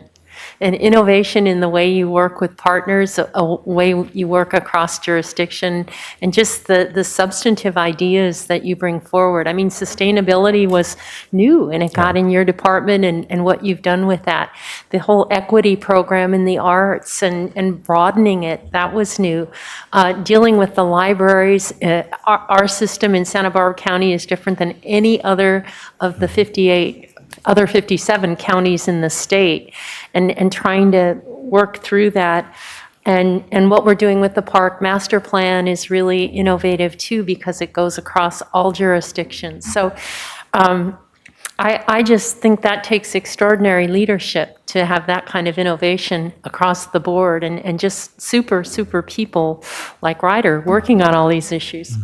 Supervisor Hart. Yeah, I think that you're exactly right, Supervisor Hartman. That is no junk drawer analogy here. These are really treasured assets, and what's really obvious to me is how visible they all are, and how much the public interfaces with all of these things, from libraries to parks to the rental assistance that you're providing people. Arts and culture, these are all the sustainability projects and the outreach that's going on with all those things. People are very engaged on these issues and really want to contribute, and integrating, that energy and enthusiasm from the public with the technical issues and the budget realities is really an incredible art, and you do it well, and everybody on the team does it really well. I just have a really simple pedestrian question about my district. When is the RFP for the restaurant at Goleta Beach Park going to hit the street? It should be coming very soon. We're working with County Council on the details of it, so we probably should be coming in May with it. Great. Well, I know there's a lot of enthusiasm about that too, and it's it'll be a wonderful asset to the county park department when it's open and running again. And just one final comment I have on the homeless services. I think that's been greatly expanded in COVID in your department, and that you've been able to take all of this on.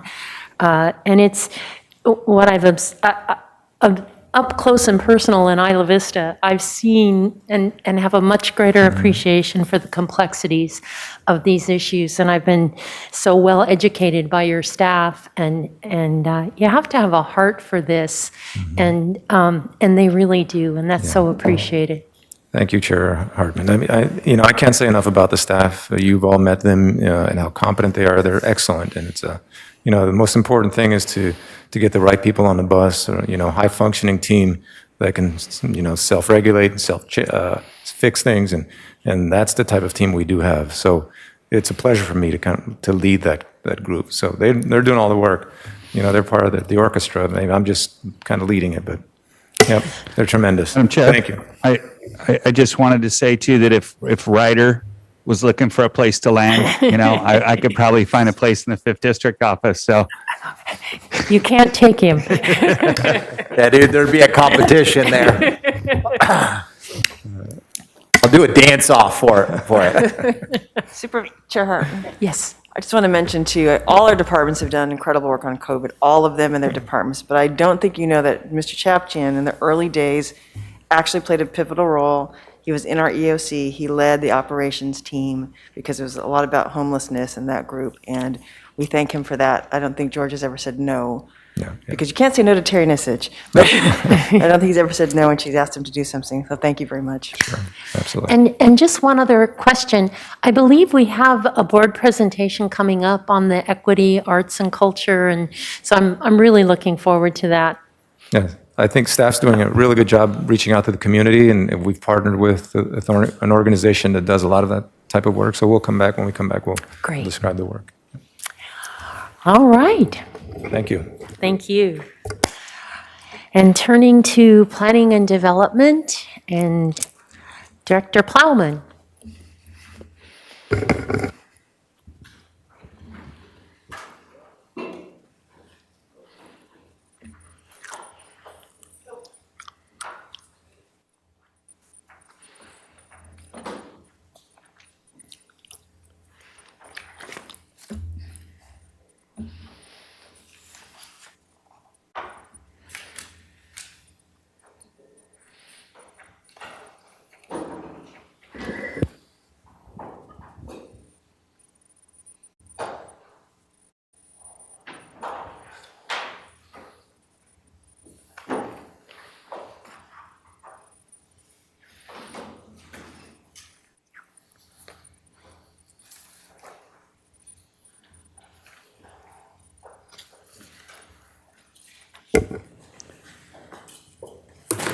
Good afternoon, Madam Chair, members of the board.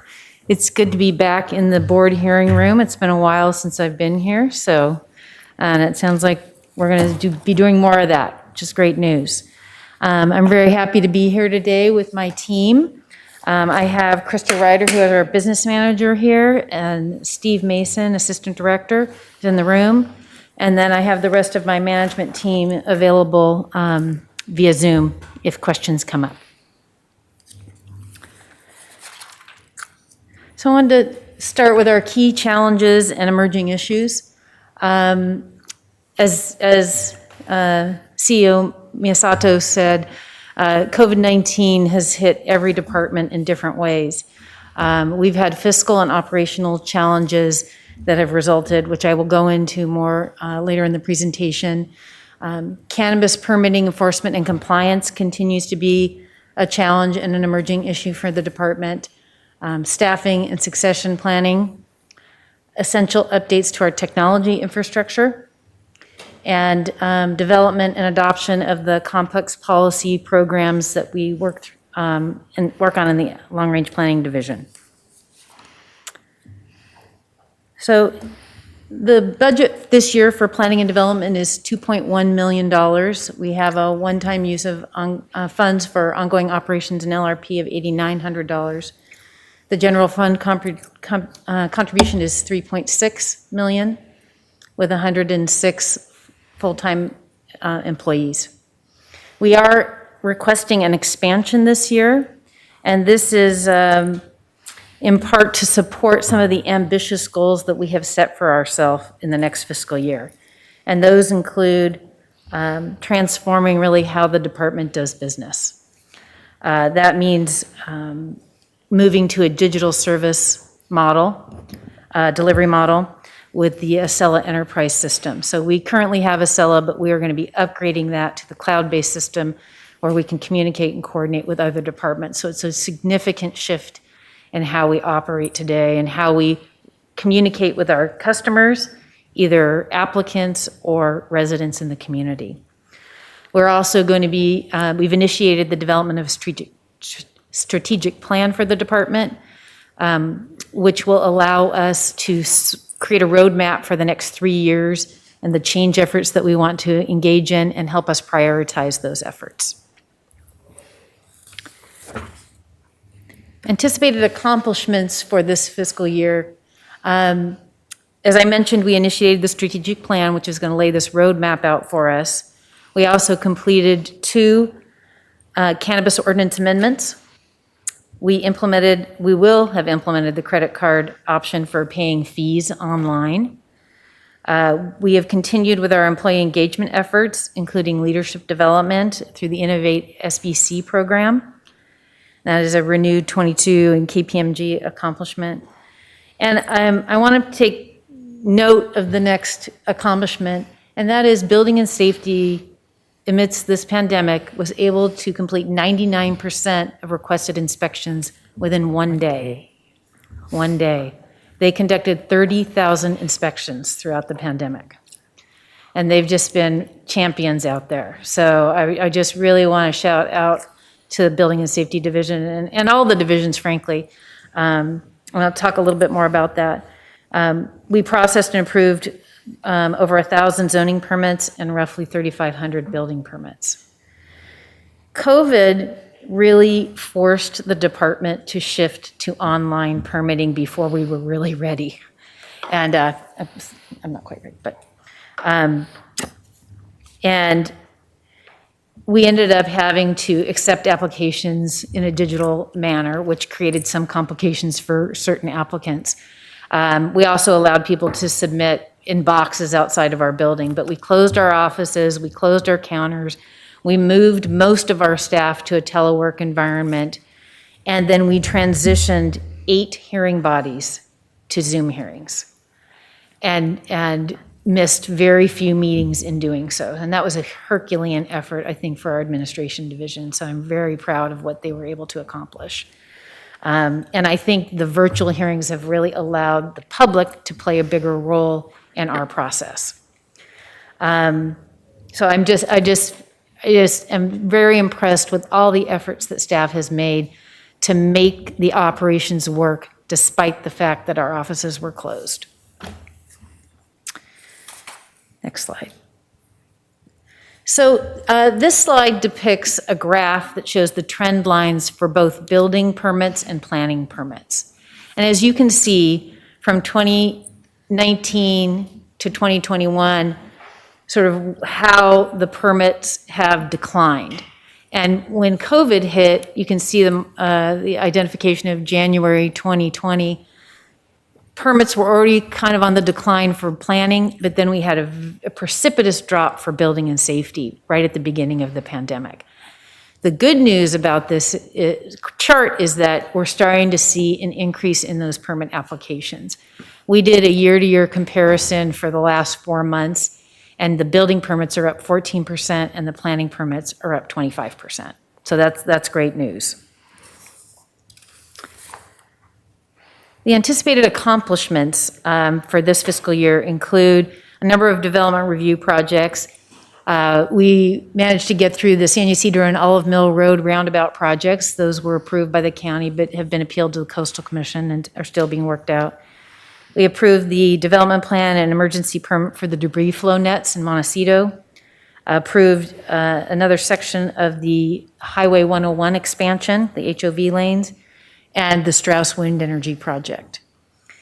We completed several long-range planning programs by the end of this fiscal year, roughly 6, but I wanted to highlight the vehicle miles traveled new environmental thresholds that were adopted in July or August, the interim greenhouse gas thresholds that we have adopted that will be used until the climate action plan is finalized, and then the Orcutt Community Plan update that allows for the extension of UVP. I do want to note that the Long Range Planning Division has been incredibly successful in obtaining grants, and we have obtained $665,000 worth of grants that supported the ADU ordinance amendments and will support the upcoming housing element work that we'll be doing.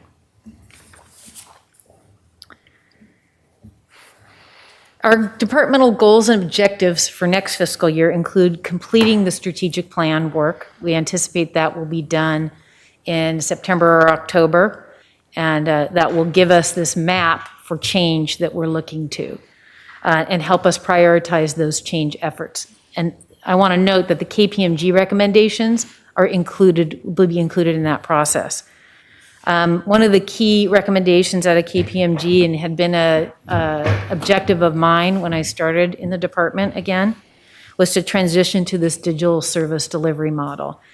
It really is, every jurisdiction is moving to online services, and it's the way of the future, and we have to get there. So it's a big effort on our part, but we're very excited about making it happen.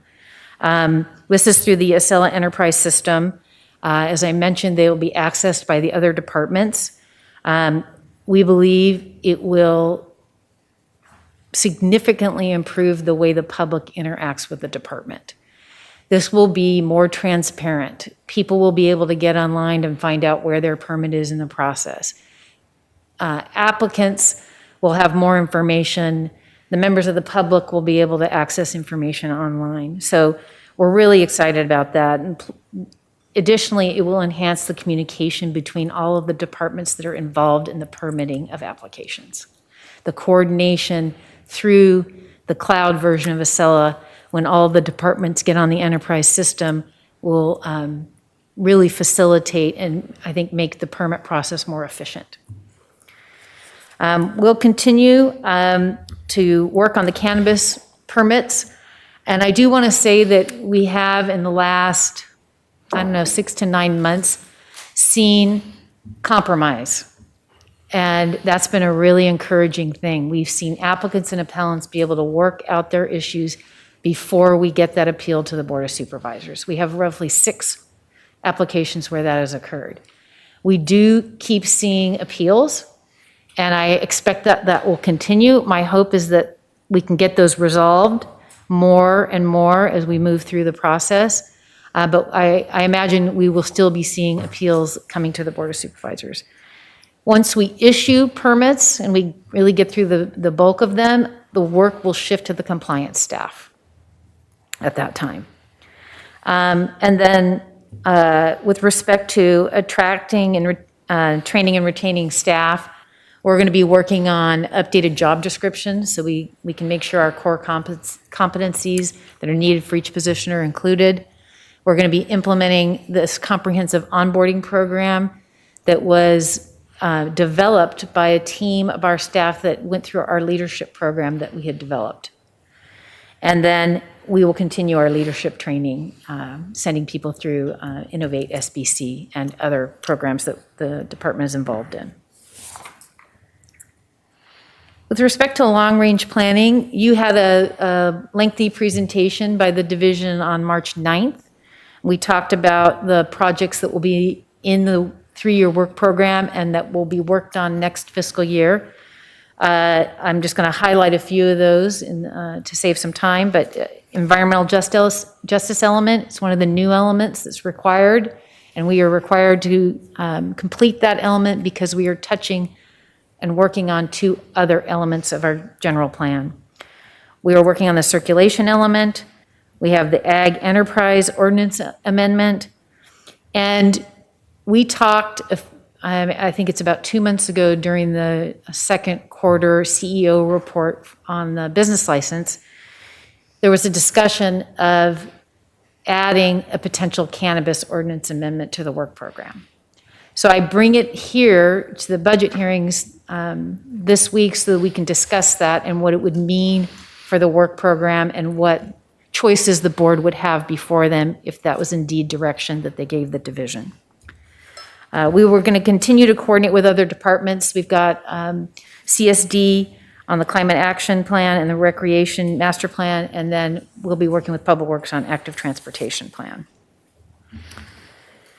In terms of Renew 22, the department is excited about our ability to enhance our financial resiliency.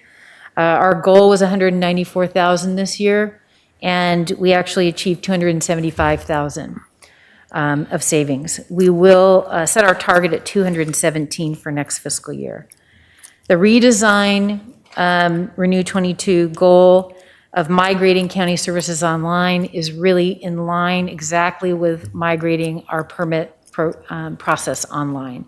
And this year we had 10%, and next year we believe we will be at 50% of those migrated. Training employees through SBC, Innovate SBC. We had a target of sending 4 of our staff this year, and we did achieve that, and next year we have a target of sending 9. Regarding customer service surveys, we do send out surveys at the end of the permit process to all of our applicants. We don't necessarily get a lot of replies, but we do get some. We are seeking to add another survey that once we get the permit system up and running online, we will have a survey available to people who are using the system so that they can give us feedback about how it's working.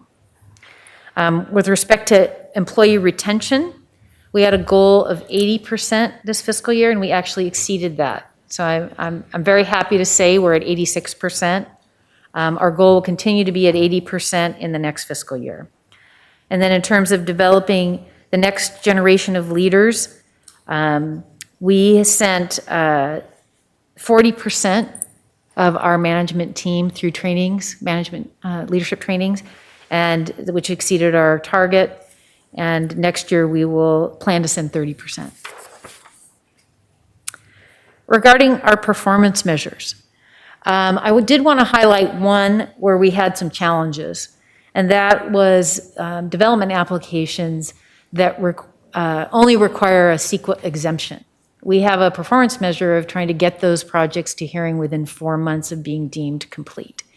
And this year, we were unable to meet our goal of 95%. And as you can see from the slide, we sort of had varying success over the years of being able to achieve that. In looking into it more deeply, we discovered that the reason we were unable to hit our mark was a combination of things. One, some of the projects were more complex than we had anticipated. Usually you think a CEQA exempt project is going to be pretty simple, but sometimes they can be complex. There were projects where we saw changes through the process, either driven by the applicant or driven by requirements from either planning and development or other departments to meet codes and requirements, and then also staff turnover. While we've been successful at keeping a lot of our employees, we did have some staff turnover and development review that resulted in projects having to be shifted around. I did also want to note that in building and safety, I think we've improved significantly in terms of completing the first plan check for large projects within 30 days, and that we were at 58.1% in 2019-20. We had a goal of 100%, but we didn't quite make that, but we did increase our meeting this performance measure up to 82.1%. So we will continue to work on that and continue to maintain our goal at 100%. I'm happy to report that we do not have any recommended service level reductions. And then again, I just want to talk a little bit more about this expansion request. I've already mentioned it, but I do want to say that this position will fill a gap that's in our current structure. And it will create an enterprise leader or division manager for the administration division. That division oversees the budget and fiscal responsibilities for the department, hearing support, IT, HR, and training. So they play a very fundamental role. Also, the admin division plays a central role in 8 of the KPMG recommendations, most of them being related to IT improvements. So it's very important that we have the support and the structure to be able to carry out the ambitious goals that we've got and to keep the department moving into the future. The fundamental change in how we're doing business will include, as I mentioned, the expansion of the Acela Enterprise system. It's going to allow for teleworking, paperless hearing process. We're going to be moving the Planning Commission to Granicus, electronic plan review, credit card payments online, GIS within our Citizens Access Portal, and then we will be working with other departments on service level agreements, which was another KPMG recommendation, on how we conduct our reviews and the time in which they need to be completed for the different applications. So I can't express enough how important I feel like this expansion is. We've done what we can to reduce the request by deciding to not replace this position, a position, a financial office professional position, so we could reduce the general fund request. And we also have some revenue that we'll be able to allocate to this position as well. So in summary, the department's strategic plan is something we're very excited about, and how it's going to help us prioritize how we will transform the department over the next 3 years and take us into the future. That includes this transition to the Acela Enterprise system. And it will transform, I think, how we interact with our customers. The cannabis permitting and enforcement, we will continue to work to try and help the applicants and appellants resolve their issues before appeals get to the board. And we're very supportive of efforts to even get those resolutions set in place before the permits are approved, so we don't see appeals at all. And with respect to staffing, recruitment, and succession planning, we are really focusing on our successful recruitments. We are in the middle of a recruitment right now, and we're excited to see that we've got a lot of good candidates. We will continue with our leadership program and training our future leaders so we can help develop their skills. And with that, I'd like to move on to our quote. And this is from Arthur C. Clarke. And we sort of thought this was appropriate as we're beginning to transform how the department does business and move everything online. And the quote is, "The only way to discover the limits of the possible is to go beyond them into the impossible." I'm happy to answer any questions. Thank you very much. And I think you've raised two issues that we need to get board feedback on, and that's the expansion request for the enterprise leader and the cannabis amendment on the work plan. So with that, I turn it over to my colleague, Supervisor Williams. Well, I think the expansion request is a no-brainer. In fact, from what I have seen and from your Supervisor Hartman's BIFs, I continue to wrestle with the thought that the department is entirely too understaffed. I can't, DevRev is better than what it once was, but I can't imagine that we could say that that is adequately staffed. And obviously, long-term planning is one of the biggest bottlenecks of public policy in the county, as none of the board priorities have moved quite yet. One is about to, but what happens is state-mandated parts of the work program get added. Board priorities, occasionally get added, but most of the board priorities just languish for a long time.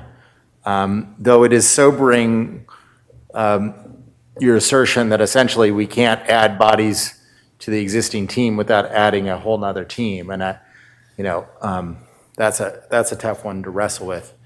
So, I guess my thought is we definitely need to look at that hard with the finite resources we have. But I do think that adequately staffing, planning, and development should be a board priority.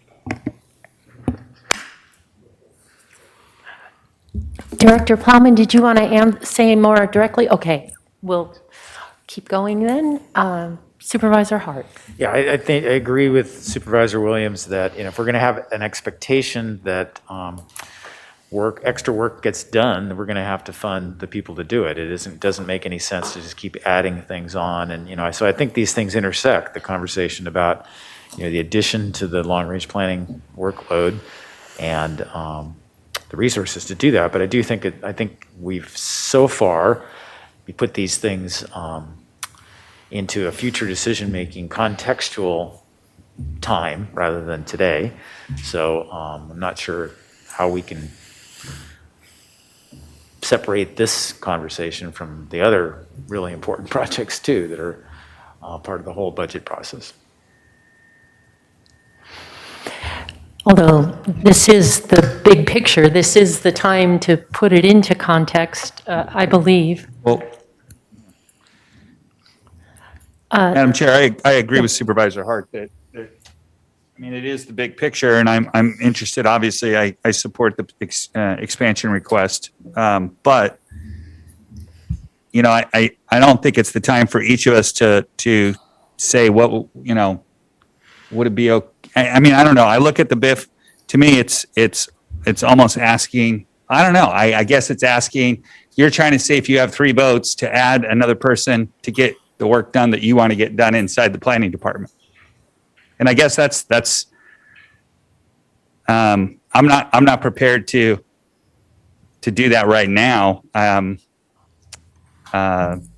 guess that's, for me, that's not what we normally do here. Can I ask a question then how does she do it? Because we just had a conversation about a long-term planning program, and essentially the answer was, we can't do anything because we don't have enough staff. And so if we can't talk about it when we go over the long-term planning program, and we can't talk about it now, then what can we talk, when can we? And let's put up all the projects and let's just start going through every single project, which one gets funded. Because this, what it looks like is I want to assign a certain planner to a certain job. No. Okay, then I'm reading your BIF wrong.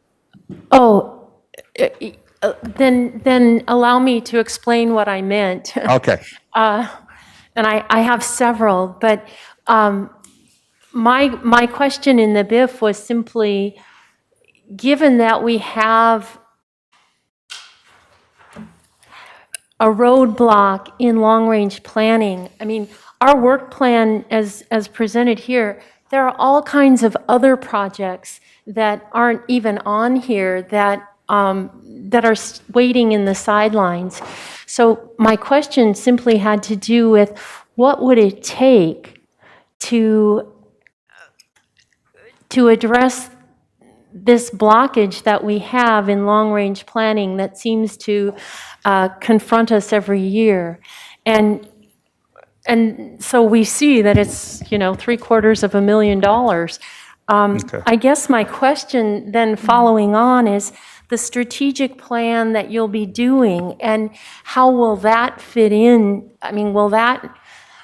Someday we have to deal with this, and what is the process for figuring out how to deal with it? Because this is a lot that, if we want a whole new team, but we have needs that are, I've got 3 or 4 projects that aren't even here that have been sitting for years and just got off the plan.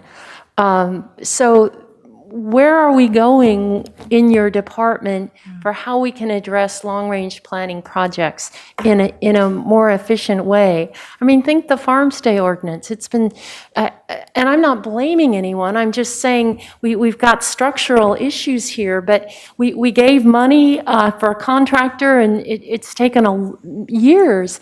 And so how do we address that? That's all that I meant to ask with the BIF is and continue to discuss here today is this year, next year, the next 3 years, how can we break through this ice? Yeah, Madam Chair, I would like to make a few remarks. I think it's really important to adjust the thinking about long-range planning projects. They are long-term projects, and many times they're multi-year projects. And so it's not so much thinking about how we can get through faster. It probably should be thought about how many programs can we move in a 3-year work program. And so that was the way I responded to the question was, if we want to take more programs and be able to process them in this 3-year work program, we do need another team, because the 2 supervising planners and the team I have now are really fully subscribed. And so adding a planner here or a planner there isn't going to materially change what total number of programs get through. And I appreciate what Supervisor Williams said, in that there are several projects that come to us mandated by the state that we don't really have a choice about. But some of the other ones I think are important programs to update for our general plan, right? I mean, our circulation element is significantly out of date. So these are all things that are very beneficial to the county. They may not meet a specific need per se, but they are, they matter. So I guess what I was saying that is, if we were able to get another team, and I realize it's a lot of money and I understand that, but we could add, 3 or 4 other programs that are in the long range work program and start moving those forward. So that's how we address that issue, in my view. And we do what we can to try and make sure that we contain the program. And when I say contain, I mean get sufficient public input so people feel like they've had opportunity to comment.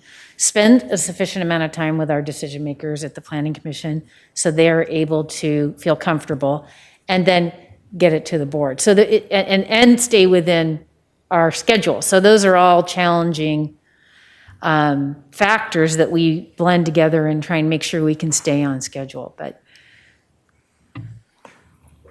Supervisor Williams. I just, I understand how that is a reasonable conclusion to come to, but the ramifications of accepting the idea that we should only have a handful of initiatives that have anything to do with land use is totally unacceptable. It's saying that we can only offer a few solutions to the public every 4 years for problems that have to do with land use.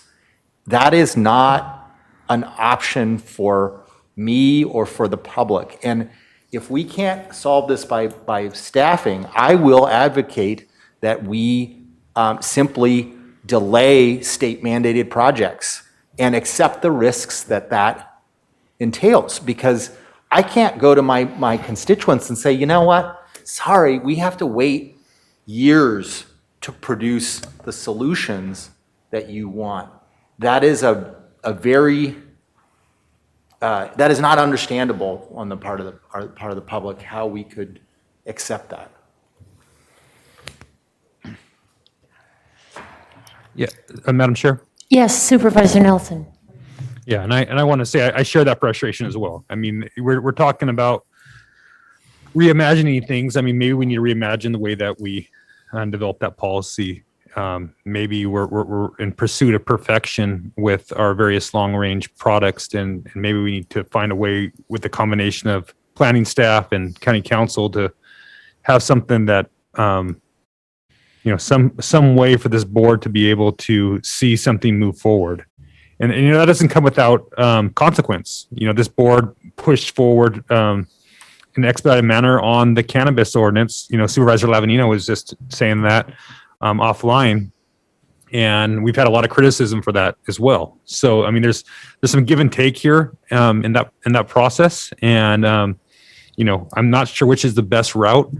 I think I would like to see it to be more responsive, and in any way that we can do that in the future, I'd be interested to pursue that. I do have a couple other questions for Director Plowman on rebalancing, enhancing the financial resiliency. So is that savings that the department has throughout the year? Is that where that number comes from, that target? Madam Chair, Supervisor Nelson, so the money that we obtained actually replaces general fund money that would have been spent on programs in the long-range work program. So we were able to take that grant money and use it for consultants, environmental documents, the type of thing. And so it ends up saving the county money when we bring those grants in. So that resiliency piece and the rebalancing, that's all general fund dollars. Those aren't enterprise dollars that are saved. Correct. Correct. Yeah, okay, that's helpful. Thank you. Just a suggestion on look at the slides on the customer survey.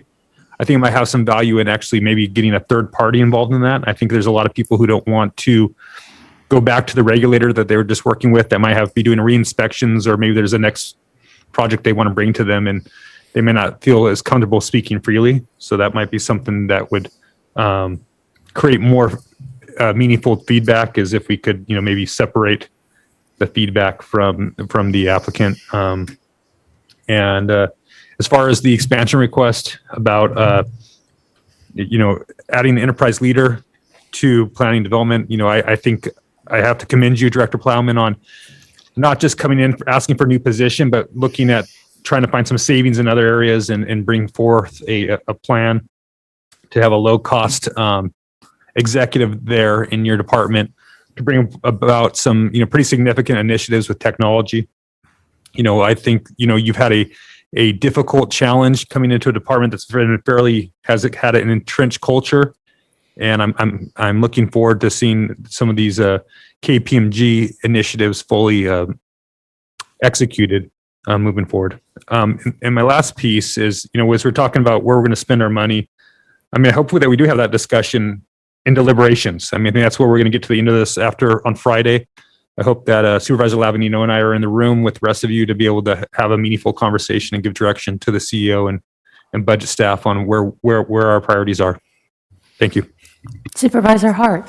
Yeah, I agree with Supervisor Nelson. I think that Friday is the time to do that, so that we will have at least had all the presentations from the different departments. The needs to advance the long-range planning projects is important, but so is, giving 24-hour coverage to co-response.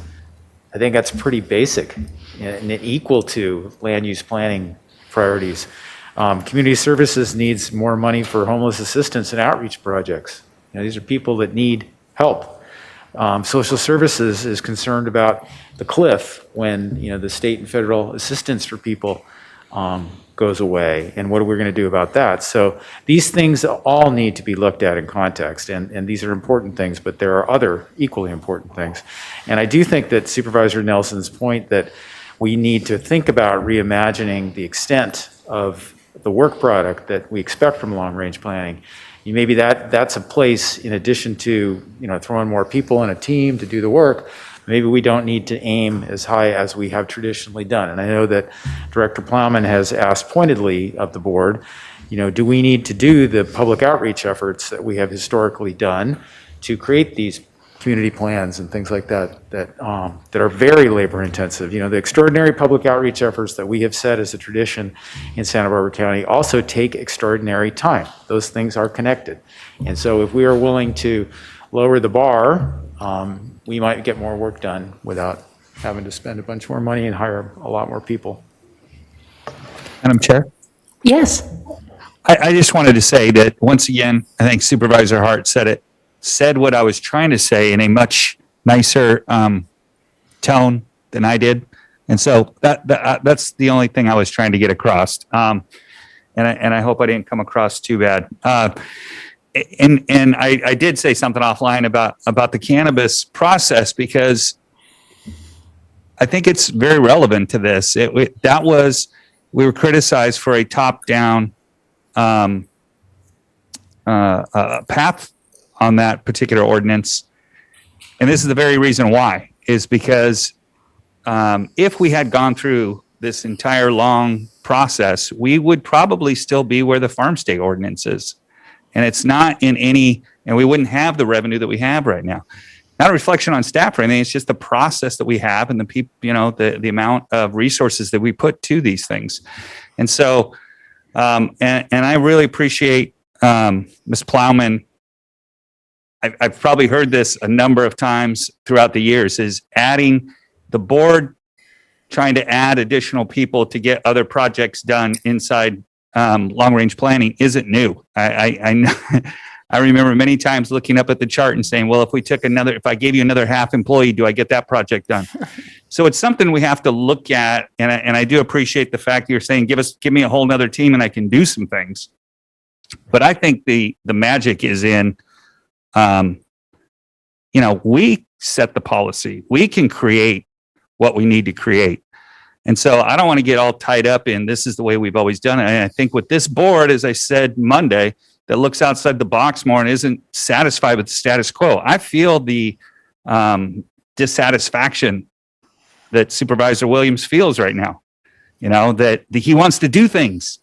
And guess what? We create the policy here, so we can do things. We just have to make the rules and spend the money that we want to spend to make those things happen. So I don't want to feel like we get all tied up. Like I think we've tied ourselves up.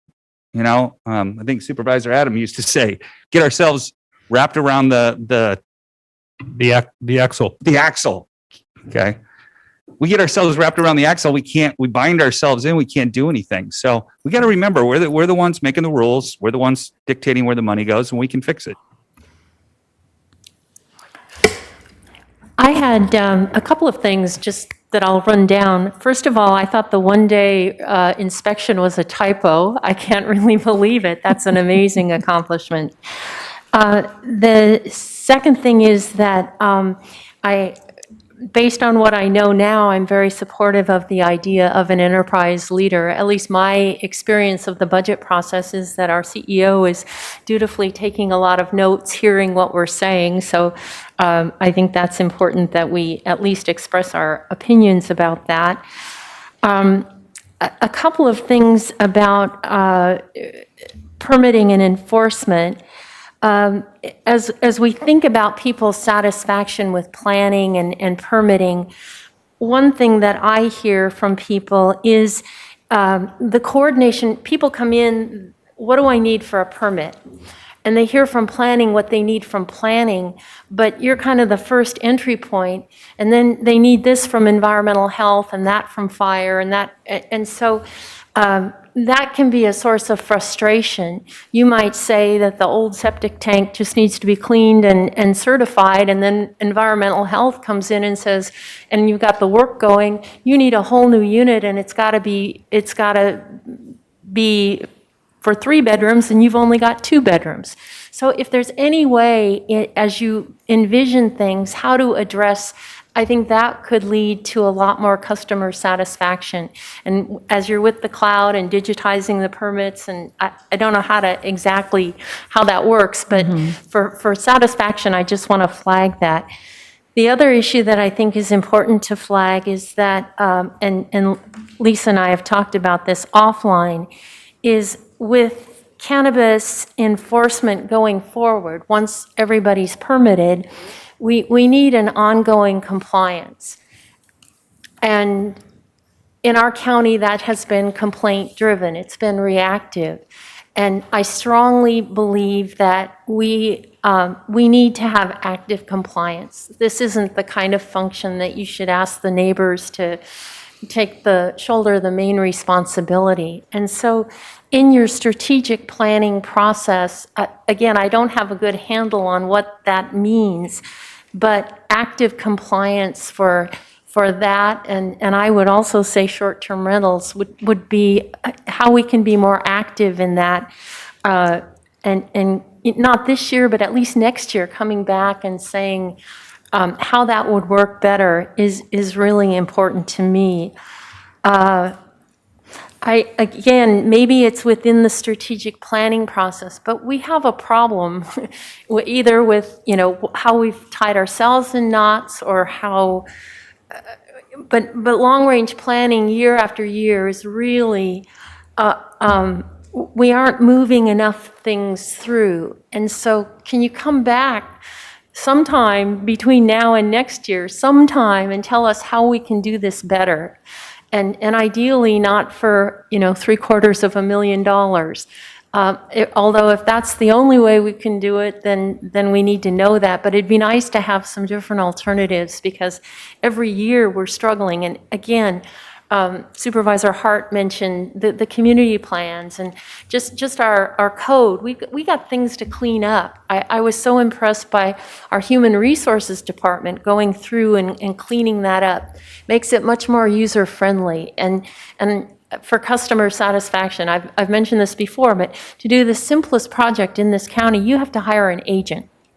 I had to hire an agent because I couldn't get through this stuff, and I'd been on the Planning Commission and have a law degree. So it should be more, it should be simpler. And that's long-range planning, I believe. And so we don't have enough capacity for the many needs that we have. And so bring us some ideas for how we can break through that. And the final point I'd like to make is that we did vote as a board to look into how to deal with the concentration in the Santa Rita Hills. We heard from County Council that this would not be such a heavy lift. I think we heard from P&D that it would be 0.2 FTE. And that it could be incorporated into our existing work plan. And so I'm very, I think a super majority of the board, although not unanimous, supported that idea. So I do hope that it will go forward. Supervisor Williams? Well, I hope it does too. I mean, we're talking about not an overhaul of the ordinance. We're talking about a small limitation on one region, and I support adding that to the work program. I understand it may feel like the straw that breaks the camel's back, but I just think that Supervisor Hartman has tried very pragmatically to implement the ordinance, but still take care of nuisance issues for her constituents, as I have attempted to do, and sometimes we have to tweak something that might otherwise have deleterious effects.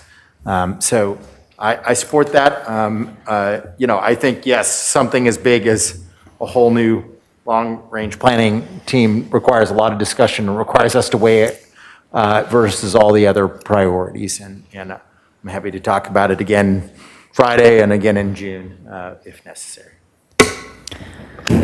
Madam Chair? Yes. I just wanted to make sure that, at the risk of repeating myself, but if we do shift resources to cannabis, it will shift them away from other projects that are in the process now.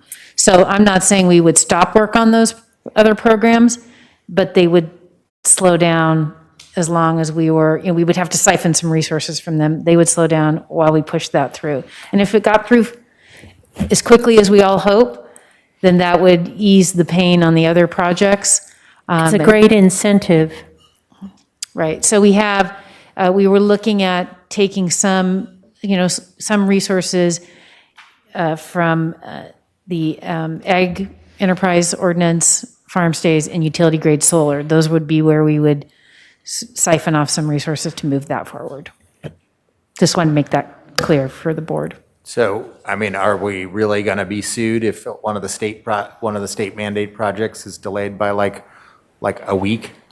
I mean, that's the amount of. I guess this is an amount of ordinance change that it would take me 5 minutes to write. It's not like an EIR, and I just so I want to be supportive not only of Supervisor Hartman's priority, but at a larger picture, our ability to adapt laws. We know that this wasn't meant to be perfect, that it's gonna take adaptation along the way, and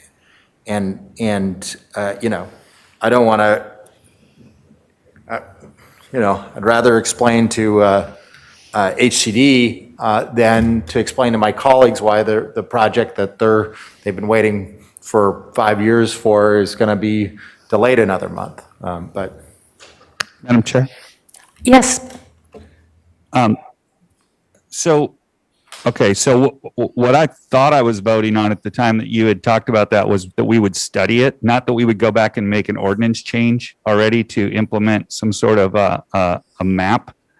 So, I mean, I thought that's what we were voting on. I support looking at it and discussing it, but again, in the greater texture of a Friday, where we all discuss these things, I think we're kind of really breaking down P&D way more than we have any other department as far as getting into the intricacies.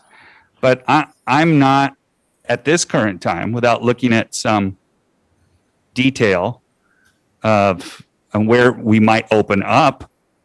I think we're, at some point we continue just to close off areas for cultivation. We're going to get to the point where there are none, or they're very limited. And then guess what? Now all that's going to go into another area, which might be what everybody's looking to do. I'm not sure, but I need to make that in a broader context. For example, I just heard from Ms. Plowman, these are the items that would get bumped if we did that. So this thing is a large, we got to look at everything. So I would suggest, well, I'm not going to suggest anything, but I'm just saying, look, my vote's not there to do a ban or some sort of curtailed overlay in the Santa Rita Hills without looking at a study first. without looking at a study, you said? Well, I mean, I need to see some fact. I mean, like, what are we talking about? What are we talking about? Options. Right, Yeah. options.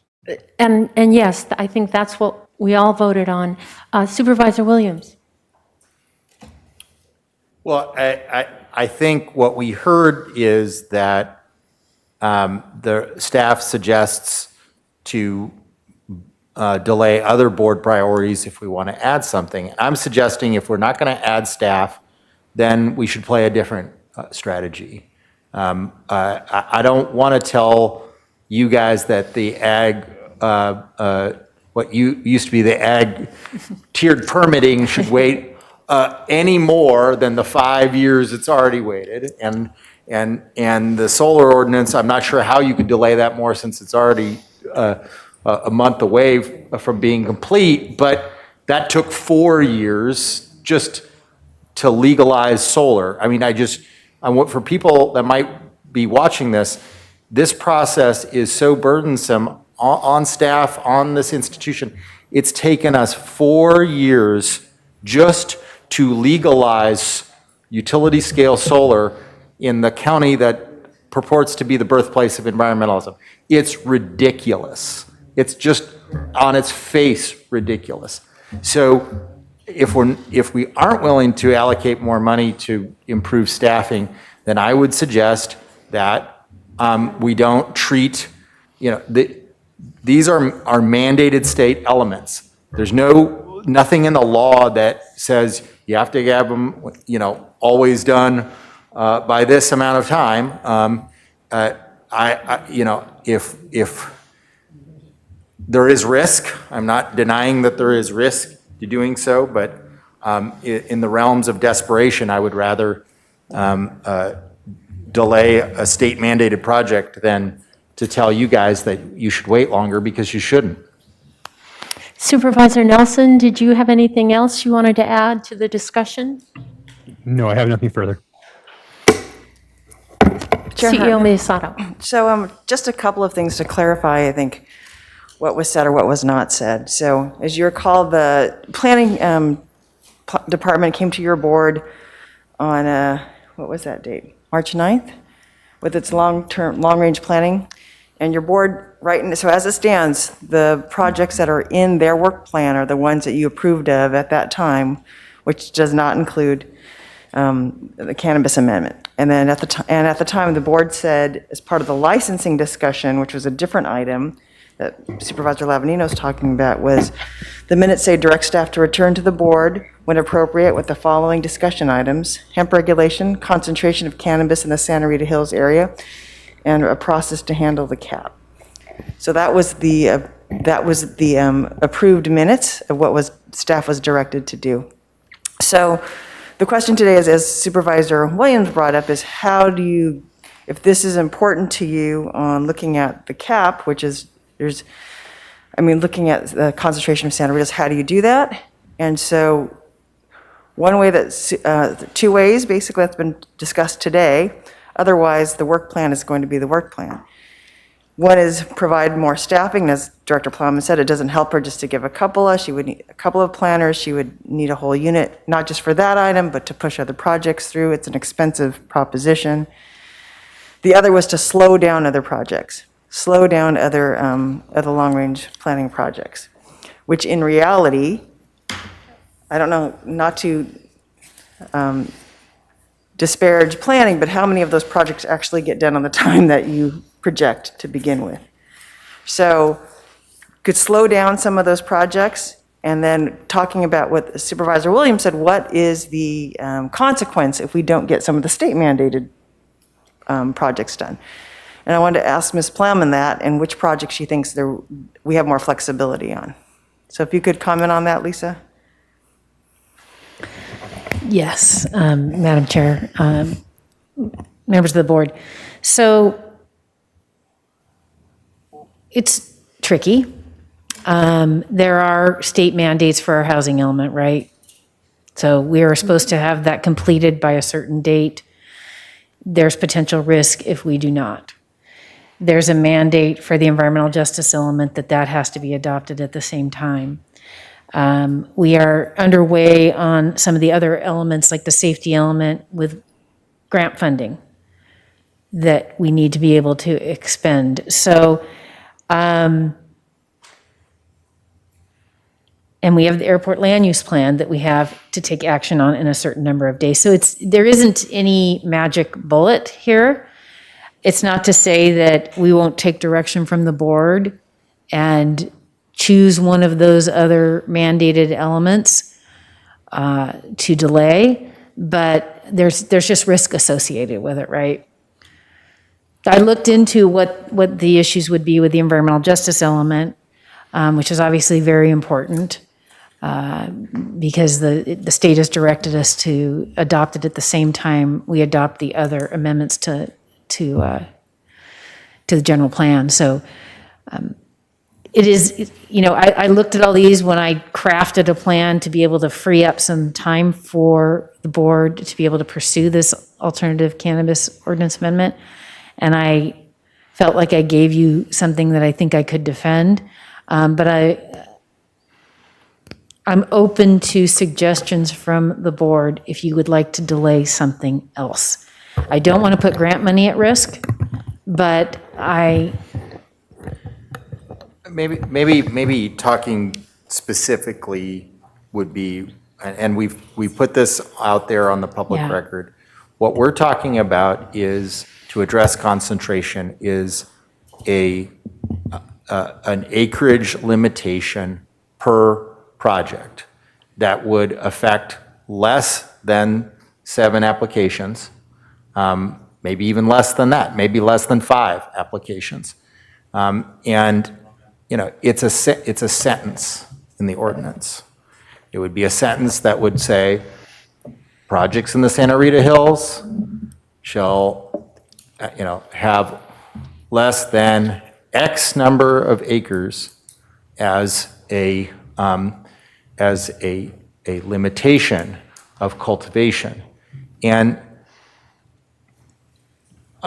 even if I accept that it's a 0.2 FTE to integrate that into the ordinance, that's 2 months of one person's time, maybe 2.5 months. I'm not sure what they're going to be doing for 2 months. I don't know how much you can do. It won't take them 2 months to go to all 5 locations, to look at all 5 locations. It won't take them 2 months to explicate that sentence. I suppose it could take them 2 months of all the things that the community will ask for on top of that. But then we have to have the discipline to say, no, this is what we can do. We can't do more, and do that. I feel like I am being constrained by something that that is not, that is it's hard for me to conceive of how we cannot make one sentence of a change of public policy because all the dominoes will fall and the projects will collapse and the state will come after us. It's just too much. Madam Chair, Dan Clemon, who's Deputy Director of Long Range Planning, is available via Zoom. We can talk about some of the grant funding. But I think, I don't want to give the impression that the division or the department is saying that all projects will collapse if we process an amendment to the ordinance. What I am saying is that it takes resources, and those resources have to come from somewhere. So we do our best to move these things forward as quickly as possible, and I think we were quite successful in the last round of ordinance amendments to get those things done. In fact, our deputy pretty much took those through himself. So we will do what we can to process as quickly as possible, but I just have to reinforce that it's a zero-sum game. Correct. But if Mr. Clemon wants to make a few remarks about where there may be some flexibility, we can go ahead and do that. Jacqueline? Oh, Dan, can you provide your feedback? He's on. Dan, go ahead. Yes, good afternoon, Chair Hartman, members of the board. So actually, I don't really have much more to add to what Director Plowman shared, except to say that just reemphasize that our grant funding is tied to those state mandated projects. In other words, we did a really good job of when the state mandates, we could see those on the horizon. We tried to identify revenue sources besides general fund revenue to pay for that work that we saw that we were going to have to do, or otherwise go sideways with the state. So I just caution you, if you're looking at slowing down any one of those state mandated projects, just keep in mind that there's grant funding associated with those.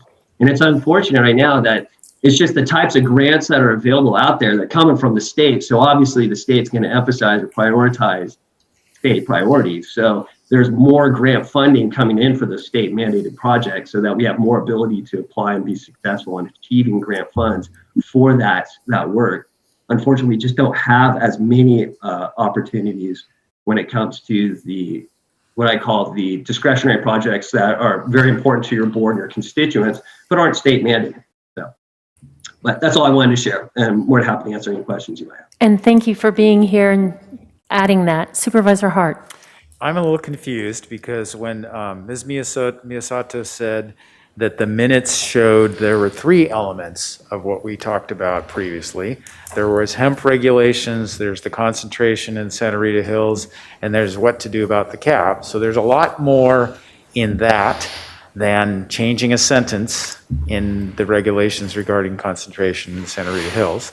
So I'm not sure what we're saying here. There's a significant pile of new work that's represented by those 3 elements. That's why I voted no, because I think those things are not the same. Those are all different things that have pluses and minuses and complexities individually.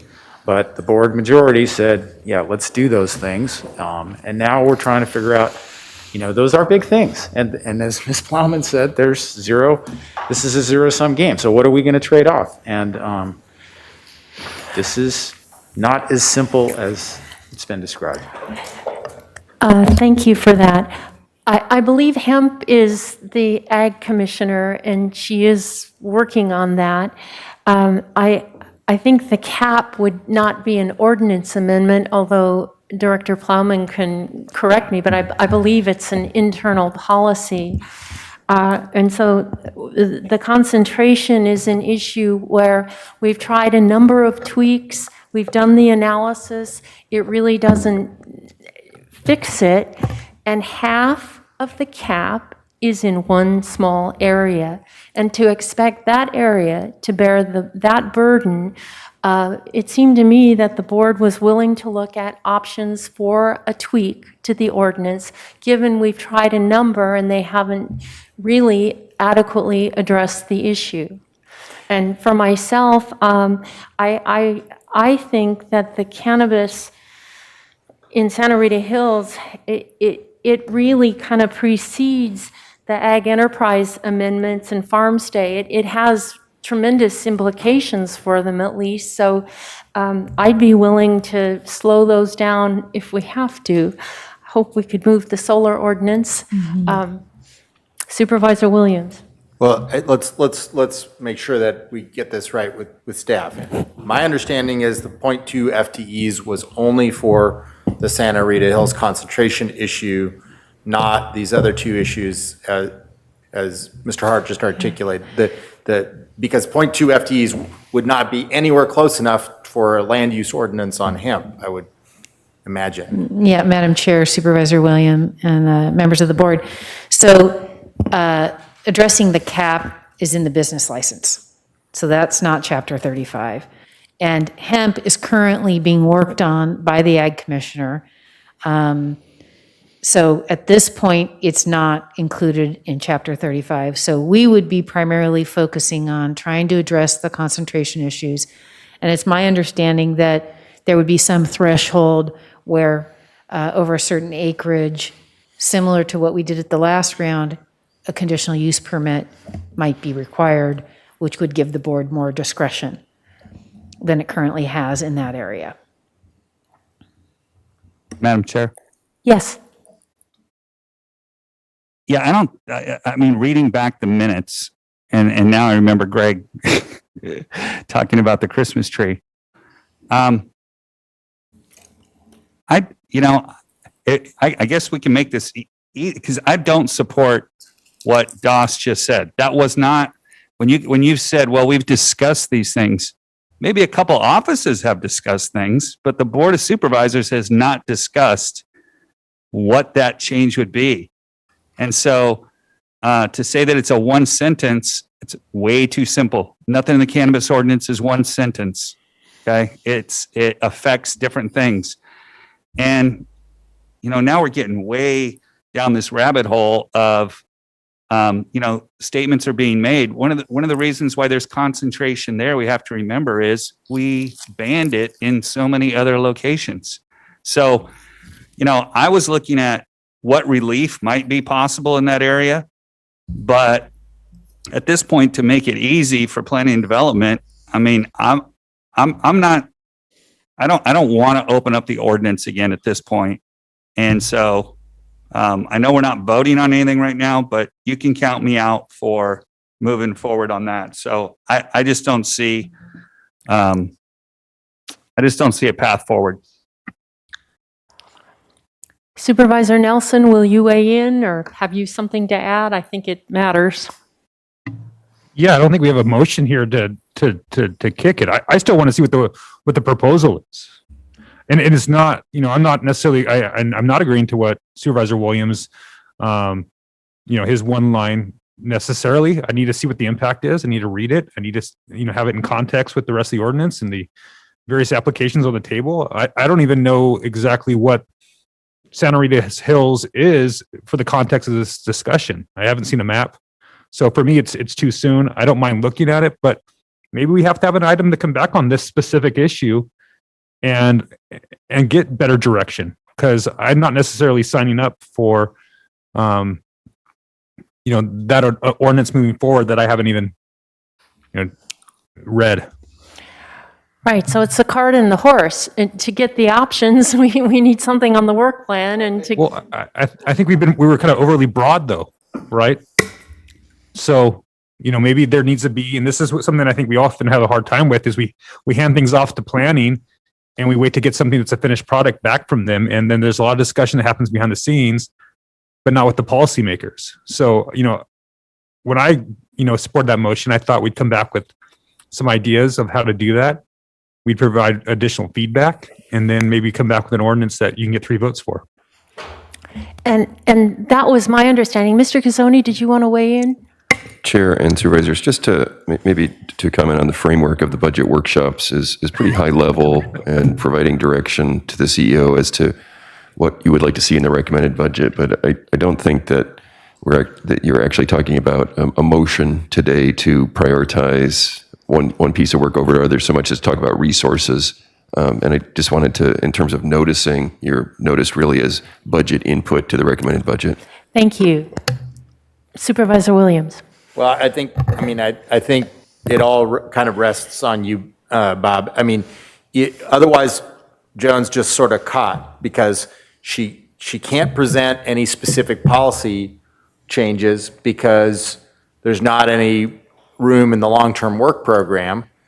What you just articulated to come back with options requires work in the long-term work program to exist. But if it's, I think that's the question is, do you want work in the long-term work program for this, or is that not going to happen? Because without the work in the long-term work program, there won't be options that come back. Maybe, maybe not. I mean, sorry, Madam Chairwoman and Supervisor Williams, we haven't gotten that far yet. I'm not ready to send, to devote 0.2 to it yet. I think we need to have some kind of intermediate discussion about what that exactly means. I'm hearing about this from Director Plowman right now that might involve, reaching a cap in the Santa Rita Hills and then having a CUP beyond that. Okay, I'm definitely open to that concept. I want more tools. Our planning commissioners have been asking for more tools. I'm very frustrated by the LUPs, and this was, so I am interested in that. But, I don't think we had that discussion. I don't think that was what the five of us talked about when that motion was made. So Sure. I think we bring it back as an item in a couple of weeks to discuss it as a board. I think we were off off agenda right now. CEO Miyasato. Thank you, Chair Hartman. So it sounds like at least maybe three of you would like a further discussion. We did come to you on March 9th with Planning's long-range program. You did have a discussion. You accepted Planning's long-range planning program as it was. You expressed other things you wanted to be added, which was for the future, like childcare, an ordinance on childcare and some other things that didn't get in the plan. But having said that, I think what Supervisor Nelson said is he'd like to have a fuller discussion. And so I just talked to Director Plowman about what would it take to have a conceptual discussion with the board about the Santa Rita Hills issue so that you can define it so that Supervisor Williams says it's a simple thing that it can be better defined, but it's a conceptual discussion before planning actually incorporates it into their long-range planning program. So you and planning could have an idea of what it is, that you're talking about. If we do that, I think it would be difficult to do it before the budget's adopted in June because our schedule is so tight. You could do that afterwards, and should the board then say, yes, we would like to move forward, you can ask the director at that time to reshuffle things, or if it's as simple as it is, or is as simple as it turns out to be, then the director can determine how much more work it would be. But that would be one solution to get at this issue. Supervisor Williams? Well, I'd only remark that if it is not something that the board would take up soon, it would be meaningless because forgive me, Steve, if I was being very specific, it's only that when number of FTEs are brought up, then we are incentivized to make it really, really, really, really simple. And so if we were called upon to present something, it would be extremely simple. And it would be extremely simple in order that it doesn't trigger 0.2 FTEs, that it maybe triggers 0.005 FTEs. But if it then has to be presented and then studied by long-term planning, and then that might take a long time, then it's really kind of meaningless because all of the applications would be deeply in processed by that time? Well, I think CEO Miyasato and Director Plowman have given us a way forward. The way it looks on our budget presentation, it seemed like we needed to make some kind of decision today about whether it's included in the long-range plan or not. But it sounds like we can go through the budget process and then reshuffle if that's in order after we get a presentation of options like the board agreed to and the minutes that were cited for us. So I think that concludes P&D budget discussion for today. Let me just ask, though, again, the strategic plan, it's a very vague concept, and I don't want to put too much into it, but, I'm hoping that it helps us resolve some of the issues we've been struggling with here today. Madam Chair, members of the board, the strategic plan really is for us to look at our internal operations, right? And figure out the changes that we need to make in the department and map those out over a 3-year period, right? And help us prioritize because, well, the way I look at it, we're sort of awash in initiatives and we need a lighthouse and a roadmap, to mix metaphors there, to get us there so that we tackle the most important ones first and make sure we get things done. Because if you have too many initiatives that you're trying to focus on, nothing ever gets completed. So I'm not saying that it's going to resolve this issue with respect to long-range planning, because this is a broader discussion about how many resources we have. And I can't really tackle that in the context of the strategic plan without board input. So I don't want to make that commitment. But it really is about trying to transform some of the operations that we have in the department and move us forward. And the Acela program is going to be part of that. So I hope that gives you a little bit more perspective. You think of all the KPMG recommendations, those will be in the strategic plan, and those will help us. We will prioritize those as we develop it. Okay, thank you. Yeah. Madam Chair, can I have one last comment? Of course. It's positive. Thank you. I feel bad because every other department came up here and maybe this is just the frustration that we all have, in our pet projects and the things that we want to get done. This is how we get things done in the county. But I have to say, Lisa is just doing an outstanding job. This is not any reflection, I think, our frustration on this board with the staff at all. Staff's doing an awesome job. I look at Jeff Wilson that handles a lot of the North County for us and super receptive to meeting with folks, trying to explain our processes. I just didn't want people to leave with the sense that somehow we're frustrated with the staff. This is, like I said, some of this is mostly of our own doing. And so I hope you understand that. Yeah, Madam Chair, and I want to echo that as well. In my comments, I mentioned that there's been an entrenched culture in this county on the way that we've done this. And I think this board, again, is a board that's trying to tackle some big problems.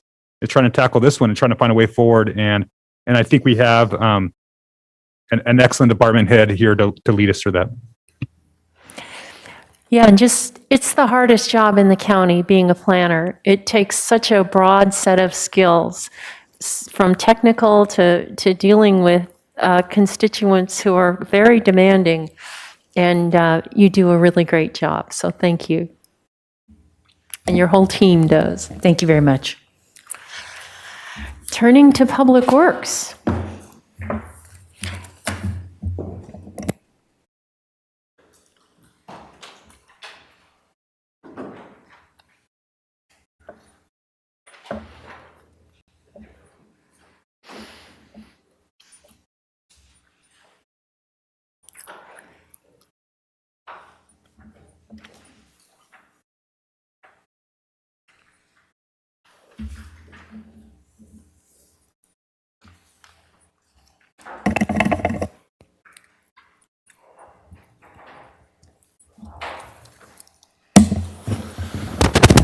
Thank you, Madam Chair and board members. Madam Chair, maybe you'd indulge me for a moment just to share some unbelievable news before I get started. Next week, we're holding the National Association of County Engineers Conference. We're going virtual, and I will relinquish my leadership role in that organization end of the week.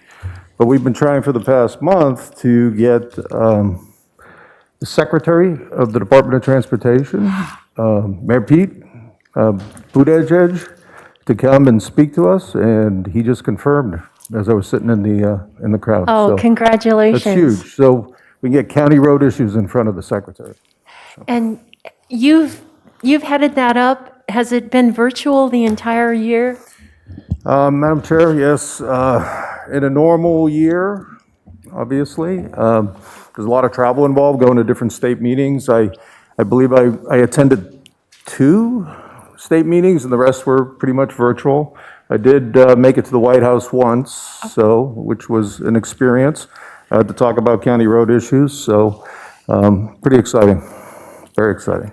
So, Well, job well done. thank you.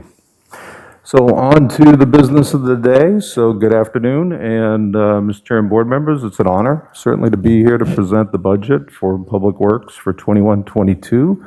Joining me here in the boardroom, Ms. Julie Hagan. She's the Deputy Director of Finance and Administration. And on the screen, you can see our other 4 divisions. Transportation is led by Deputy Director Chris Sneddon. He's on Zoom. County Surveyor's Office, County Surveyor Alex Yevremovich, he's also on Zoom. Water Resources, Deputy Director Tom Farum on Zoom. And Resource Recovery and Waste Management, Ms. Leslie Wells, Deputy Director Wells on Zoom. So they'll be available for questions as we go through today's presentation. So as we go in here to key challenges and emerging issues, I think this time last year, this first bullet was really an emerging issue for us. And this year, it continues to be a key challenge for us. And I'm so proud of my Public Works team, because from frontline staff to leadership, this team has been at their posts, both field and in the office, really since day one of this pandemic. And the team has just been so determined to continue providing the essential services to the public that they expect from a county public works department. And they did this really, despite the personal risks and the challenges to everyone, because if you think back last year, we didn't know a whole lot about COVID.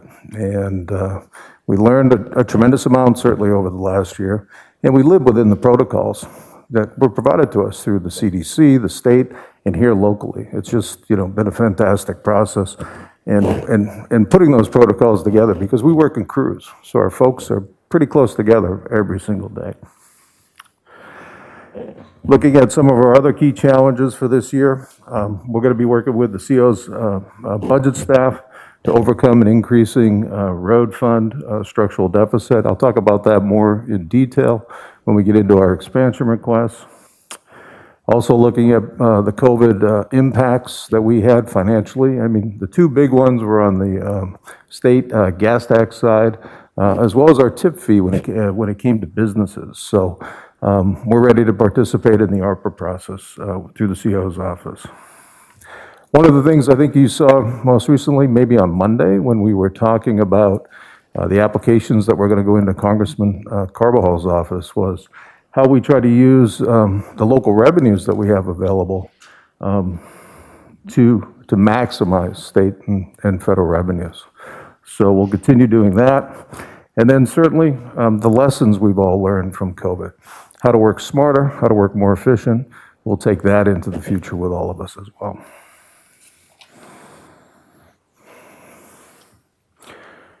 Our next slide gives you a budget summary. Our operating budget is $147 million, almost $148.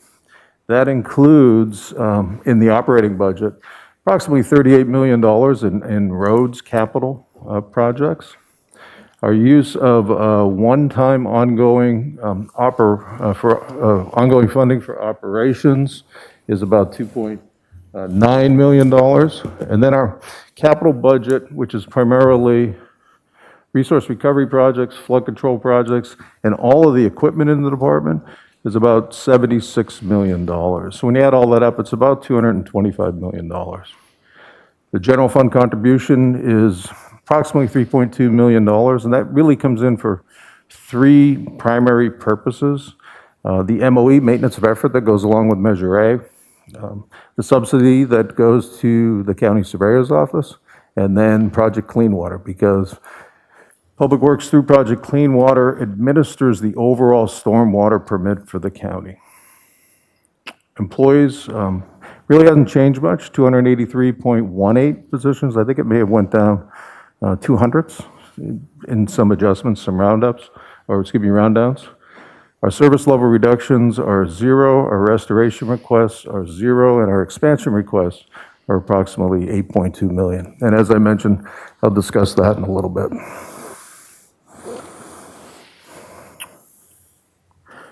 A few of our larger capital projects are shown here on the screen. You most recently saw the Floridale Avenue Bridge. We talked about the advanced construction because the Highway Bridge Program right now is so oversubscribed, and there's a delay in getting the federal funding. Our plan is to expend about $6.7 million next fiscal year, and the total project cost is $21.4. Foothill Road Bridge is the next project in the queue for out in the new Cuyama community. That project is a good project because right now we have a summer crossing that gets washed out a few times in a normal rainy winter. So the detour is about 12 or 13 miles for the ag community and the residents that live out there. Our plan now is about $5 million in fiscal year 21-22, and the total project cost for that project is almost $27 million. That will also require an advanced construction agreement. Randall Road Debris Basin, Montecito, San Ysidro Creek. Happy to report we got some fabulous bids from Vince Lopez on that, and our first working day is May 10th. So right around the corner. We estimate that we're going to spend about $11.5 million in fiscal year 21-22, and total project costs, and FEMA is involved in this, $20 million. So we do have, I believe, some other good information I'll talk about in a bit on that as well. Continuing to build Lower Mission Creek Flood Control Project. Total project cost for all of Mission Creek's $80 million. We're planning to spend about $6 this fiscal year, this coming fiscal year. And then the Laguna Sanitation District Plant Upgrade, Phase 1. That'll be about $37 million this year. It's about a 2 to 3 year project. So it's about a $65 million project.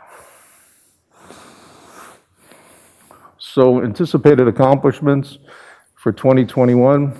As I mentioned, we continued to stay open and directly serve the public during COVID, maintaining the roads, keeping them safe, flood control channels. If you remember last year in basins, this time last year when COVID struck, we were in the process of clearing out basins in Montecito and running our beach nourishment program at Goleta Beach, and that work needed to continue, so we had to get that done. A big thank you to your board. You approved $10 million in the SCE settlement funding.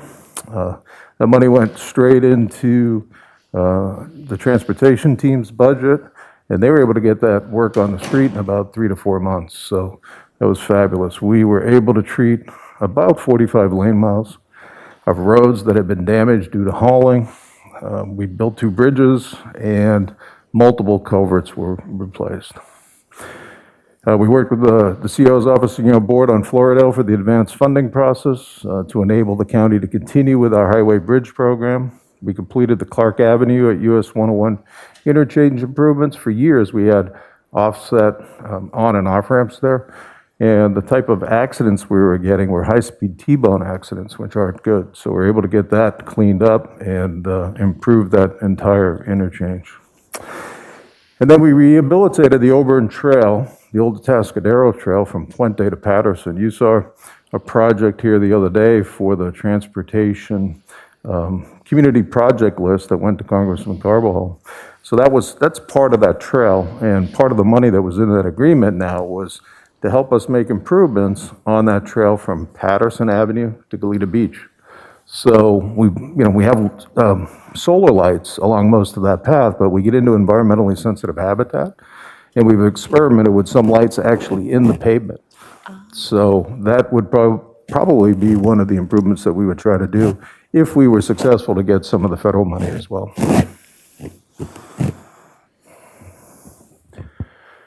Continuing on with a few other anticipated accomplishments, we completed the recorded right-of-way surveys in the areas affected by the 1/9 debris flow. So we had really two phases to this project. The first one was to do the Montecito Survey Control Network, and then phase two was to reestablish the lines between public right-of-way and private right-of-way, where they were all completely destroyed in the debris flow. This was really the first time FEMA had ever participated in this type of work, and it was really just great work by Andrew Myung, our disaster manager, and our county surveyor, Alex Yevremovich, to get them to participate. It was somewhere in the neighborhood of about $900,000. So now property owners have at least one side of their property defined, and they can take care of the rest of the property. Water Agency executed an interim contract for the Kachuma water supply contract, so we'll be working with USBR over the next few years to finalize that.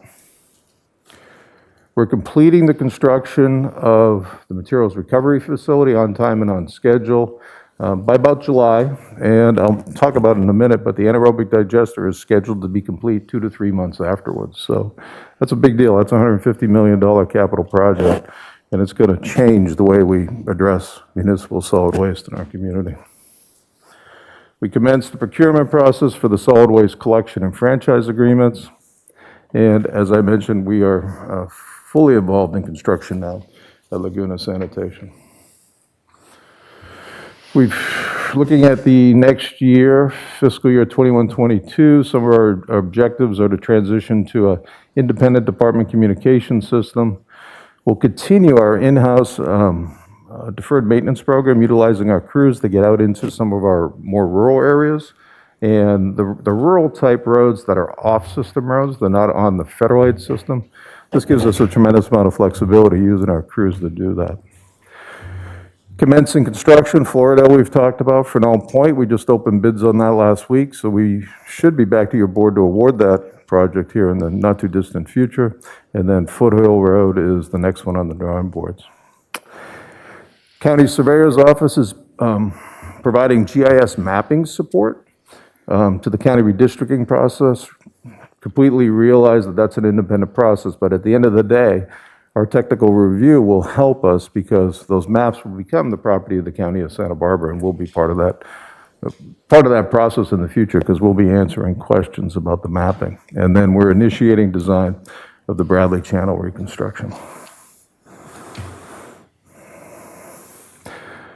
Some other flood control projects, as I mentioned, the Randall Road commences here shortly, and we'll have that done before the winter. And Santa Monica and Romero debris basin improvement shortly thereafter. Finishing the anaerobic digester at the Resource Center about August, September, and then we'll be up and running, and we'll be able to take, hopefully, our diversion rate today, which is about 72-73%, to something greater than 85%. We'll be back for your board's approval and review of our new solid waste collection and franchise agreements, and we will continue construction on Laguna County Sanitation District Plant.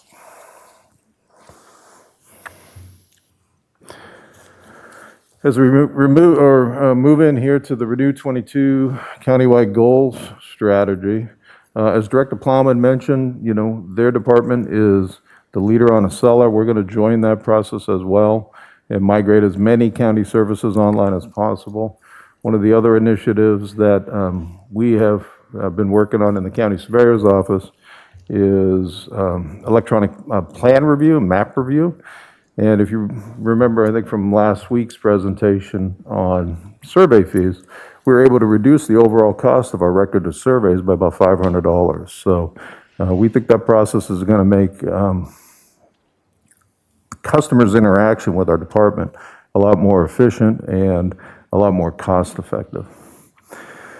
Our hope is we can get at least 15 of our leaders trained on the Innovate Santa Barbara County as we work through that process. And one of the things we did on Renew 22 was we developed what we call Vision 5.0, which is our implementation plan for Renew 22 in the department. And it's I always say it's revolves around the 3 Ps: people, projects, processes, and finances. So we try to kind of blend that into Renew 22 as we move forward. This is something we've done quite a bit in the past, not so much lately, but our customer service surveys, the ones we're showing on the screen are the surveys that were part of our hauling agreement process with our 2 haulers, Marburg and Waste Management. We reached out to customers in their respective zones to get some feedback on their efforts to date and any other thoughts people had for additional services as we went into the negotiation process on hauling. Retaining new employees, our hope is by the end of this fiscal year, we'll be at about 90%, and it looks like the target's about 80, so we seem to be running in the 90s. So our hope is we're giving new employees challenging work and really good experience, because there's just so much going on throughout Public Works. And developing the next leaders. In addition to participating in the leadership development program that's supplied by Human Resources to all departments, we've been running our leadership development program now for about 6 or 7 years, and we're in our 3rd version of that. Those classes are currently going on now. We include our leaders as well as aspiring leaders throughout the organization, so trying to plan for the future as part of our succession planning. These next few slides are various performance measures that we use in the department to manage the department. This last one's interesting with the recent discussion on how much life do we have left at Tahigas. You can see here at the bottom, we've been fairly successful at getting over about 1,000 pounds per cubic yard of compaction. That's a big deal. If we can get more material in the same space, that buys us time, because as your board knows, we have a volume permit. So our operations manager has come up with a few creative ways where he believes we can get some additional compaction out there. So that'll be a big goal this year in 21-22, and a big target for us to hit.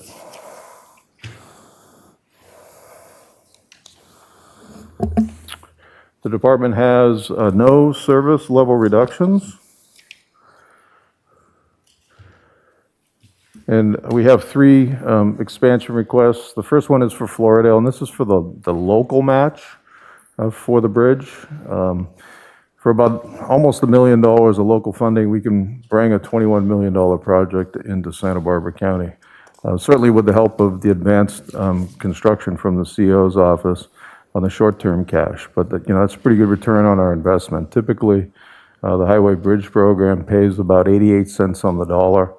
We do have some toll credits from the state of California here that's brought our local costs down significantly. On our structural deficit and road operations, I think the easiest way to explain that is the increases on our annual revenues aren't as high as the increases on our costs, looking at both labor, materials, and equipment. And this is something the department's been wrestling with over the last 8 or 10 years. And a few of the things we've done, we operate our road maintenance crews out of 3 major road yards: Goleta, Lompoc, and Santa Maria. We used to have 3 road maintenance crews in each yard. We've reduced the crews down to 2 in each location.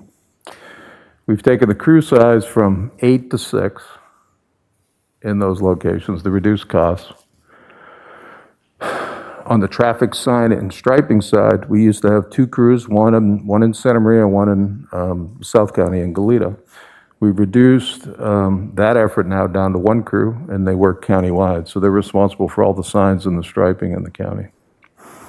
We used to have 2 street tree crews, take care of 15,000 street trees. We have 1 now, and it's a countywide crew, but it also does concrete repairs and any of the other work that our road crews don't typically do before we go out to the private sector and the contractors. So we've cut the labor really as low as we possibly can go without major impacts. So material costs, at NACE, we just recently did a survey of 44 counties across 15 states in the nation, looking over a 20-year time frame, because NACO needed some information for the reauthorization bill that's going forward.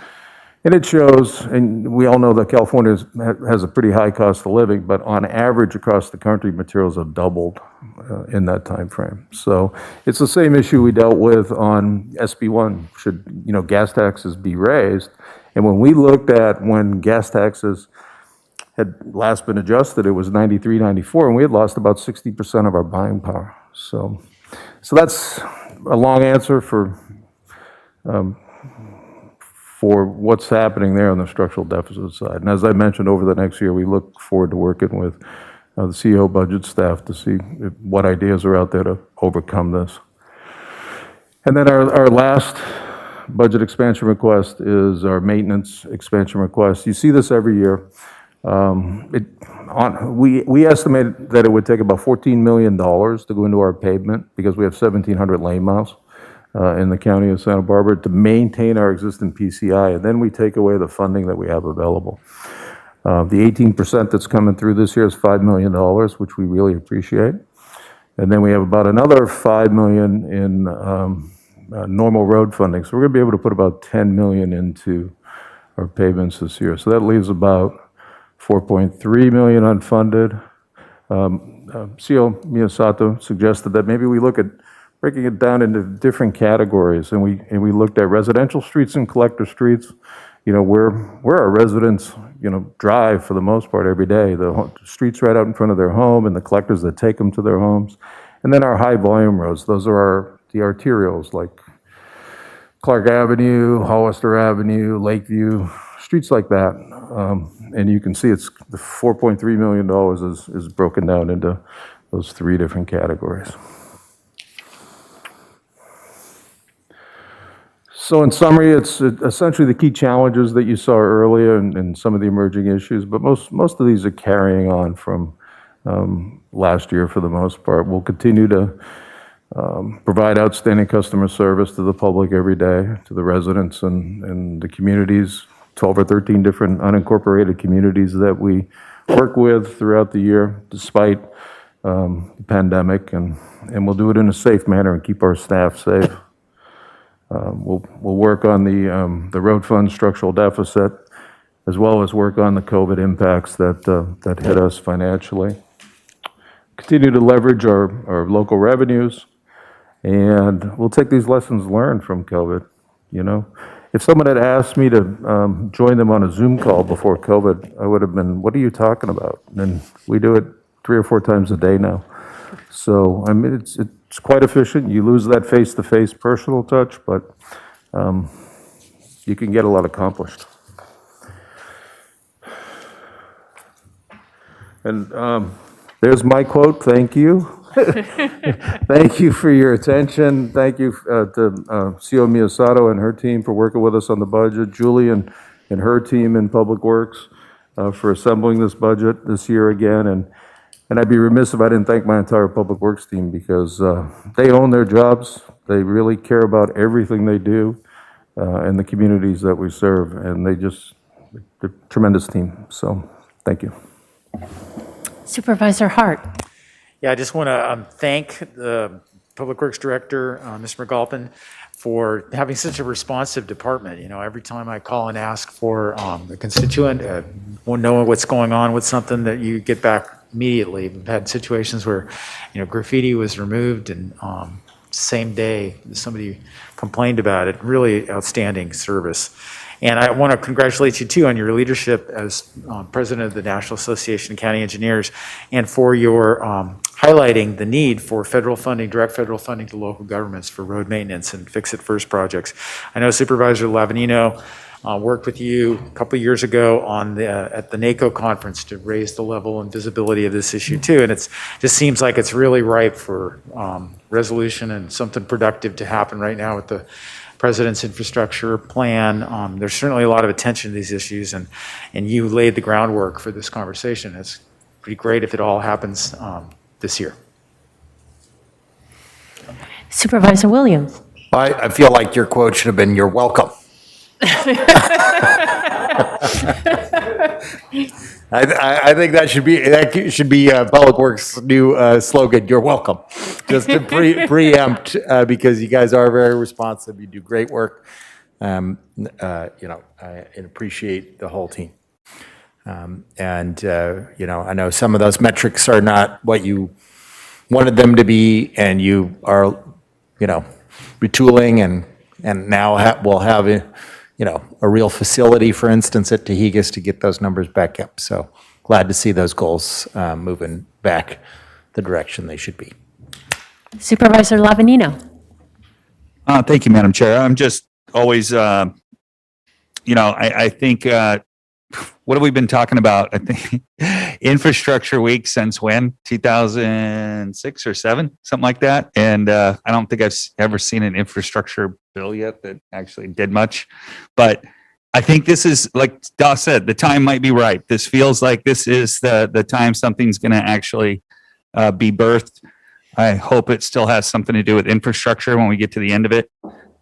But having said that, the team that I trust the most in DC is the Public Works team. Those guys know everybody there, and I can guarantee you, I sleep very soundly at night knowing that if there's a chance for us to get an earmark that has to do with transportation or any type of federal funding through the infrastructure bill, that our team, whether that's flood control, waste recovery, or just flat out roads department, that we're going to have the right people asking the right questions at the right time. So, and also Scott's done a great job of developing his team. And if you look at Public Works, it's a really glowing example of a bunch of leaders ready to have Scott move out of the way. So I'm not sure when that's going to happen, Scott, but. Don't give him any ideas. Supervisor Nelson. Yes, Madam Chair.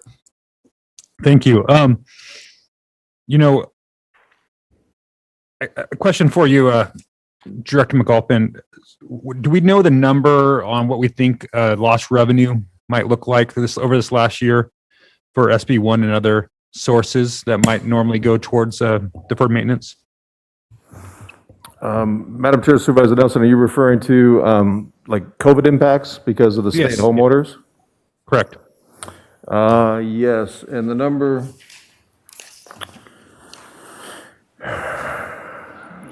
we're looking at was in 2021, this fiscal year, we lost about $1.3 million. It was down from the projections, and then 1920 initially was about 2.1. So that totals almost 3.4 on the gas tax issues, correct? And that would have had us pretty darn close to meeting the leveling off of our deferred maintenance, at least being able to maintain. Is that correct? Through the chair, yes, Supervisor. So, that's something I'm concerned about. When this maintenance discussion began in 2014 in a serious way at the board, I believe we were at a 62 or 63. We're now at a 56, and I know that this board and past boards have made a significant investment, and I appreciate that, and I know our constituents do, and I'm committed to continuing that advocacy.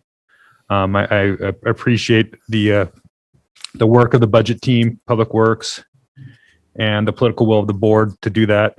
But I'm going to, from the 4th District, we're going to continue to push for additional funding.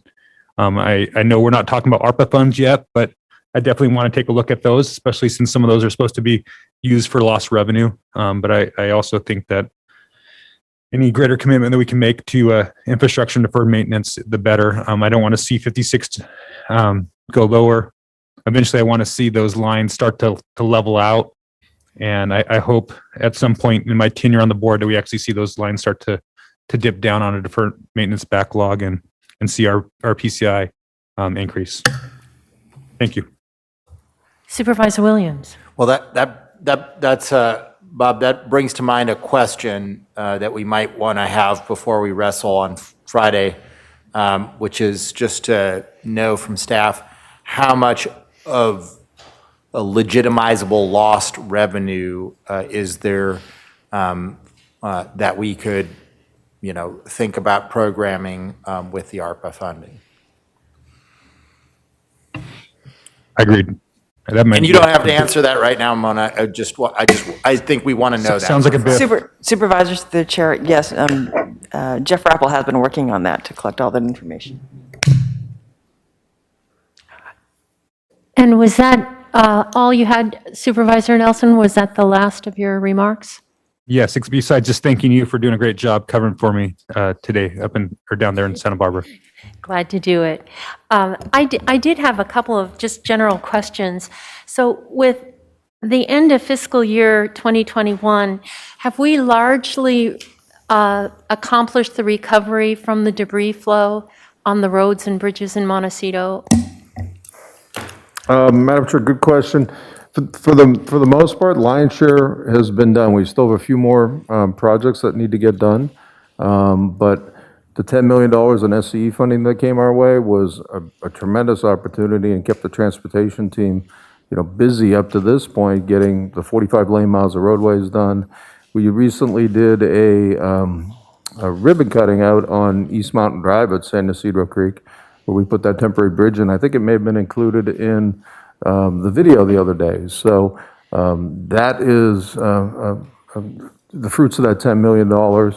The other thing we have going on there is we're working with FEMA on an alternative project. We may be able to get some more money out of that particular project that will allow us to do more culvert work out there because, a result of the debris flow is we have old culverts all over the community. We have that everywhere in our mountain roads and in our rural roads, and they filled up with debris. So as we went in to clean those, excuse me, we found rotten bottoms, things like that. So those culverts need to be addressed. So we have work like that needs to be done now. But the major work is pretty much done. And I mean, that's a major accomplishment in those 3 years. Big time. The debris basins, so the upgrades to the debris basins, is that like what you did to Gubernador? That is, you're making it so the sediment flows through and the boulders get captured? Is that what you're doing? And so with this year, that'll be 4. How many more are there? I think that pretty much is what we're going to do. Very similar to the Gubernador. The goal here is to pass the silt and let the water take it downstream, right? Because then it'll naturally, nourish the beaches.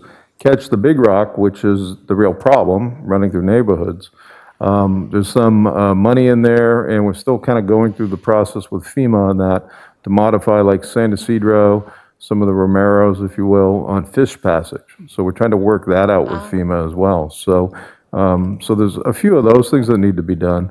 Cold Springs was just enlarged because we had more right-of-way there. We finished that project. The one at Santa Monica, we have $4 million coming from USBR on that. Flood control staff took a look at that, and down by the plunge pool at the bottom of the pipe that exits the debris basin, there's some challenges to cleaning that. So USBR has provided some funding for us to build a secondary road to get in there, as well as redo the existing bridge in there to carry the truck traffic that needs to be carried to clean that basin out. And then the bridge replacement, we need a match, and we must do that from my perspective. And then you need a loan, we need to loan the money. And I guess we're still then trying to figure out how to fund the remaining bridge replacements. So would we create a revolving fund, or would that loan, could that be budgeted in this process, or is that still a question we don't have an answer to? And that may be a CEO question. Chair Hartman, I can probably answer that a little bit. So what we're focusing on right now is the Floridel Bridge. So your board has approved 1.7 million in an operating transfer from the general fund temporarily. However, we anticipate that an additional need of about $5 million will have to be looked at before June 30th and incorporated into the recommended budget specifically for that bridge. However, as noted by the director, there are several other bridges that are coming down the line. And so what we want to do is work with his financial team and see what are the options. Is there some financing, temporary financing that can be done in lieu of general fund resources? Otherwise, we would have to continue to identify, and it gets up to over 20 million, I think, that they would need at one given time over a couple of years. And how that works is that it would be not available for spending in the budget. So it's certainly something we need to find some alternatives to, but I think we've at least worked out the Floridel Bridge and have an idea how we're going to deal with that one so that they can move forward on that particular project. And Chair Hartman, just as Ms. Anderson said, so even though we would get repaid, it would not be available for you to spend if we had to use general fund, which means it would reduce your amount of flexibility. So we will look at all different sources, but we realize the importance of this project. And the last thing I wanted to say is just echo what everyone else has said about how responsive your department is, and not only responsive, but creative. Who would think Public Works? But whether it's Chris Sneddon or Tom Fayram or Leslie Wells, they really, it's not the same old, same old. They're thinking new ways how to address things, and I really appreciate that. So, I don't see any more lights. I assume there's nothing in Santa Maria in addition, so we would go to public comment. Madam Clerk? Chair Hartman and members of the board, yes, we have one request to speak on this functional group, and that is Linda Honigman.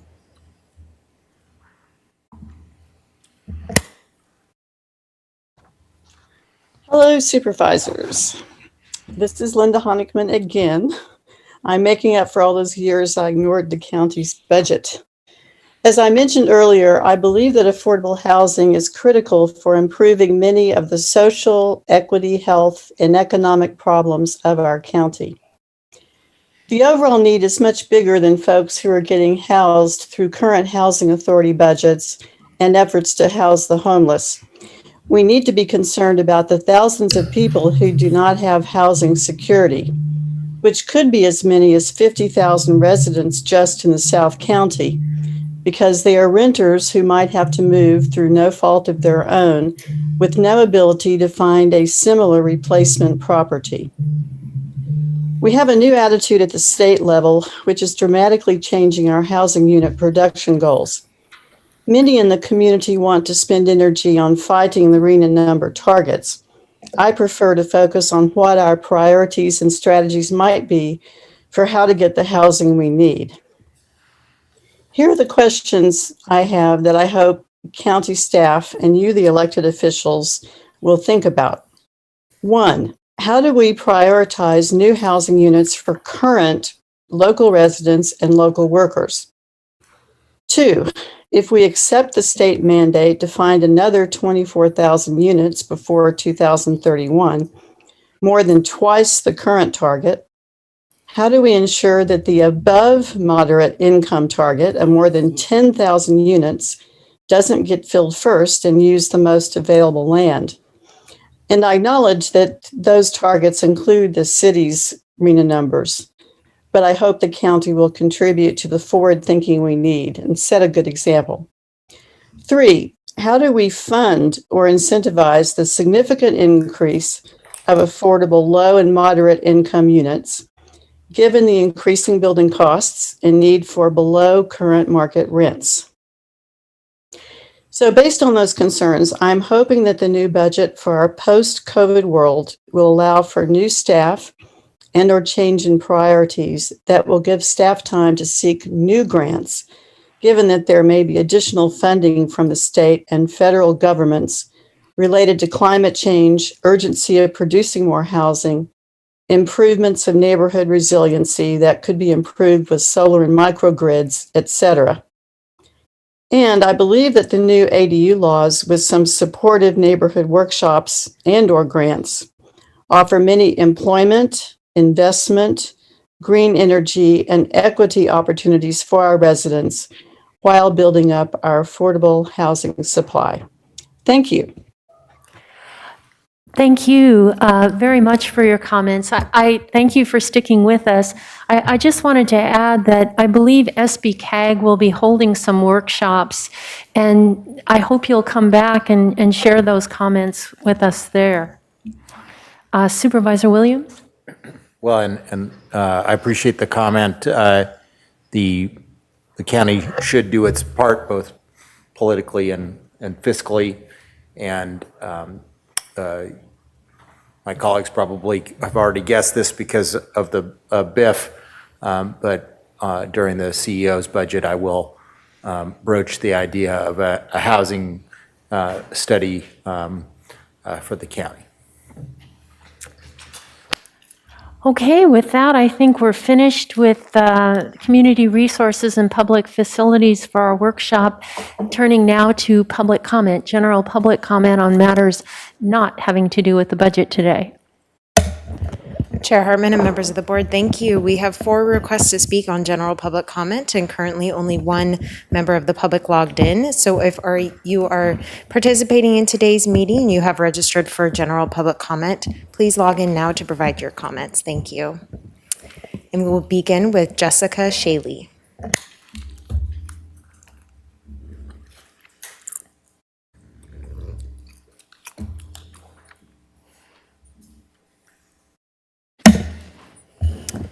And Jessica, if you can unmute yourself and provide your comments for us, please. Thank you. My apologies. Chairwoman Hartman and members of the board, as Community Services Director Chapkin stated, a society grows great when its elders plant trees whose shade they know they shall never sit under. Since I'm speaking about Live Oak Trail, I find Director Chapkin's quote really apropos, especially since the trail is under his purview at Lake Kachuma. 35 years ago, Parks Department Director Pejos, in concert with the enthusiastic participation of equestrians from Santa Ynez Valley riders, planted a metaphoric tree called the Kachuma Equestrian Trail, whose shade myself and our thriving regional equestrian trail riding community today have the pleasure of enjoying. This metaphoric tree has had its shade boughs chopped and mangled recently by policy that has been hastily smashed into a pilot project that not only promises to ruin the current scope of a beloved program, but also will threaten critical bald eagle habitat and violate Endangered Species Act laws. This rushed project description and scope, titled the Live Oak Multi-Use Trail Project, does not comply with the Kachuma Resource Management Plan. If you proceed with the pilot project as it is currently written in draft form, you will be breaking the laws that your governing body put in place in 2012 with the adoption of the CRMP. Director Chapkin said, "We are always looking for ways to increase usership of our parks by county residents. We would like Director Chapkin to apply this declaration directly to Live Oak Equestrian Trail. The equestrians who use this trail were told that the reason for changing the use of the trail from equestrians only to multi-use is due to lack of use, hence lack of revenue. And I might add, the resource has never in the history of its existence been advertised anywhere as an equestrian trail, even on the park's website. Equestrians have shown in the last 5 months how effective our user group can be in getting the word out about the trail, getting equestrians to buy annual passes, using the trail, and donating money, time, and love into the project of making Live Oak better for its historically codified and dedicated user group. The board should table the current pilot project that opens tomorrow and allow equestrians to continue to develop their own project proposal to enhance the amenities in alignment and in accordance with Alternative 2 of the CRMP, and to increase use and profits for parks, because you really do not want to chop down this magnificent shade tree called Live Oak Equestrian Trail that parks and the equestrian community painstakingly planted and watered for the last 35 years. With all the other issues Parks has had maintaining the amenities they currently have, how about not expanding yet another program that you don't have the funding to administer adequately? I yield my time. Thank you. Any more public comment? Chair Hartman and members of the board, that was our only request to speak on general public comment. Okay, with that, we conclude the second day of workshops and back on Friday, the 17th.